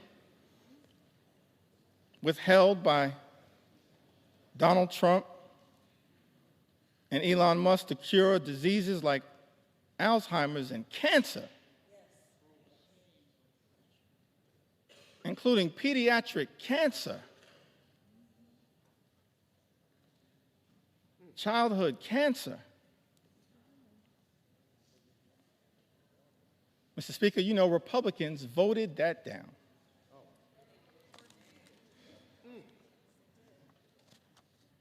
Hundreds of amendments introduced by Democrats to try to deal with the cruelty and the callousness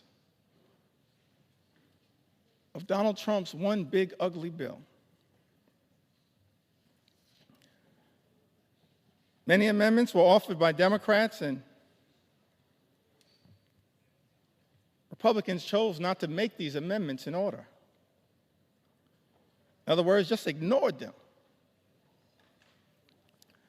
dismissed their importance.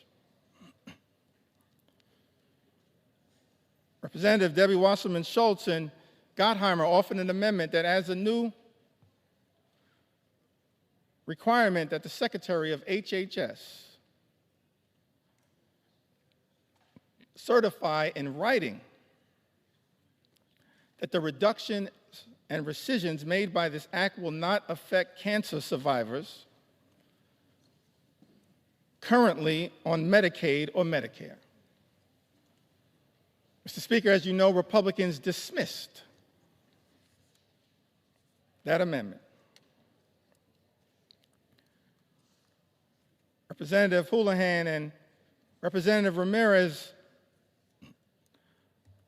offered an amendment, Mr. Speaker, that exempts individuals with disabilities from having to prove eligibility for Medicaid every 6 months. That's a burdensome red tape requirement designed to throw people off of Medicaid who are eligible. That amendment was dismissed, Mr. Speaker, as you know, by House Republicans.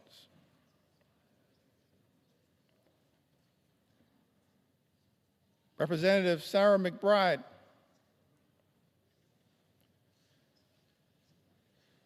the distinguished gentle lady from the great state of Delaware.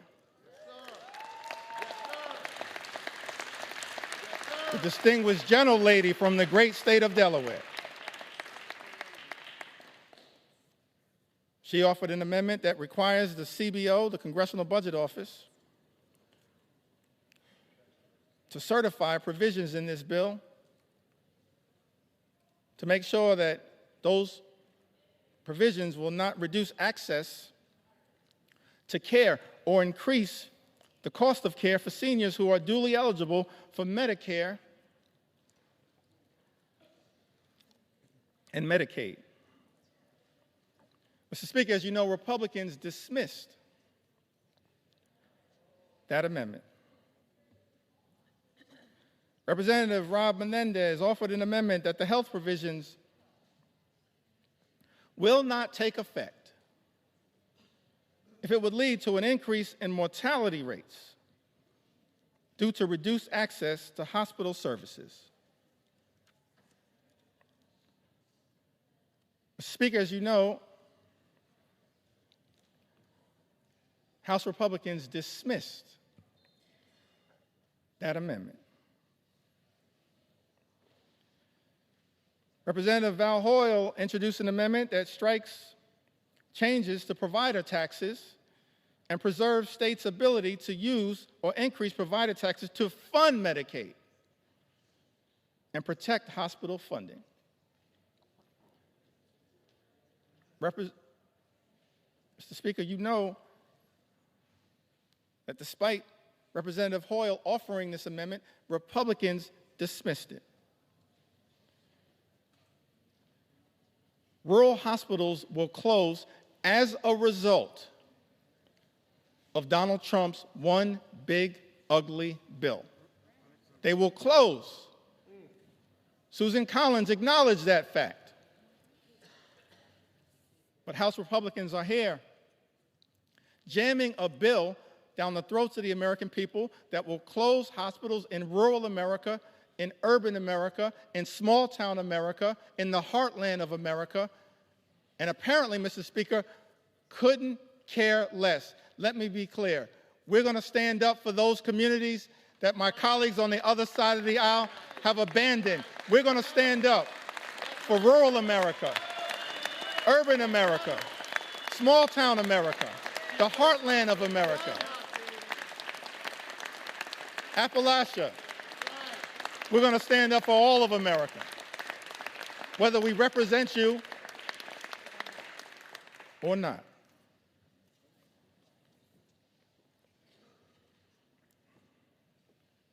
Representative Nanette Barragan, one of our co-chairs of Steering and Policy,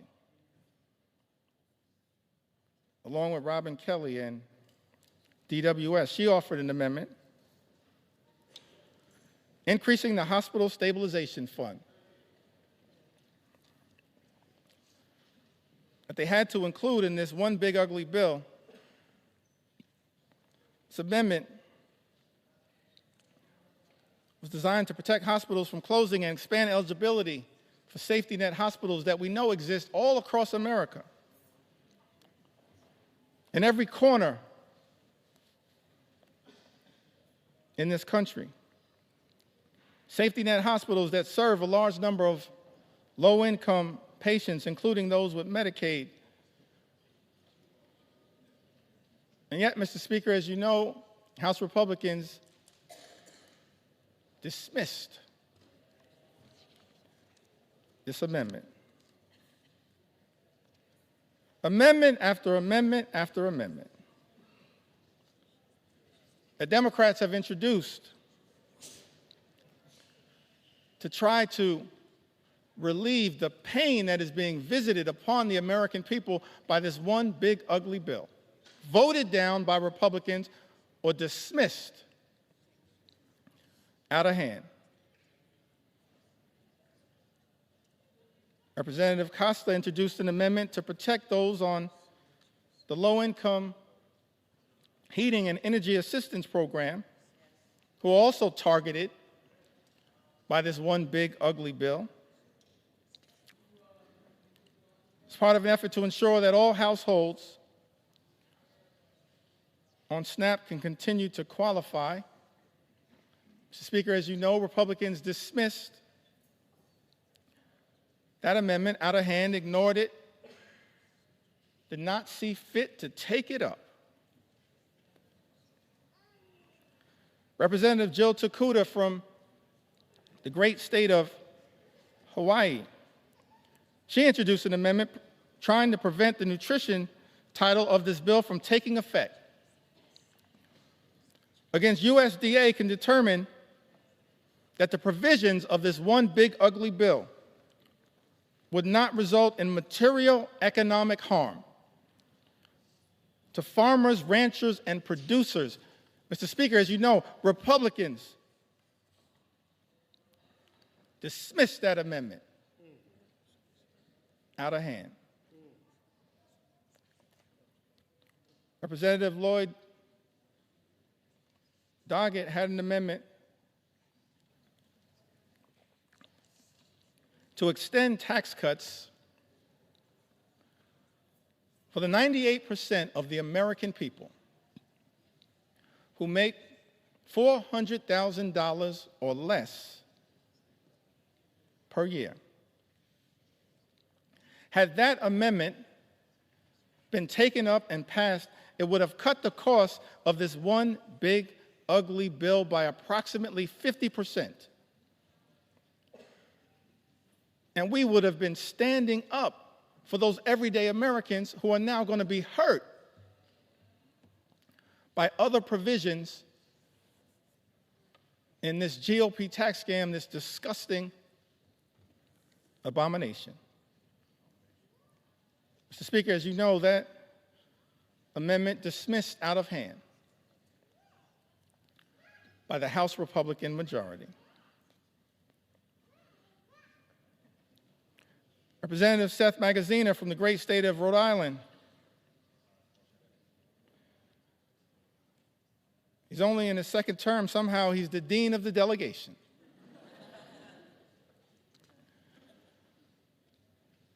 Along with my good friend Gabe Amo, Seth Magaziner, he had an amendment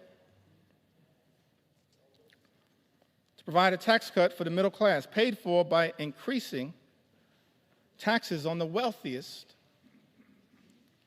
here in this country. Taxes and a tax rate that had previously been at 39%, lowered by the original GOP tax scam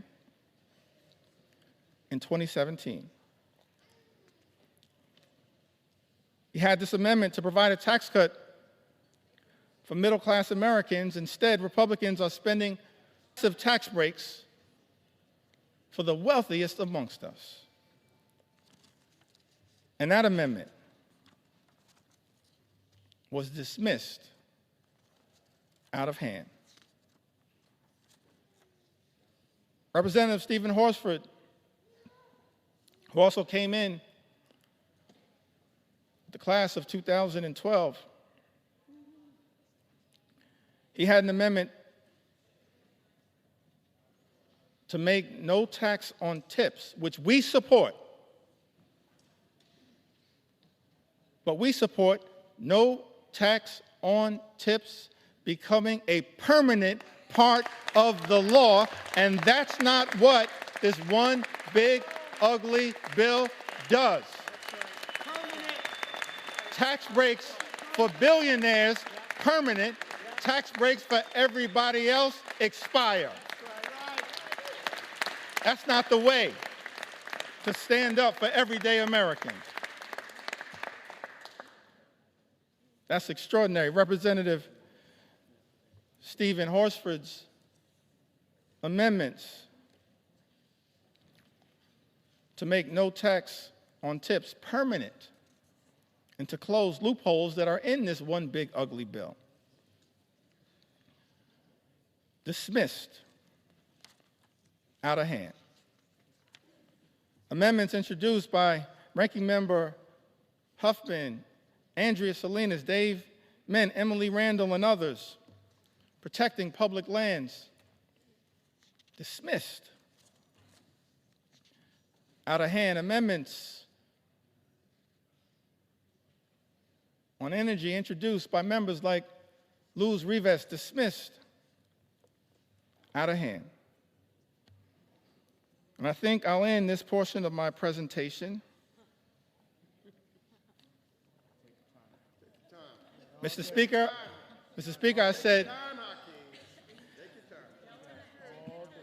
I said this portion of my presentation.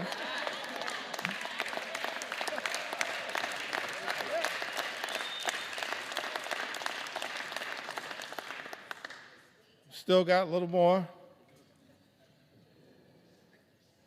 time. Donald Trump's deadline may be Independence Day. That ain't my deadline.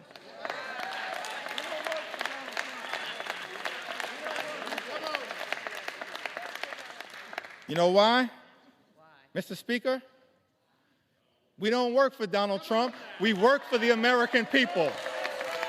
That's why we're right here now on the floor of the House of Representatives, standing up for the American people, for everyday Americans, for hardworking American taxpayers, fighting hard to make sure that we can live in a country where every American can afford to live the good life. And as I mentioned earlier, Mr. Speaker, part of being able to afford to live the good life, part of those 5 things that I talked about, which shouldn't be hard to agree upon. Work hard, play by the rules, and then being able to be part of a country. Imagine a country where when you work hard and play by the rules, you can afford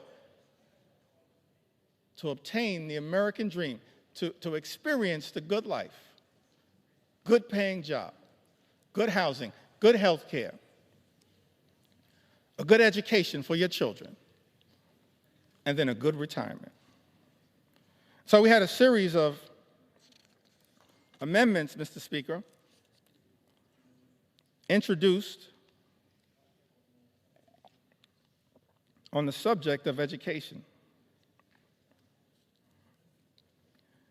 Let me say something about the Department of Education, and every agency, every department can, of course, be improved in terms of its efficiency, but the Department of Education does important work, particularly as it relates to the most vulnerable children amongst us. And as part of this unprecedented assault on the American way of life, President Donald Trump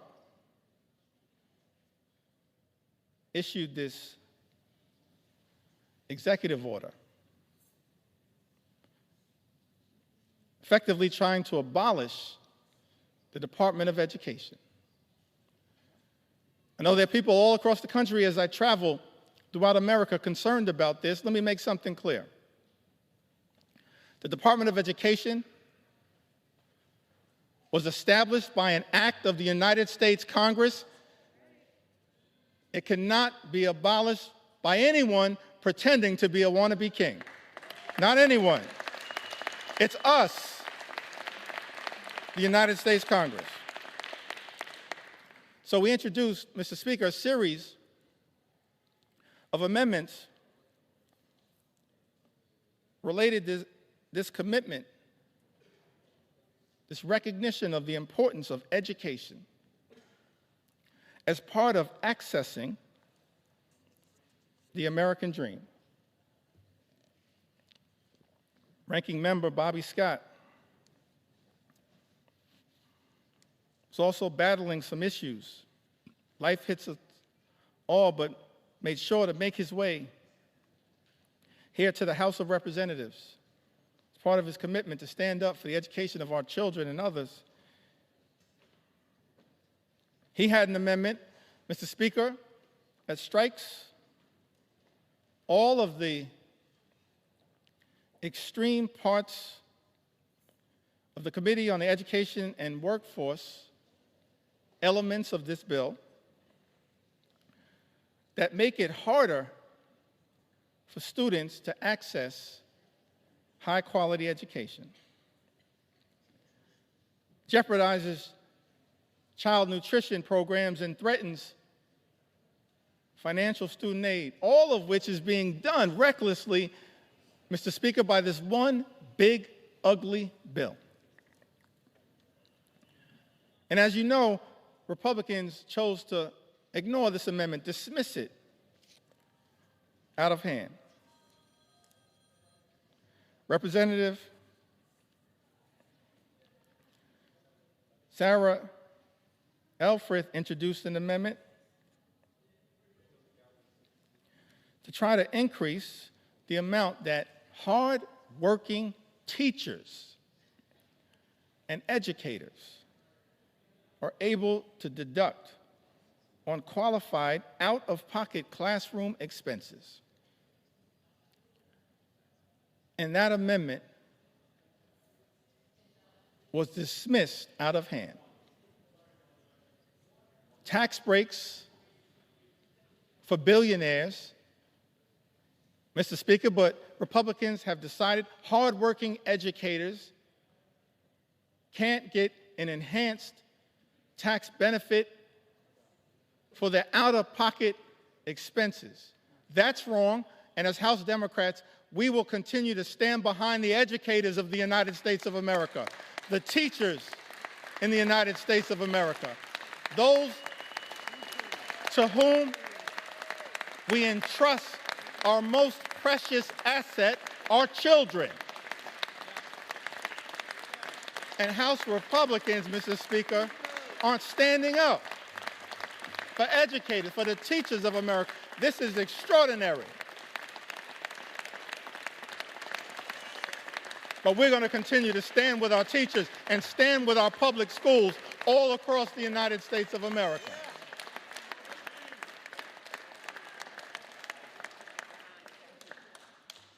That's what House Democrats are going to continue to do. Representative Val Hoyle had an amendment to increase Pell Grant funding, Pell Grant awards that are severely undermined in Donald Trump's one big ugly bill. Mr. Speaker, it's extraordinary to me that this reckless Republican budget manages to go after blue-collar jobs, organized labor, hardworking American taxpayers who don't shower before going to work but shower after work, that Donald Trump's one big ugly bill goes after blue-collar, good-paying, prevailing wage jobs here in the United States of America, and then also goes after access to higher education. Representative Val Hoyle had an amendment, Mr. Speaker, increasing Pell Grant awards that are severely undermined in this bill. House Republicans chose to ignore this amendment, dismiss it out of hand.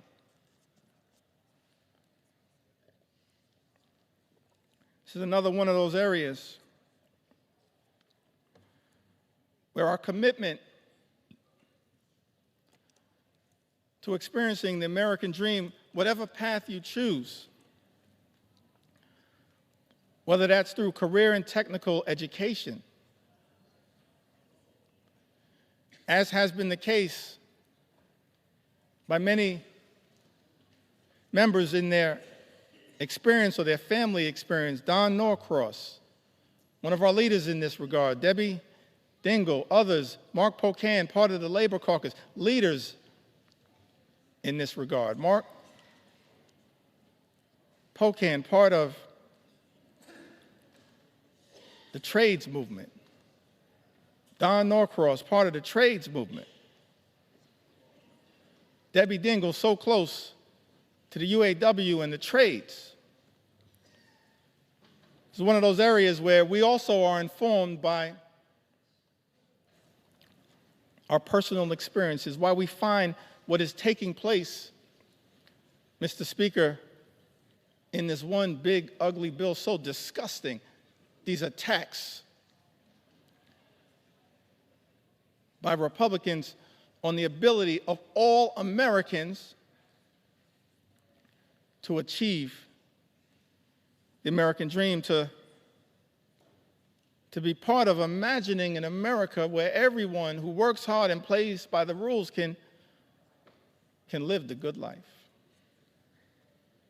Higher education is not the entire solution, but it certainly is part of it. This was taught to me by my grandma Nana. She never had a formal 4-year education, but perhaps she was the wisest woman I've ever known. And she was determined to make sure that her 2 grandsons had the ability, as best she could, to obtain an education that might ultimately, for us, coming out of this working class neighborhood, Crown Heights in central Brooklyn, spending a lot of time in Bedford-Stuyvesant where she lived, on the corner of Putnam and Lewis, right down the block from the Cornerstone Baptist Church. She was determined to make sure that her 2 grandsons had the best opportunity, and in her view, and Grandma Nano's view, That meant access to education. And so, when we were young, she said to my younger brother and I, I'll never forget this conversation. We were in her home in Bed-Stuy. She said that the two of you are going to go to elementary school and then you'll graduate. Go to middle school and graduate. High school and graduate. College and graduate. And then she dreamed about us going to graduate school, get a law degree, a PhD, a medical degree, an MBA, some form of advanced education. We were like, Grandma, we're going to be in school our entire lives. And she was so committed to that journey that every single time we graduated, this is a woman of modest means. She gave my younger brother and I, whoever was the graduate, $500 in cash. I still don't know where Nano got that money from.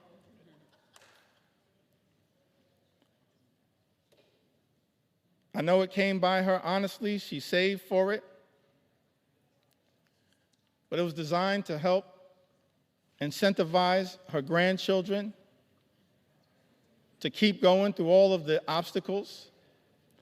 And Mr. Speaker, I made the mistake one day of telling that story, this $500 incentive, in front of my two sons. And they said, Dad, you've been shortchanging us our entire lives.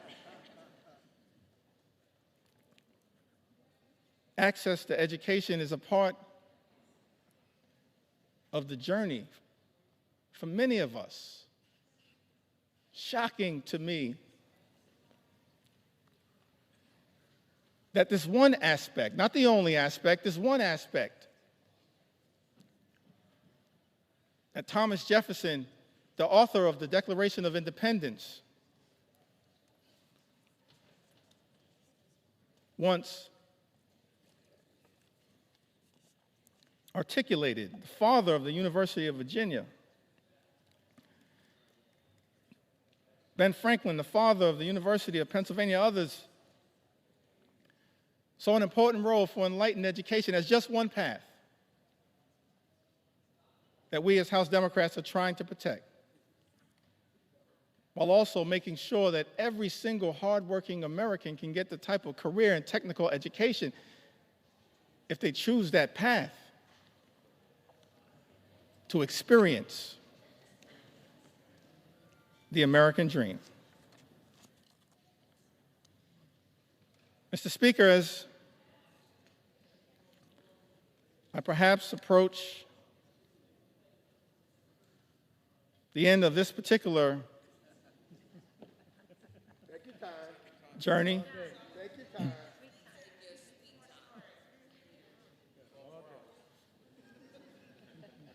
let me just reiterate that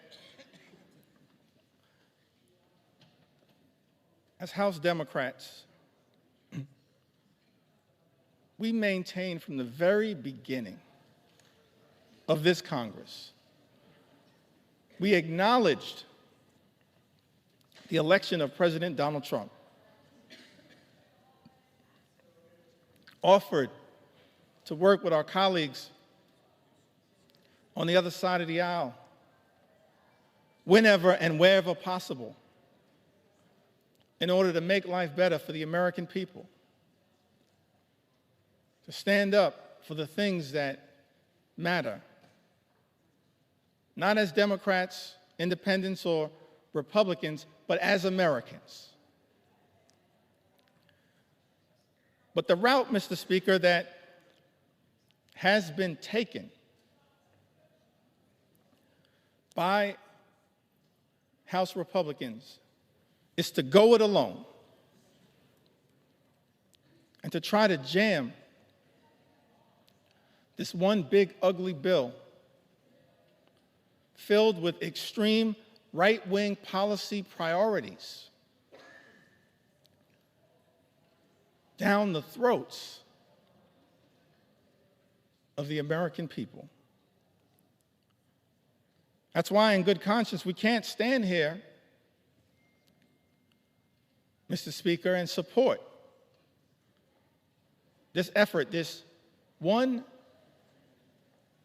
big ugly bill that hurts everyday Americans and rewards billionaires with massive tax breaks. America is too expensive. Housing costs are too high. Grocery costs are too high. Childcare costs are too high. Energy costs are too high. Insurance costs are too high. America is too expensive. President Trump and House Republicans promised to lower costs on day one. Mr. Speaker, but costs aren't going down, they are going up.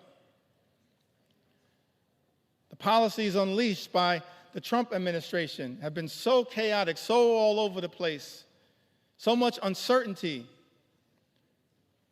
has been created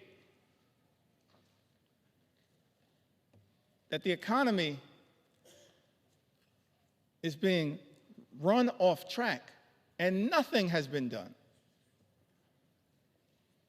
to lower the high cost of living.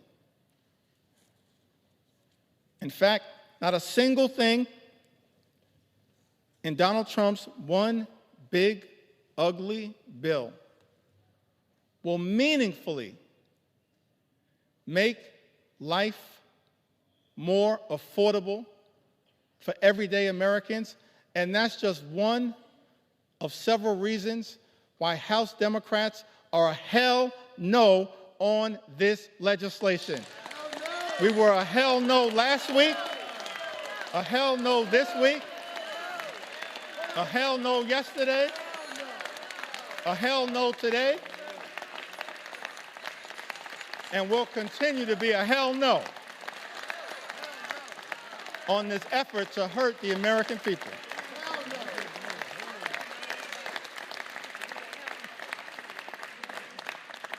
And I note for the record, Mom, hell is in the Bible.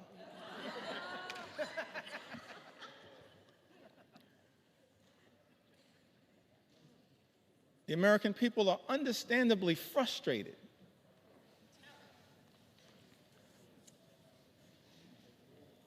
by the high cost of living. Yes, they're frustrated by the unprecedented assault on the American way of life, on our democracy, on the rule of law, on due process, on health care, on Social Security, on nutritional assistance, but it's my sincere hope that we can find a path forward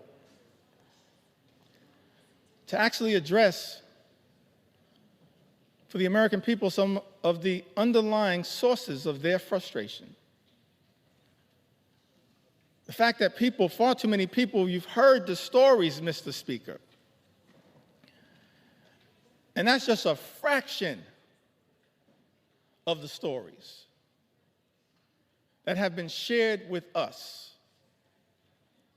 members of the United States House of Representatives, just a fraction of the stories that I've been able, on behalf of House Democrats, to enter into the record.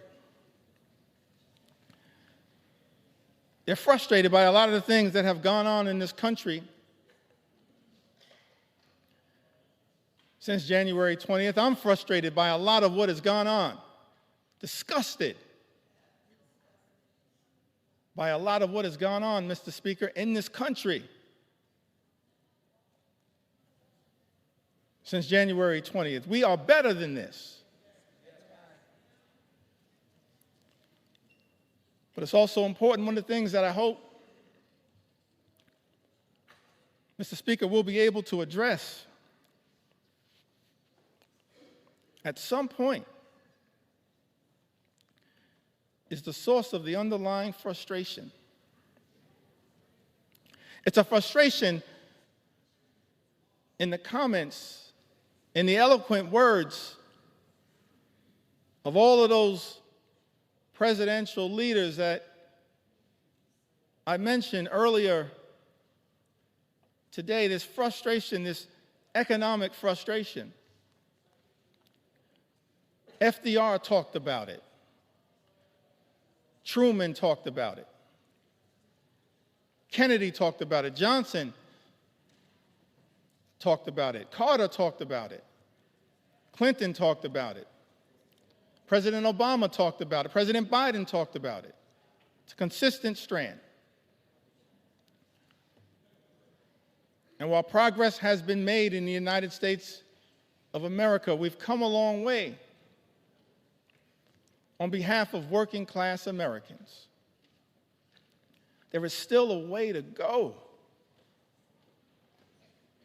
to ensure that in this great country, hardworking American taxpayers don't simply work hard and play by the rules just to survive, barely paycheck to paycheck, but are able to actually thrive. That's the America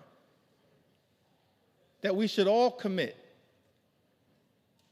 to work hard towards bringing about. Good paying job, good housing, good health care, good education for your children, and a good retirement. A fair shot at achieving the American Leap. A good retirement, let me reiterate it for the record, that means, Mr. Speaker, that people in this town need to keep their hands off the Social Security and the Medicare of the American people. Keep your hands off Social Security, Medicare, Medicaid, all of the things. Hands off.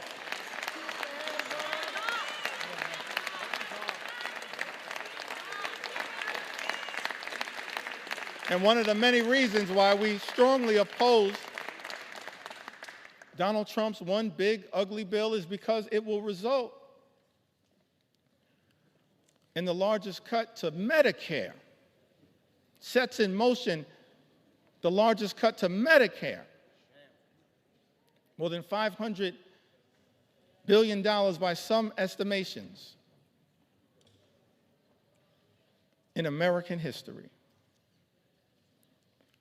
The American people, understandably frustrated, not for years, but for decades, that far too many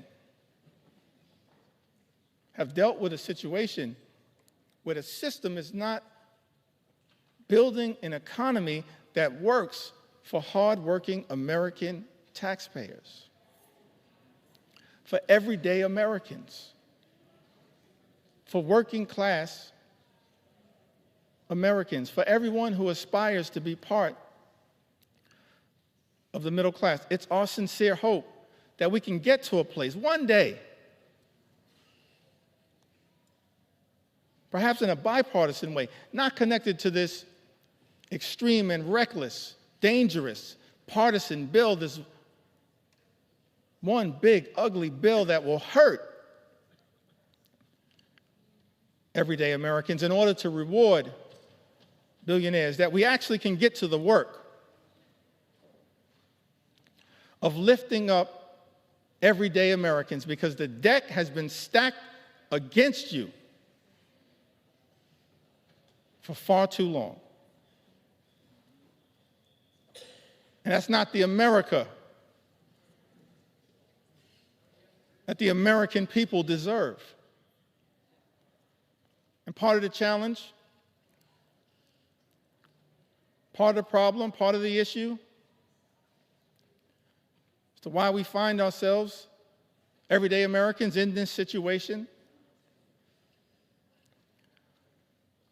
it's because of the dominance of special interests in this town.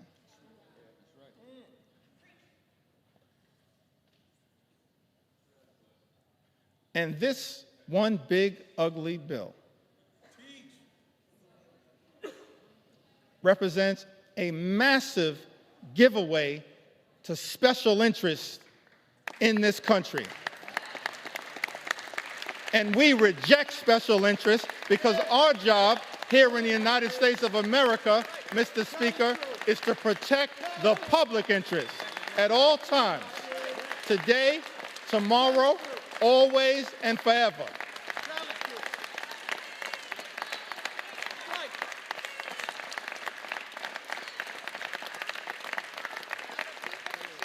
Extraordinary to me, Mr. Speaker, that you got folks in this town talking about draining the swamp. Guess what? You are the swamp. You are the swamp. You are the swamp. We've never seen anything like this. The type of corruption that has been unleashed on the American people and has poisoned, Mr. Speaker, this bill.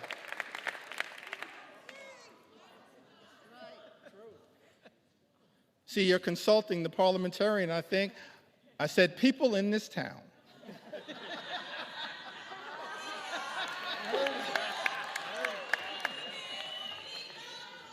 I'm thankful that my grandmother saw fit to have her grandson educated. We've never seen a level, Mr. Speaker, of this type of corruption unleashed on the American people that has made its way into this one big, ugly bill. Extraordinary levels of corruption in this town, unleashed on the American people. Corruption on steroids would be an understatement. In terms of what the American people are now being subjected to. So one of the things we look forward to changing in this town, I want to make this commitment, House Democrats. We are committed to making sure that we end corruption once and for all in the United States of America, in corruption in Congress, in corruption at the Supreme Court, and in corruption with the administration. That's part of our agenda, an anti-corruption agenda. That's what the American people deserve. That's what we as House Democrats are committed to bringing about. The exact opposite, Mr. Speaker, of what we see in this bill. We're going to present to the American people an anti-corruption agenda, the likes of which have never been seen. Because it's too much. Fundamentally, it undermines the ability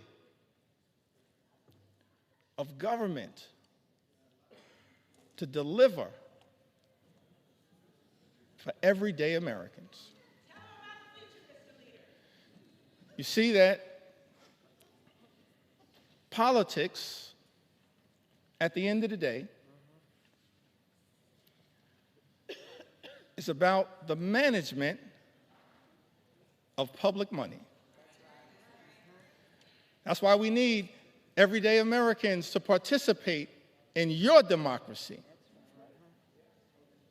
Because politics, at the end of the day, is about the management of public money. It's about how taxpayer dollars are going to be managed. And what's extraordinary about this one big, ugly bill is that what we see, Mr. Speaker, is the management of public money, all of it being done in this highly partisan way.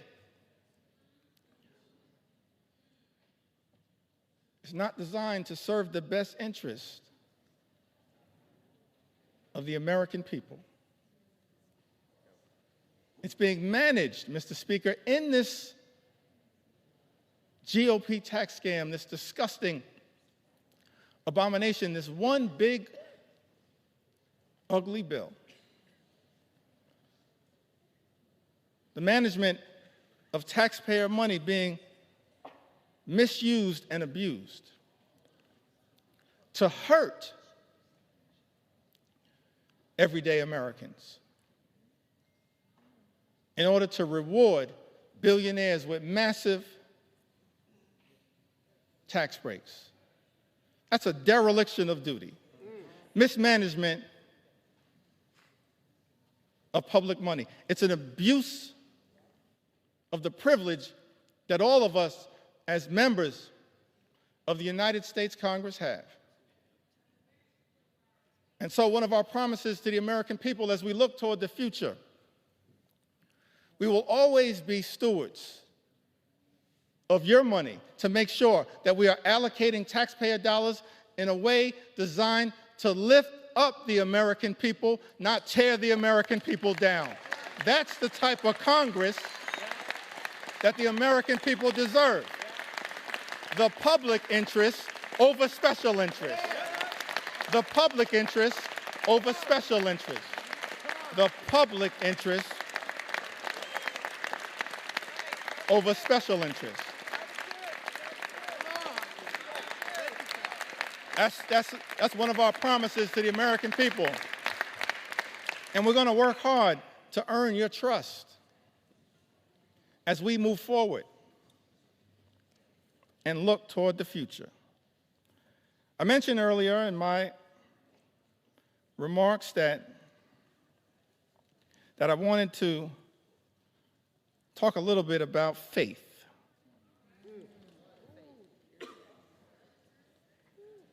I grew up in the Cornerstone Baptist Church. Faith is the substance of things hoped for, the evidence of things not seen. We walk by faith, not by sight. You just have faith the size of a mustard seed. You can move mountains. We come this far by faith. Can't leave this floor, Mr. Speaker, without talking a little bit about faith. Talk about faith. Talk about faith. And I use faith in the broadest sense of the word. Proud of what we are in this country: Jewish faith, Muslim faith, Hindu faith, Buddhist faith, Christian faith. All faiths. That's the interesting thing. This rush to jam this reckless bill down the throats of the American people, all of it somehow connected to our 249th birthday that we're going to celebrate tomorrow, July 4th. A journey launched by the Declaration of Independence. And ultimately, this principle embedded in the First Amendment around the importance of faith, but also at the same time the importance of separating church and state. It's all in the First Amendment as interpreted by the Supreme Court. Don't have time, I think, to really deeply go into it, but you've got...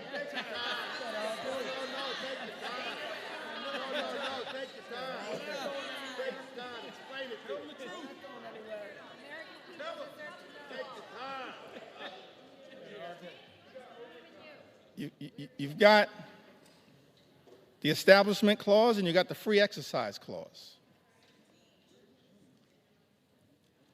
Framers of this country recognize the importance of faith, our journey of religion. I'm proud of my Christian faith. But I also recognize the importance of the plurality of all of us, men and women of faith, different religions. And also of the fact that here in America we embrace the religious and the secular. The religious and the secular. But on this question of faith, I alluded to it a little earlier. It seems to me that the Gospels, that the New Testament, there's some interesting parts of the Old Testament. I'm tempted to tell the story of King Nebuchadnezzar.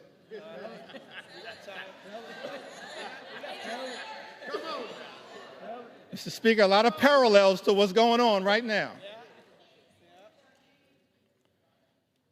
But I'm gonna focus at this moment on the New Testament prescription, the Gospels. I think it was mentioned earlier by one of my colleagues. I think Don Beyer mentioned it earlier. Matthew, the 25th chapter, verses 35 and 40. I think it's important that at this time, in this moment, in this debate, before I leave the floor of the House of Representatives, that this scripture be entered into the congressional record. For I was hungry, and you gave me something to eat. I was thirsty, and you gave me something to drink. I was a stranger, and you invited me in. A stranger, and you invited me in. E pluribus unum, out of many, one. I needed clothes, and you clothed me. I was sick. I had medical problems. Maybe I needed Medicare or Medicaid or the Affordable Care Act or the Children's Health Insurance Program or Planned Parenthood. I was sick, and you looked after me. I was in prison, and you came to visit me. We have a right as members of Congress to visit people who are detained. It's not just in law, it's right here in Matthew.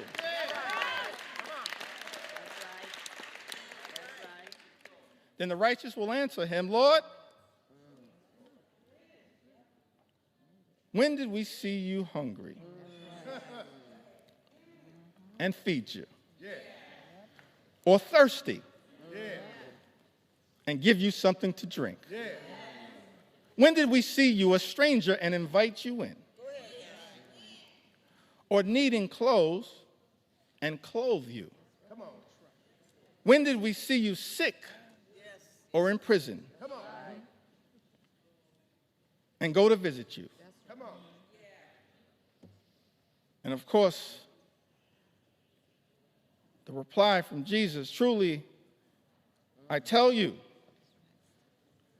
whatever you did, whatever you did, Whatever you did for one of the least of these brothers and sisters of mine, you did for me. That's what we should be doing here in the United States House of Representatives. Our job is to stand up for the poor, the sick, and the afflicted, the least, the lost, and the left behind, everyday Americans. That's what Matthew teaches us. And that's not what's happening in this one big ugly bill. That's not consistent with what my faith teaches me.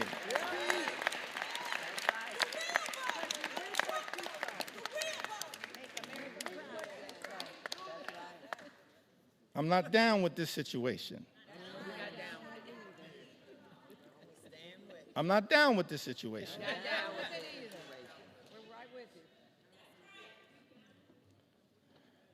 Well, you got some folks in this town.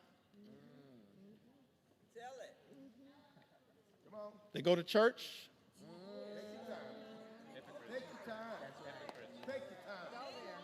Mr. Speaker, I said some folks in this town, they go to church. And I'm not questioning anybody's faith. I'm just making an observation.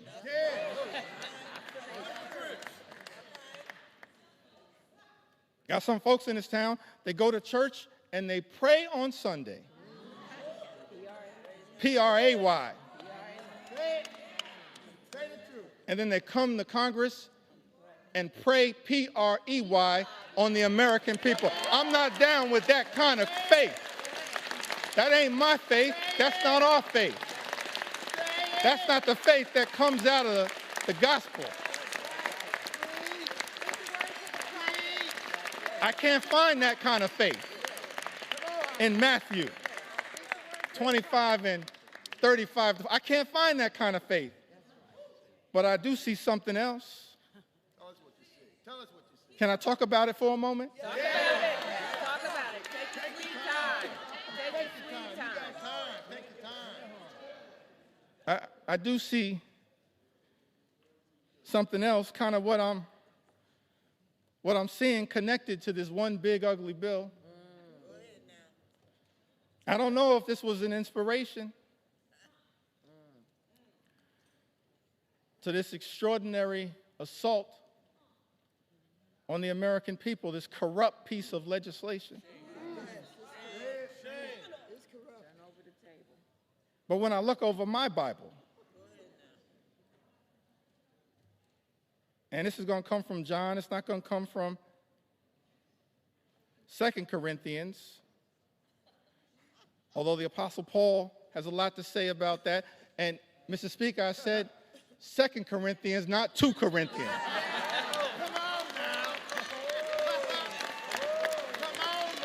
I don't know who I'm talking about, but if you're going to sell the Bible, you should know the Bible.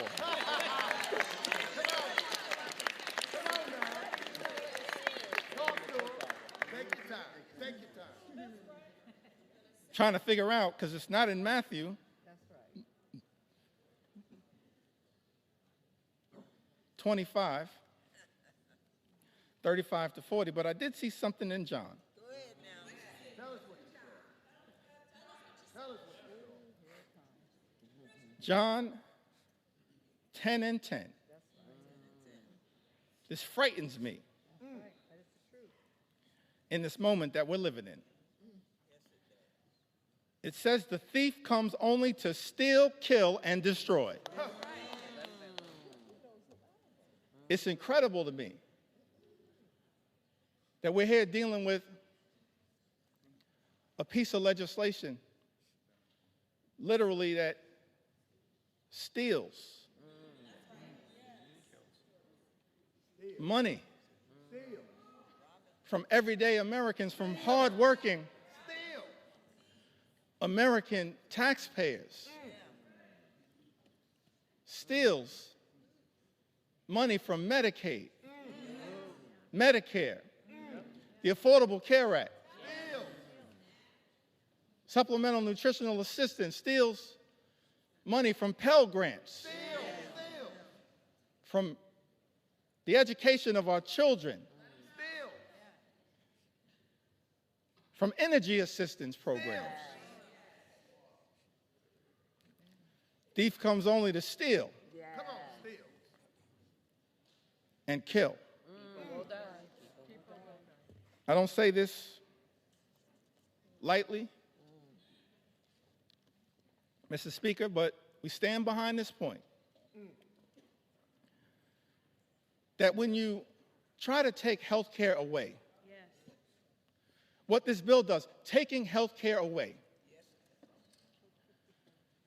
from everyday Americans, more than 17 million,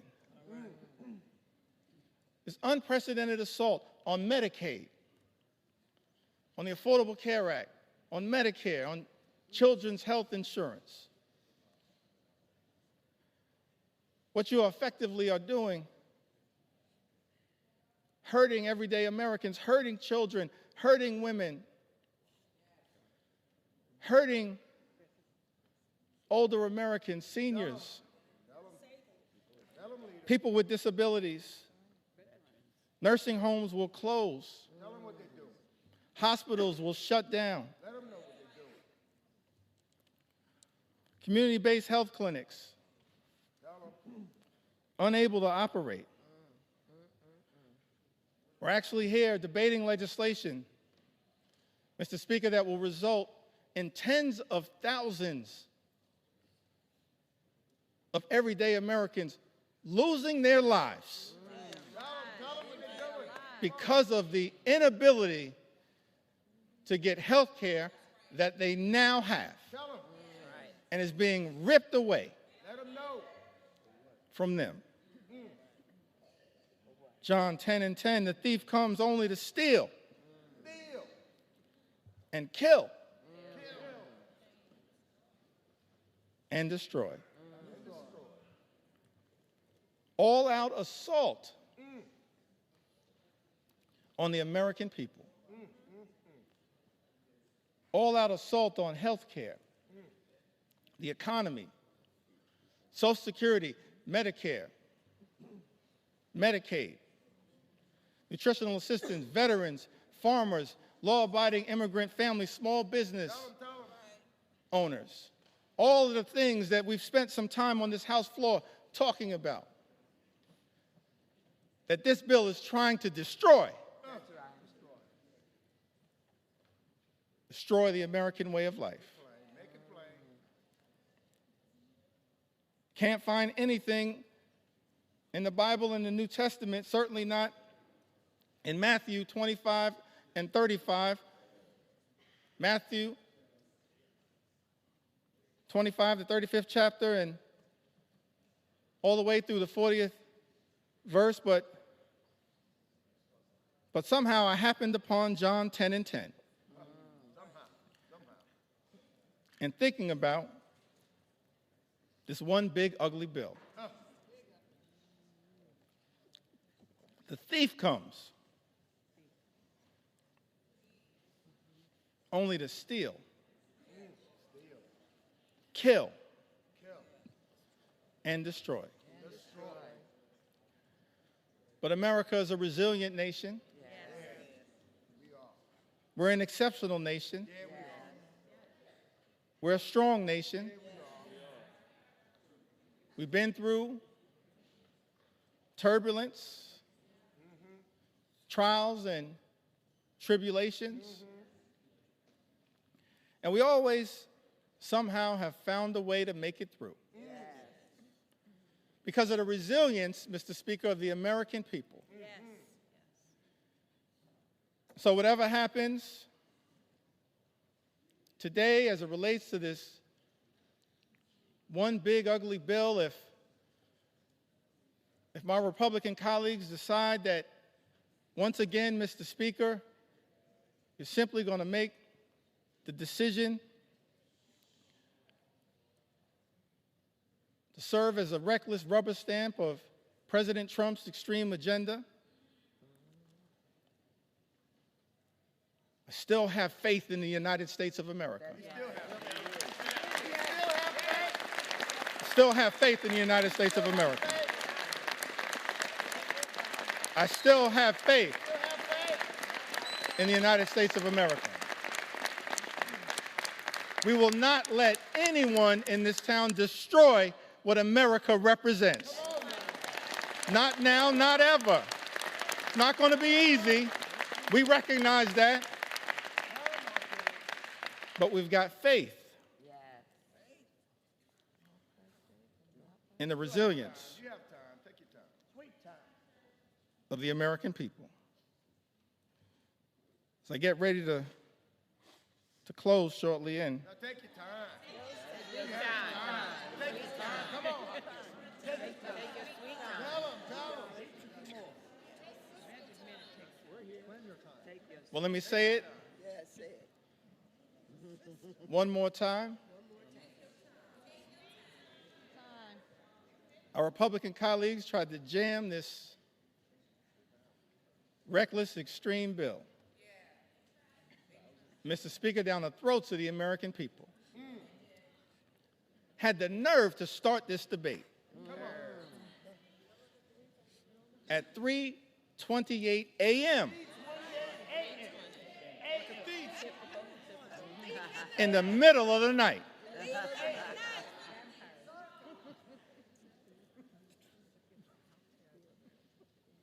But we made clear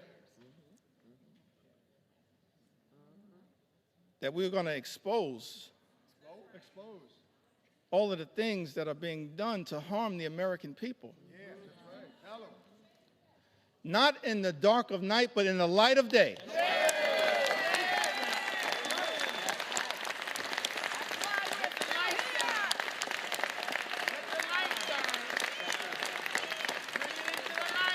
This little light of mine, we're going to let it shine on behalf of the American people.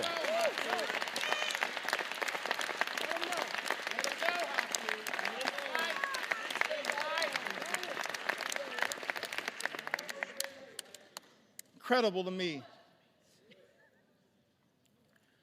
that Republicans would try to jam this one big ugly bill down the throats of the American people in the dead of night. And then, to add insult to injury, Mr. Speaker, allocate 15 minutes. 15 minutes to each side on the committees of jurisdiction. Shame. What a shame. 15 minutes to the Ways and Means Committee on each side. 15 minutes Take your time. Take your time. to the Budget Committee. That's extraordinary. But I'm thankful, I'm appreciative of all of my colleagues who stand behind me. That's right.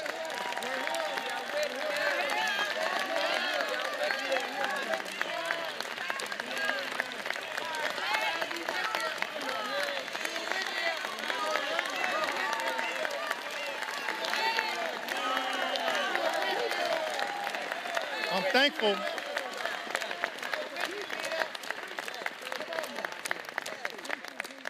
Thankful to all of my colleagues for their commitment, their courage, their conviction, standing up on behalf of the American people to deliver, hopefully, what is a message of concern, but also a message of hope. Come on. That's right. Hope. We got to fight a lot of battles on behalf of the American people. It's not over. Fighting a lot of battles on behalf of the American people. This is just one of them. This one. But we wanted to make sure that the American people had an opportunity to fully and more completely understand, in the light of day, just how damaging In the light. this one big, ugly bill will be to the American people. And I plead with my colleagues on the other side of the aisle, Mr. Speaker. I really plead with my colleagues, inspired by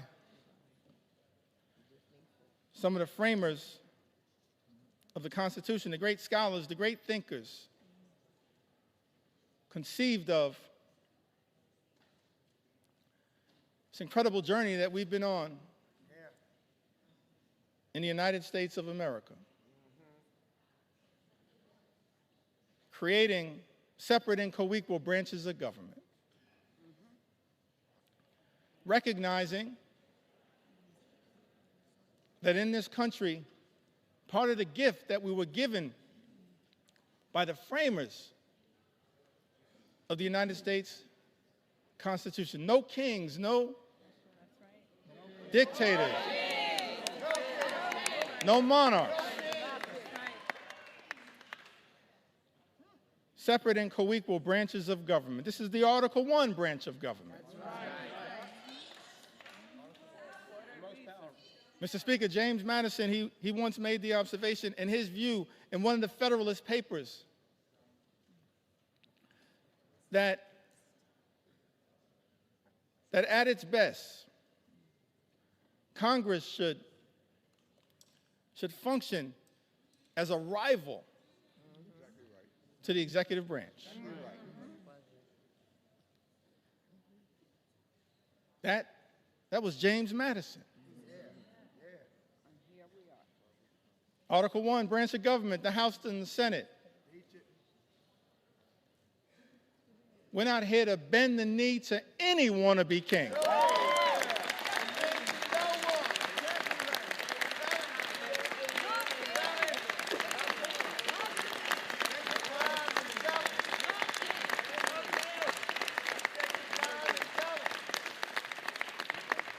Mr. Speaker, we're not here to bend the knee to any wannabe king.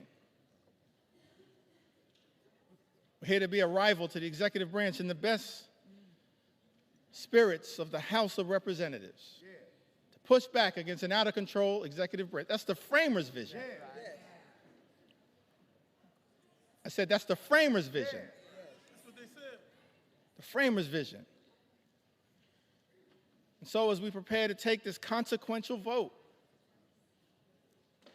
Mr. Speaker, I just urge many of my colleagues Take your time.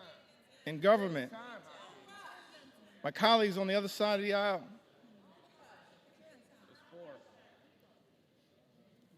Mr. Speaker,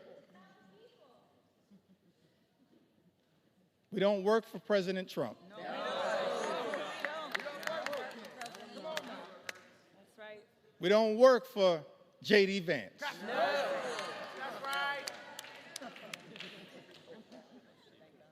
We don't work for Elon Musk. That's right. Mr. Speaker, as all of us prepare to cast this vote, I hope my Republican colleagues will come to the conclusion that we work for the American people.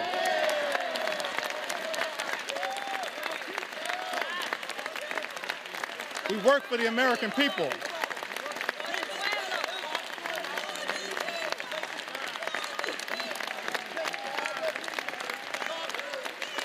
We don't work for any president. We work with American presidents.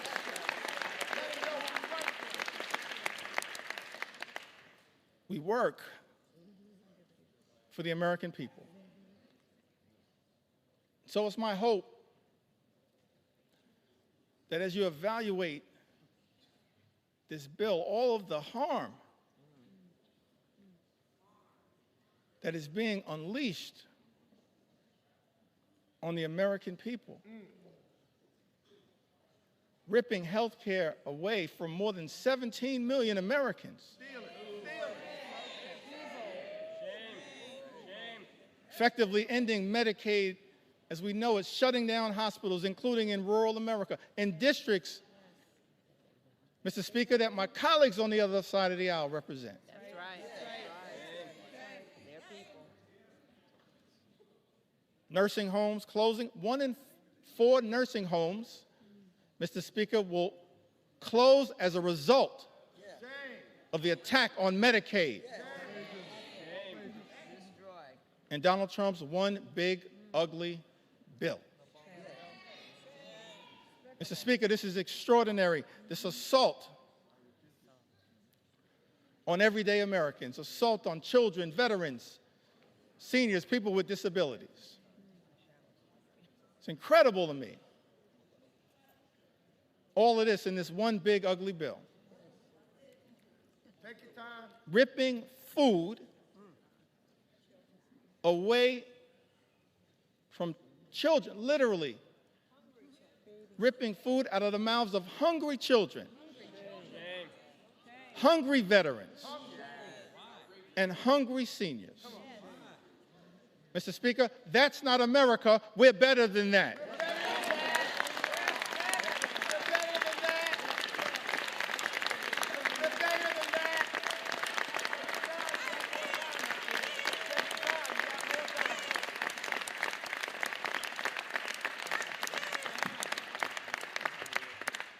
Mr. Speaker, we're better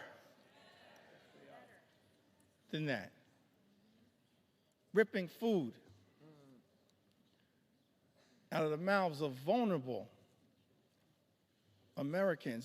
That's extraordinary that's what we're doing. Extraordinary. And all of this is being done. This unprecedented assault on everyday Americans is being unleashed on the American people. Mr. Speaker, on the most vulnerable amongst us. All of this is being done to provide massive tax breaks to billionaire donors. Shame on this institution if this bill passes. That's not America. We're better than this. We are better. We are better.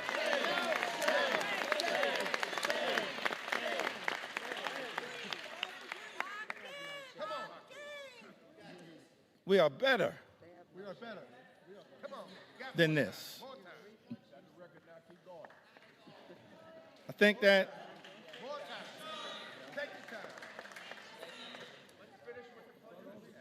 as we prepare to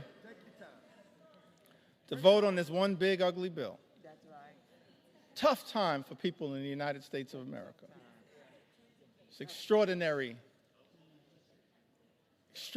extremism unleashed on the American people. Mr. Speaker, my colleagues on the other side of the aisle promised to address the high cost of living. Nothing in this bill will meaningfully lower the high cost of living in the United States of America.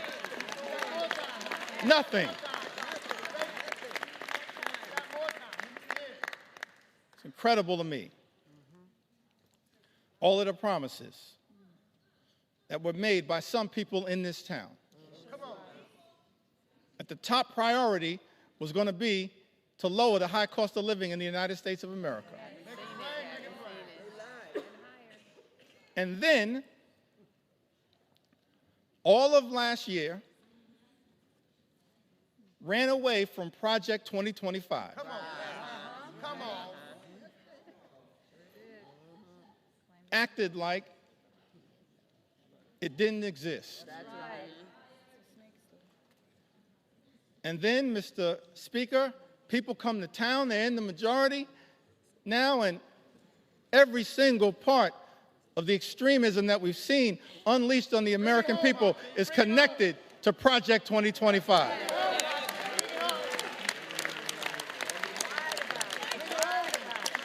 Every single part.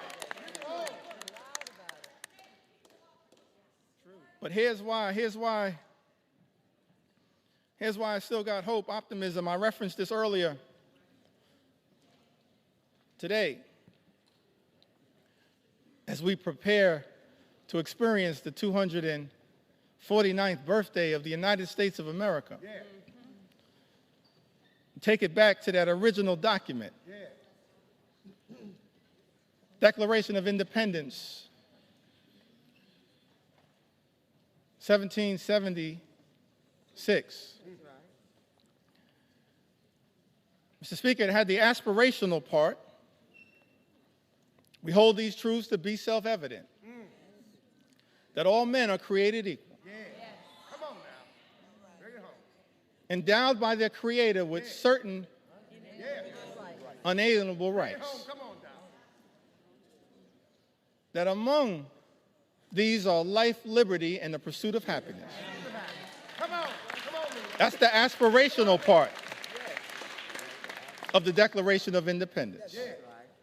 And as House Democrats, we're committed, no matter what it takes, to bring that about. Imagine an America where everyone who works hard and plays by the rules can live the good life, afford to live the good life. Come on, man. Good paying jobs, good housing, good health care, good education for your children, and a good retirement. That's what House Democrats are fighting for. That's the aspirational part of the Declaration of Independence, to bring that to life, the pursuit of happiness. That's the aspirational part. But then when you look at that Declaration of Independence, the second part of it, it reads like an indictment against an out-of-control king.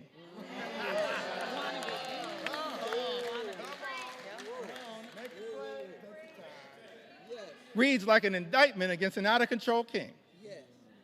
I commend all Americans, perhaps sometime tomorrow, I'm going to do this myself, read that document in its entirety. Come on, read it, read it. And why was that indictment issued?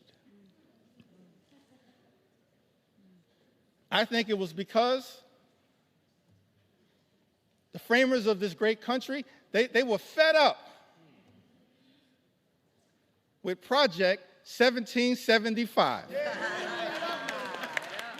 And so they implemented Project 1776. So I know that there are people concerned with what's happening in America, but understand what our journey teaches us is that after Project 2025 comes Project 2026. And you will have an opportunity to end this national nightmare as part of Project 2026. I love the framers. They gave us a blueprint for what should give us hope in this moment. That's right. I think that I want to close by referencing Take your sweet time. someone who we all serve with. I want to stand on the shoulders, if it's okay, on some of our civil rights heroes and foot soldiers. Yes, yes. Those whose character, whose conviction, whose courage should give the American people hope at a moment of great despair.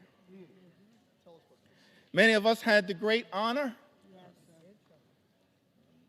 of serving with Congressman John Lewis.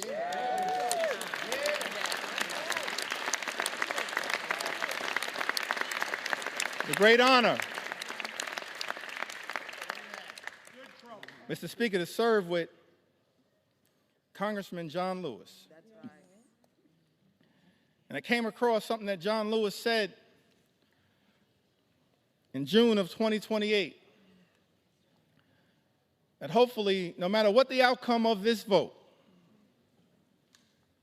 will give people some hope. Great John Lewis said, "Do not get lost in a sea of despair. Be hopeful. Say his word. Be optimistic. Our struggle is not the struggle of a day, a week, a month, or a year. It is the struggle of a lifetime. That's our struggle. No matter what, Mr. Speaker, you decide to do today. That's our struggle. Standing on the shoulders of John Lewis. That's our struggle. Never, ever be afraid to make some noise and get into good trouble. Good trouble. Good trouble. Necessary trouble. Standing on the shoulders of giants. John Lewis would often talk to us about his admiration for Dr. Martin Luther King Jr. Dr. King, who would refer to John Lewis as the boy from Troy. The boy from Troy. Now, what's interesting to me, that civil rights movement, we can learn a lot from it. Started December of 1955. And Rosa Parks sat down on that bus so that all of us could have the courage to stand up. That's right. Wasn't an easy struggle. All the odds were stacked against these civil rights heroes and foot soldiers. And during the early days of the movement, a difficult part of the movement, Dr. King, after they've been targeted, arrested, beaten, harassed by the authorities,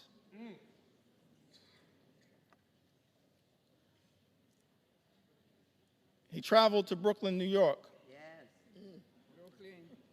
and spoke at the Concord Baptist Church. I think it was in March of 1956. And he said to a group of people of every race, every religion, every life experience, the Concord Baptist Church in Bedford-Stuyvesant, said to them, no matter what the odds, we've got to press on. Dr. King said that if you can't fly, run. That's right. If you can't run, walk. If you can't walk, crawl. But at all times, press on. And keep pressing. And so as I take my seat, I just want to say to the American people that no matter what the outcome is on this singular day, we're going to press on. We're going to press on. We're going to press on.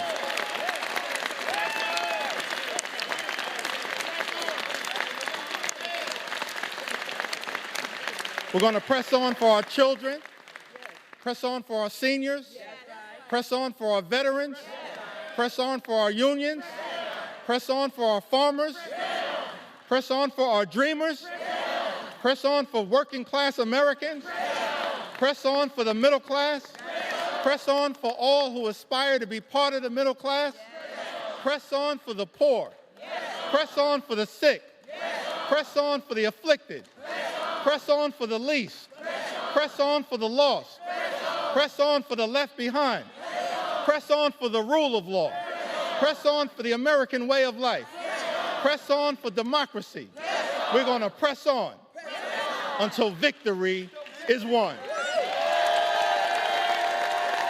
I yield back.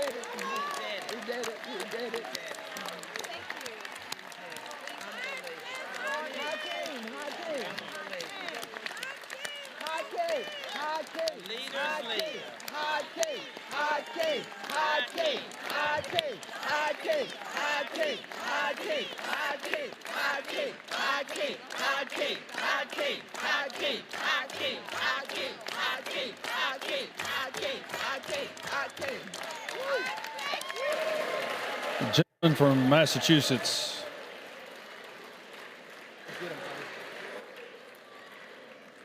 Stay in. You don't need to take an hour. This gentleman from Eight Massachusetts. hours. Gentleman I from think it's, Massachusetts. Mr. Speaker, I think it's fair to say the leader has done his part. I have no further speakers. I yield back our time. Gentleman from Massachusetts yields.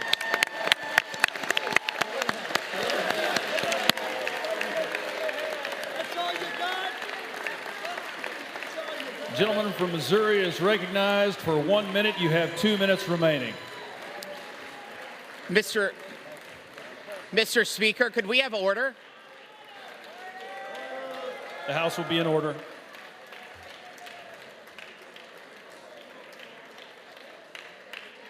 The House will be in order, please.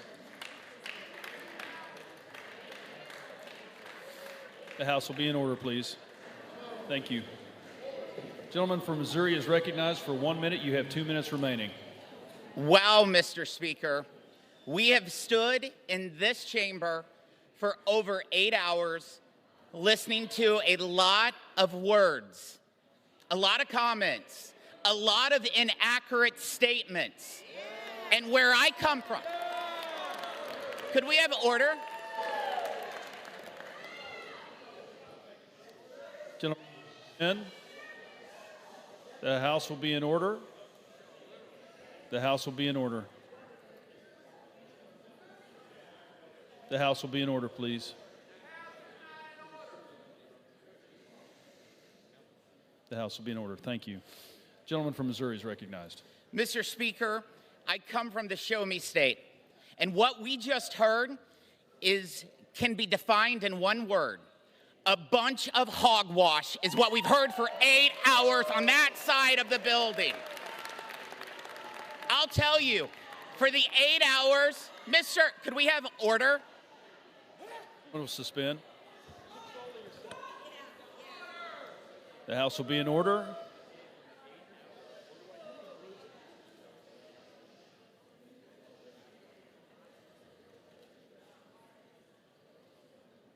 Thank you. He's recognized. Mr. Speaker, the 8 hours of hogwash that we just heard will not change the outcome that you will see very shortly when we deliver historic tax relief for working families, small business owners, and farmers. Mr. Look. Yeah. Mr. Speaker, I yield 1 minute to our great Speaker of the House, Mr. Mike Johnson.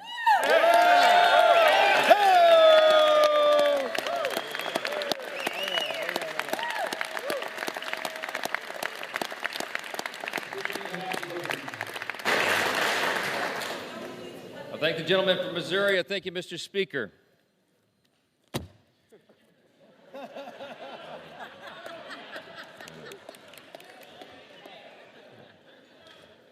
You know, Ronald Reagan said one time that no speech should be longer than 20 minutes, and unlike the Democrat leader, I'm going to honor my colleague's time and be a little more brief than that, all right?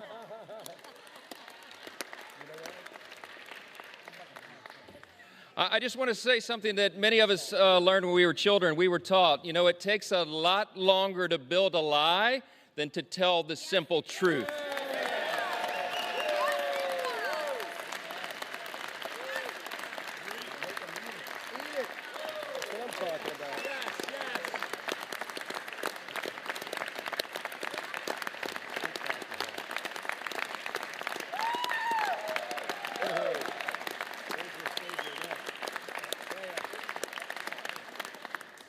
My friends and colleagues on both sides of the aisle, we've waited long enough. Some of us have literally been up for days now. But this day is a hugely important one in the history of our nation. We have a big job to finish, and that's why we're here on the week of July 4th, just a day before now, America's birthday. It was on that fateful day, as a Democrat leader acknowledged, that our founders pledged their lives and their sacred honor to this grand experiment in self-governance that we are now here to steward. It's an experiment that falls to us to guard and to protect it. We take that very seriously on this side of the aisle. In just a few moments, we will remind the world why the American experiment still endures today and why its best days are still ahead of us. Yeah.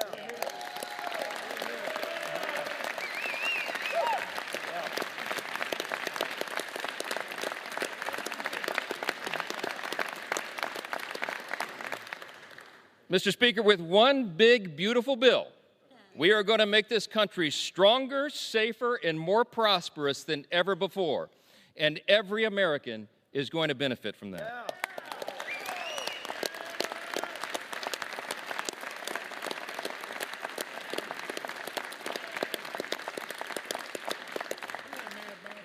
Today, we are laying a key cornerstone of America's new golden age. Now listen, we have a few words of gratitude first. Scripture's been cited a lot this morning, I think mostly out of context, but what I will say, one thing that we know about Scripture is that we're supposed to give honor where honor is due, and that's what we do on this side of the aisle. I want to thank every single member of the House Republican Conference for pouring their time and their heart and their expertise and experience into this process. I want to thank all of our amazing staff members, all of them. Yes.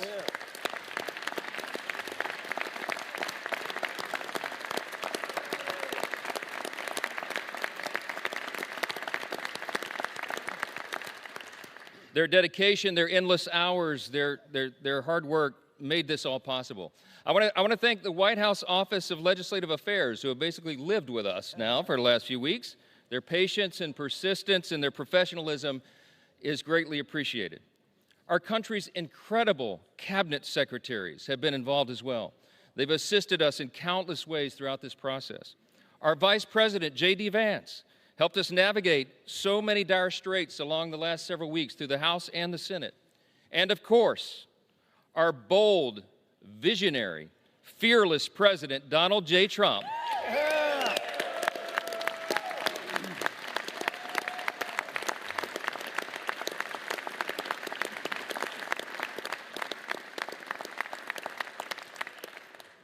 President Trump is the creator and the champion of the America First agenda. We will deliver upon that today. We come a long way. We began this process really about 15 months ago. We had a sense and we believed that we would have unified government. We would have this moment where the Republican Party would be given control of the White House and the Senate and the House. And we determined to ourselves that we would not waste that historic opportunity. We've had spirited debates, we've had months of deliberation, and now we are finally ready to fulfill our promise to the American people. That's what we are doing today. Now look, before I respond to the allegations from across the chamber, I just want to take us back to a day that most of us will remember so very fondly for the rest of our lives, and that's November 5th of 2024. That was Election Day, a fateful one for America. The reason that was so important, the reason it was such a turn in history is because the American people spoke with unmistakable clarity. We sensed it as we were all out campaigning. We saw that there would be a demographic shift in America, and that is exactly what the election yielded.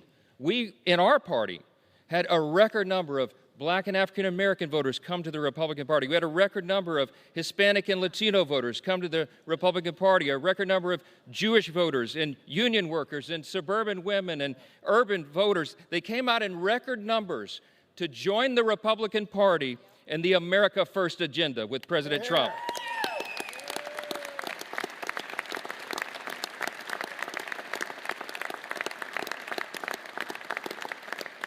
That election was decisive. It was a bellwether. It was a time for choosing. And I tell you what, the American people chose overwhelmingly. They chose the Republican Party. And the reason they did that, they didn't come hesitantly. They came with hopeful anticipation. You know why? Because this is not your father's Democratic Party, okay? Amen. They went so far, full speed, to the far left, And their radical, woke, progressive agenda, that nonsense that they tried to push on the people, was rejected by the people. Yeah.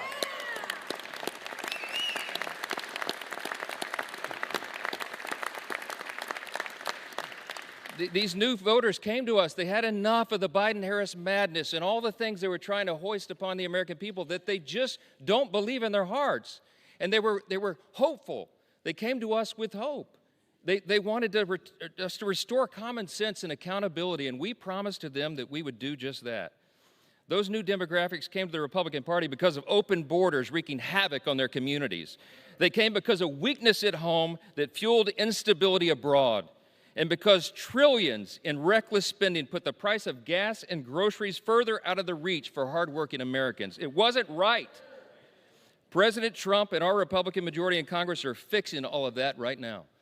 President Trump said this week, we're the hottest country in the world again.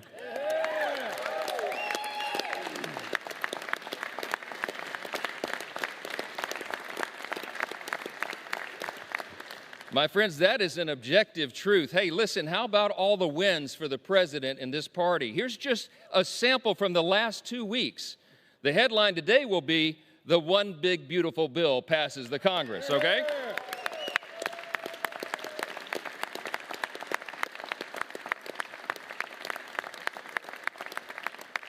You got to hold your applause. There's too many wins. Are you tired of winning yet? No.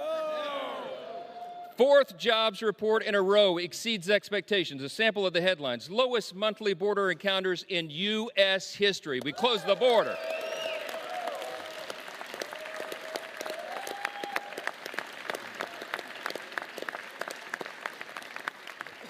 Last couple of days, a new trade deal with Vietnam and all the countries of the world, around the world lining up for that. UPenn agrees to ban biological men from women's sports.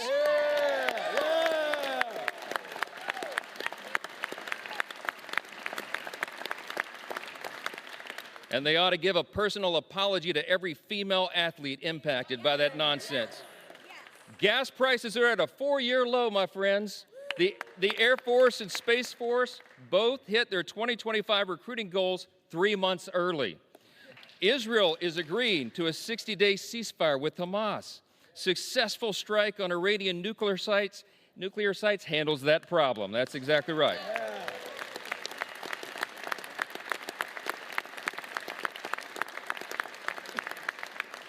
Strength is back. America's back. It's resulted now in a ceasefire deal between Iran and Israel. The NATO countries are increasing their defense spending, not just 2%, 5% of GDP, okay?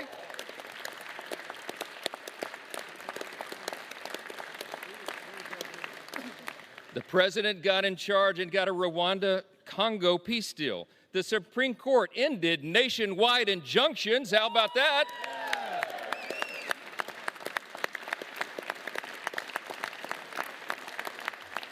That conservative majority on the Supreme Court also allows third country deportations. We've had a record high stock market, and we're signing a China trade deal. That's just the last 2 weeks. The last 2 weeks.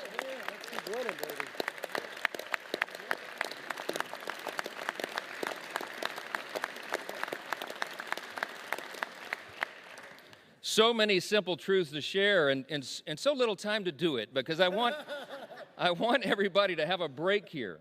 But I just want to say this. It's really nice to hear my Democrat colleagues suddenly take an interest in working Americans again. Did you pick up on that theme today? Let's be clear. Working Americans stopped trusting Democrats a long time ago. That is a fact. They're looking to this side of the chamber. They're looking to the Republican Party and our principles to deliver the relief and the reform that they have long demanded and they most certainly deserve. This big, beautiful bill fulfills all the promises of the America First agenda. It is the people's bill. It is made for and shaped by the most diverse coalition of American voters in American history.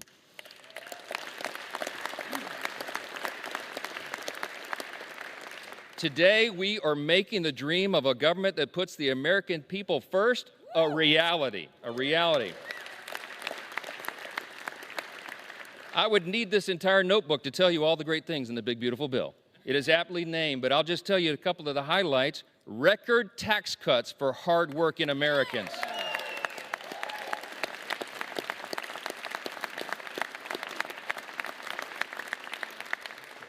historic savings at the same time to end reckless spending. We got energy dominance coming back to power our future. We have a secure border to protect American families. We have a strong military to restore peace through strength. And we have a government that is now accountable and responsive to the people once again. That's what we're delivering.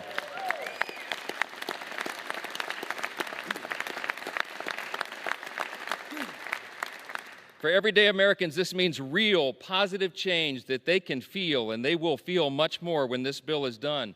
Families back home will have real relief, an average of $10,000 in their pockets, thanks to the largest working and middle-class tax cut in the history of this great nation. That's what we're doing today.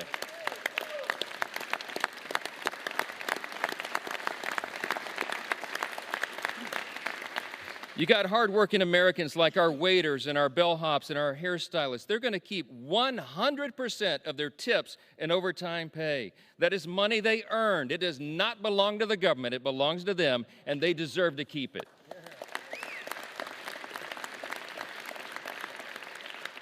Small businesses that want to build and expand new factories, you know what they can do now? They can write off 100% of their investment. That will have us a lot more building. Young families who want to buy a home will be able to, thanks to historic savings that will put our country on a stronger financial footing. Pregnant women, children, seniors, single mothers, the disabled, and the low-income Americans among us receiving Medicaid and SNAP will have the peace of mind of knowing that we've made these safety nets stronger with our reforms.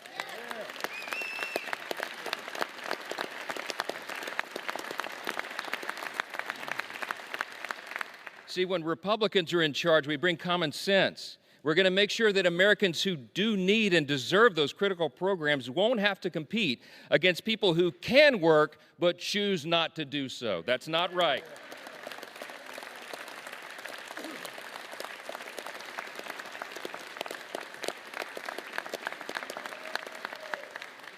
This bill is going to put fairness back in the system. We are returning to common sense. We're returning to what is good and decent that people know in their hearts, and that's why they support it.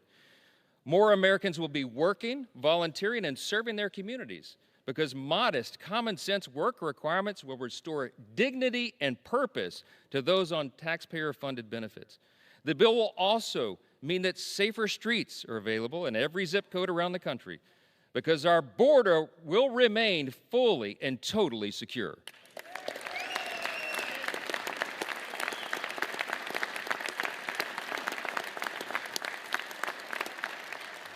The Republican Party stands for law and order, and this is the side that stands with law enforcement, the brave men and women who are on the front line.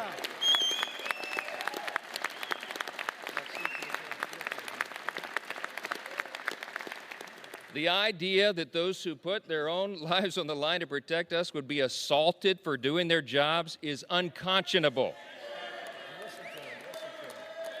Law enforcement, I know you agree. I know, amen. Law enforcement will have the help of a border wall now that's 100% complete. Yeah!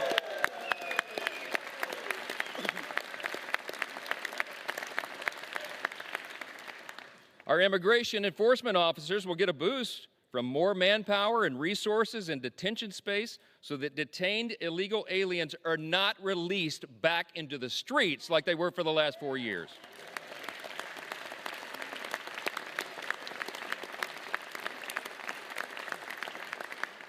And our homeland can rest soundly again under the protection of President Trump's Golden Dome. That's what we're investing in. Look, any of these individual achievements would be historic victories for a Republican Congress or any Congress. And today we're delivering on all of them in one big, beautiful bill. That's what Americans can count on when we pass this legislation, and that's exactly what Democrats will vote to oppose today. That's a fact. We didn't write this bill for the Democratic Party or the elites or the media. This bill is for hardworking Americans, and they deserve it.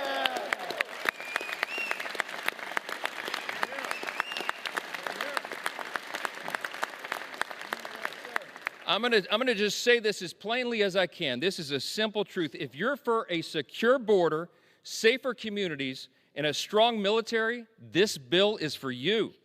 If you're for common sense fiscal responsibility and reducing the deficit, this bill is for you.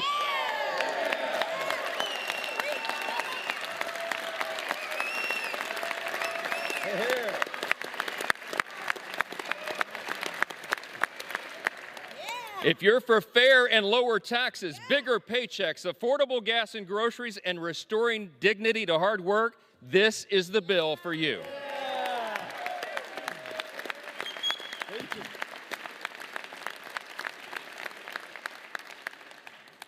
It makes no difference whether our colleagues on across the chamber speak for 25 minutes or 25 hours.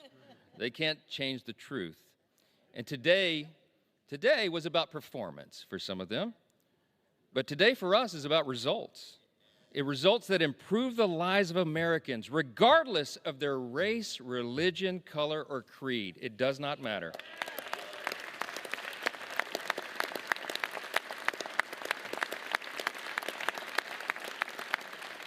I tell you what, Ronald Reagan used to remind us you can always trust the American people, and we do trust the American people, and they can discern the difference. What they saw on display here today is that Democrats deliver performances and Republicans deliver results.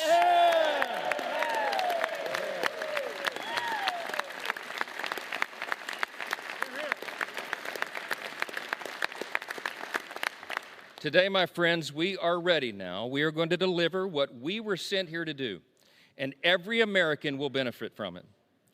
In 1793, just steps from where we stand today, President George Washington laid the first cornerstone of the United States Capitol. Over 50 years later, on July 4th again, members of this body gathered once again to lay a second cornerstone. Once more on July 4th, at the height of the Cold War, Congress laid a third cornerstone. And this week, with this vote today, on our nation's birthday being tomorrow, we lay a fourth.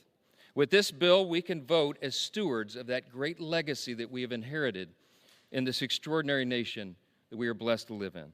We can lay another sturdy foundation for the future of this country, a future where working Americans can feel relief, where government can finally start living within its means again, and where the United States is safer, stronger, and more prosperous than ever before.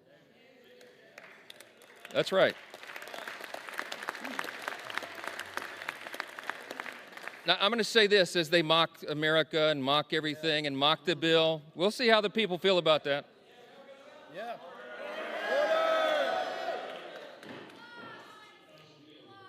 So listen, seriously, as friends and colleagues, really, across the aisle, what we celebrate tomorrow is the nation's birthday. Let's put the politics aside for a minute, and let's reflect on our blessings. No kidding, really.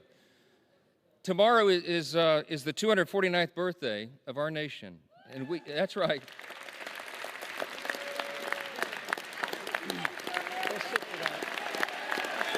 Yeah! USA! USA! USA!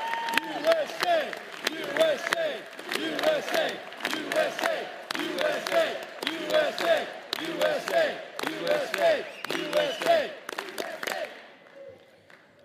I mean this sincerely. I thank my colleagues for standing. We all should be united in that. We are. We have squabbles, we have partisan debates and all of this, but at the end of the day, we're all Americans, man. And we gotta believe that. We gotta know it. We gotta recognize that we live in the greatest nation in the history of the world. It's not even close.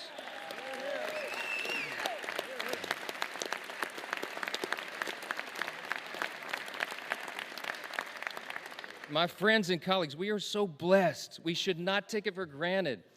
We live in the most free, the most successful, the most powerful, the most benevolent nation that has ever been on the face of the earth.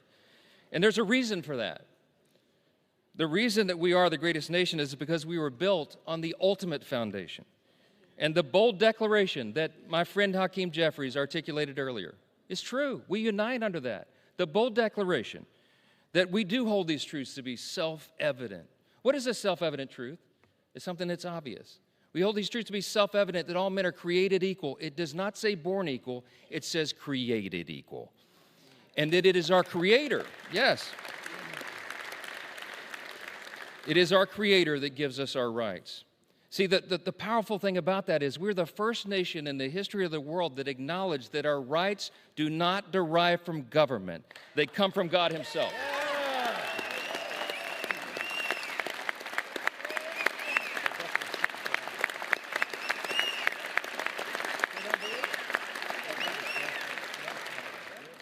You see those words up there, that motto. It says, "In God we trust," right above the speaker's rostrum. You know, a previous Congress put that there in the early 60s in the height of the Cold War. There's a little visitor's guide that people get when you do tours late at night. You've probably seen your constituents and visitors and friends get the guide. If you turn, I think it's about to page 21. It explains why that's there. And it says, Congress voted to put that there as a rebuke to the Soviets' worldview at the height of the Cold War. Why? Because communism, socialism, find their root in Marxism. And Marxism begins with the belief that there is no God. It's wrong. And this Congress made a stand those many years ago, and we should do it again. We're different, we're distinct, we're exceptional, because we acknowledge that right there, our motto.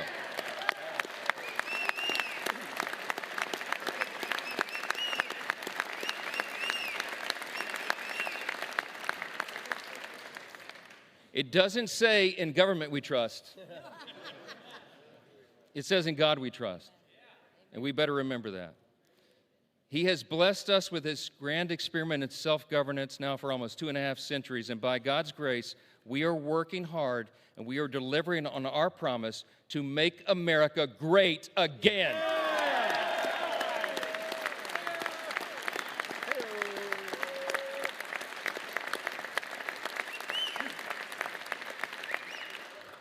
This is without a doubt the most important vote of this Congress, and I think this may be the most important vote that any of us take in our entire lifetimes. And everybody better remember it, however you vote today. My friends, the President of the United States is waiting with his pen. The American people are waiting for this relief. We've heard enough talk. It's time for action. Let's finish the job for him. Vote yes on the bill.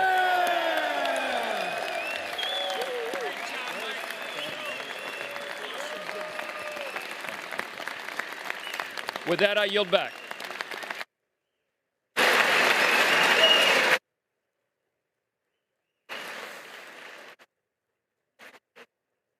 The gentleman yields, and all time for debate has expired.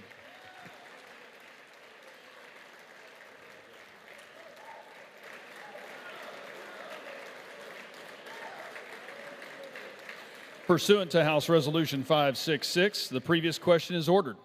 The question is on the motion by the gentleman from Texas, Mr. Arrington. All those in favor say aye. Aye. Those opposed, no. No. The ayes have it. The motion is agreed to. For what purpose does the gentleman from Massachusetts seek recognition? Ask for a recorded vote. Vote is requested. Those favoring a recorded vote will rise. A sufficient number having risen, a recorded vote is ordered. Members will record their votes by electronic device. This will be a 15-minute vote.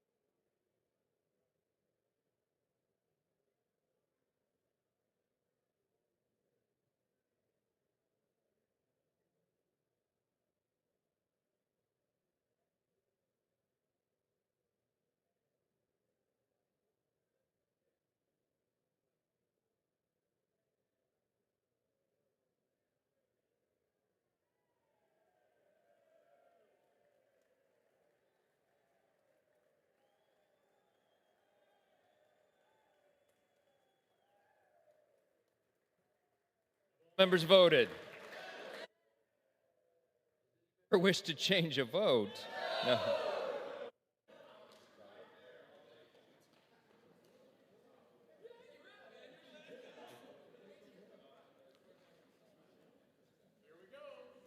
On this vote, the yeas are 218, the nays are 214. The motion is adopted.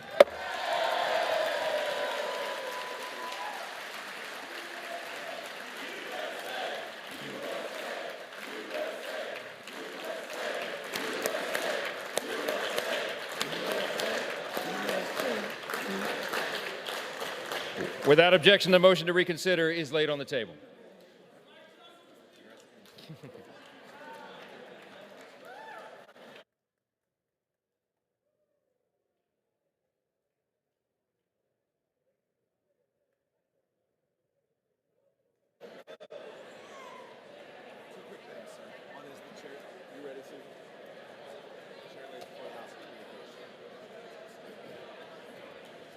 You ready?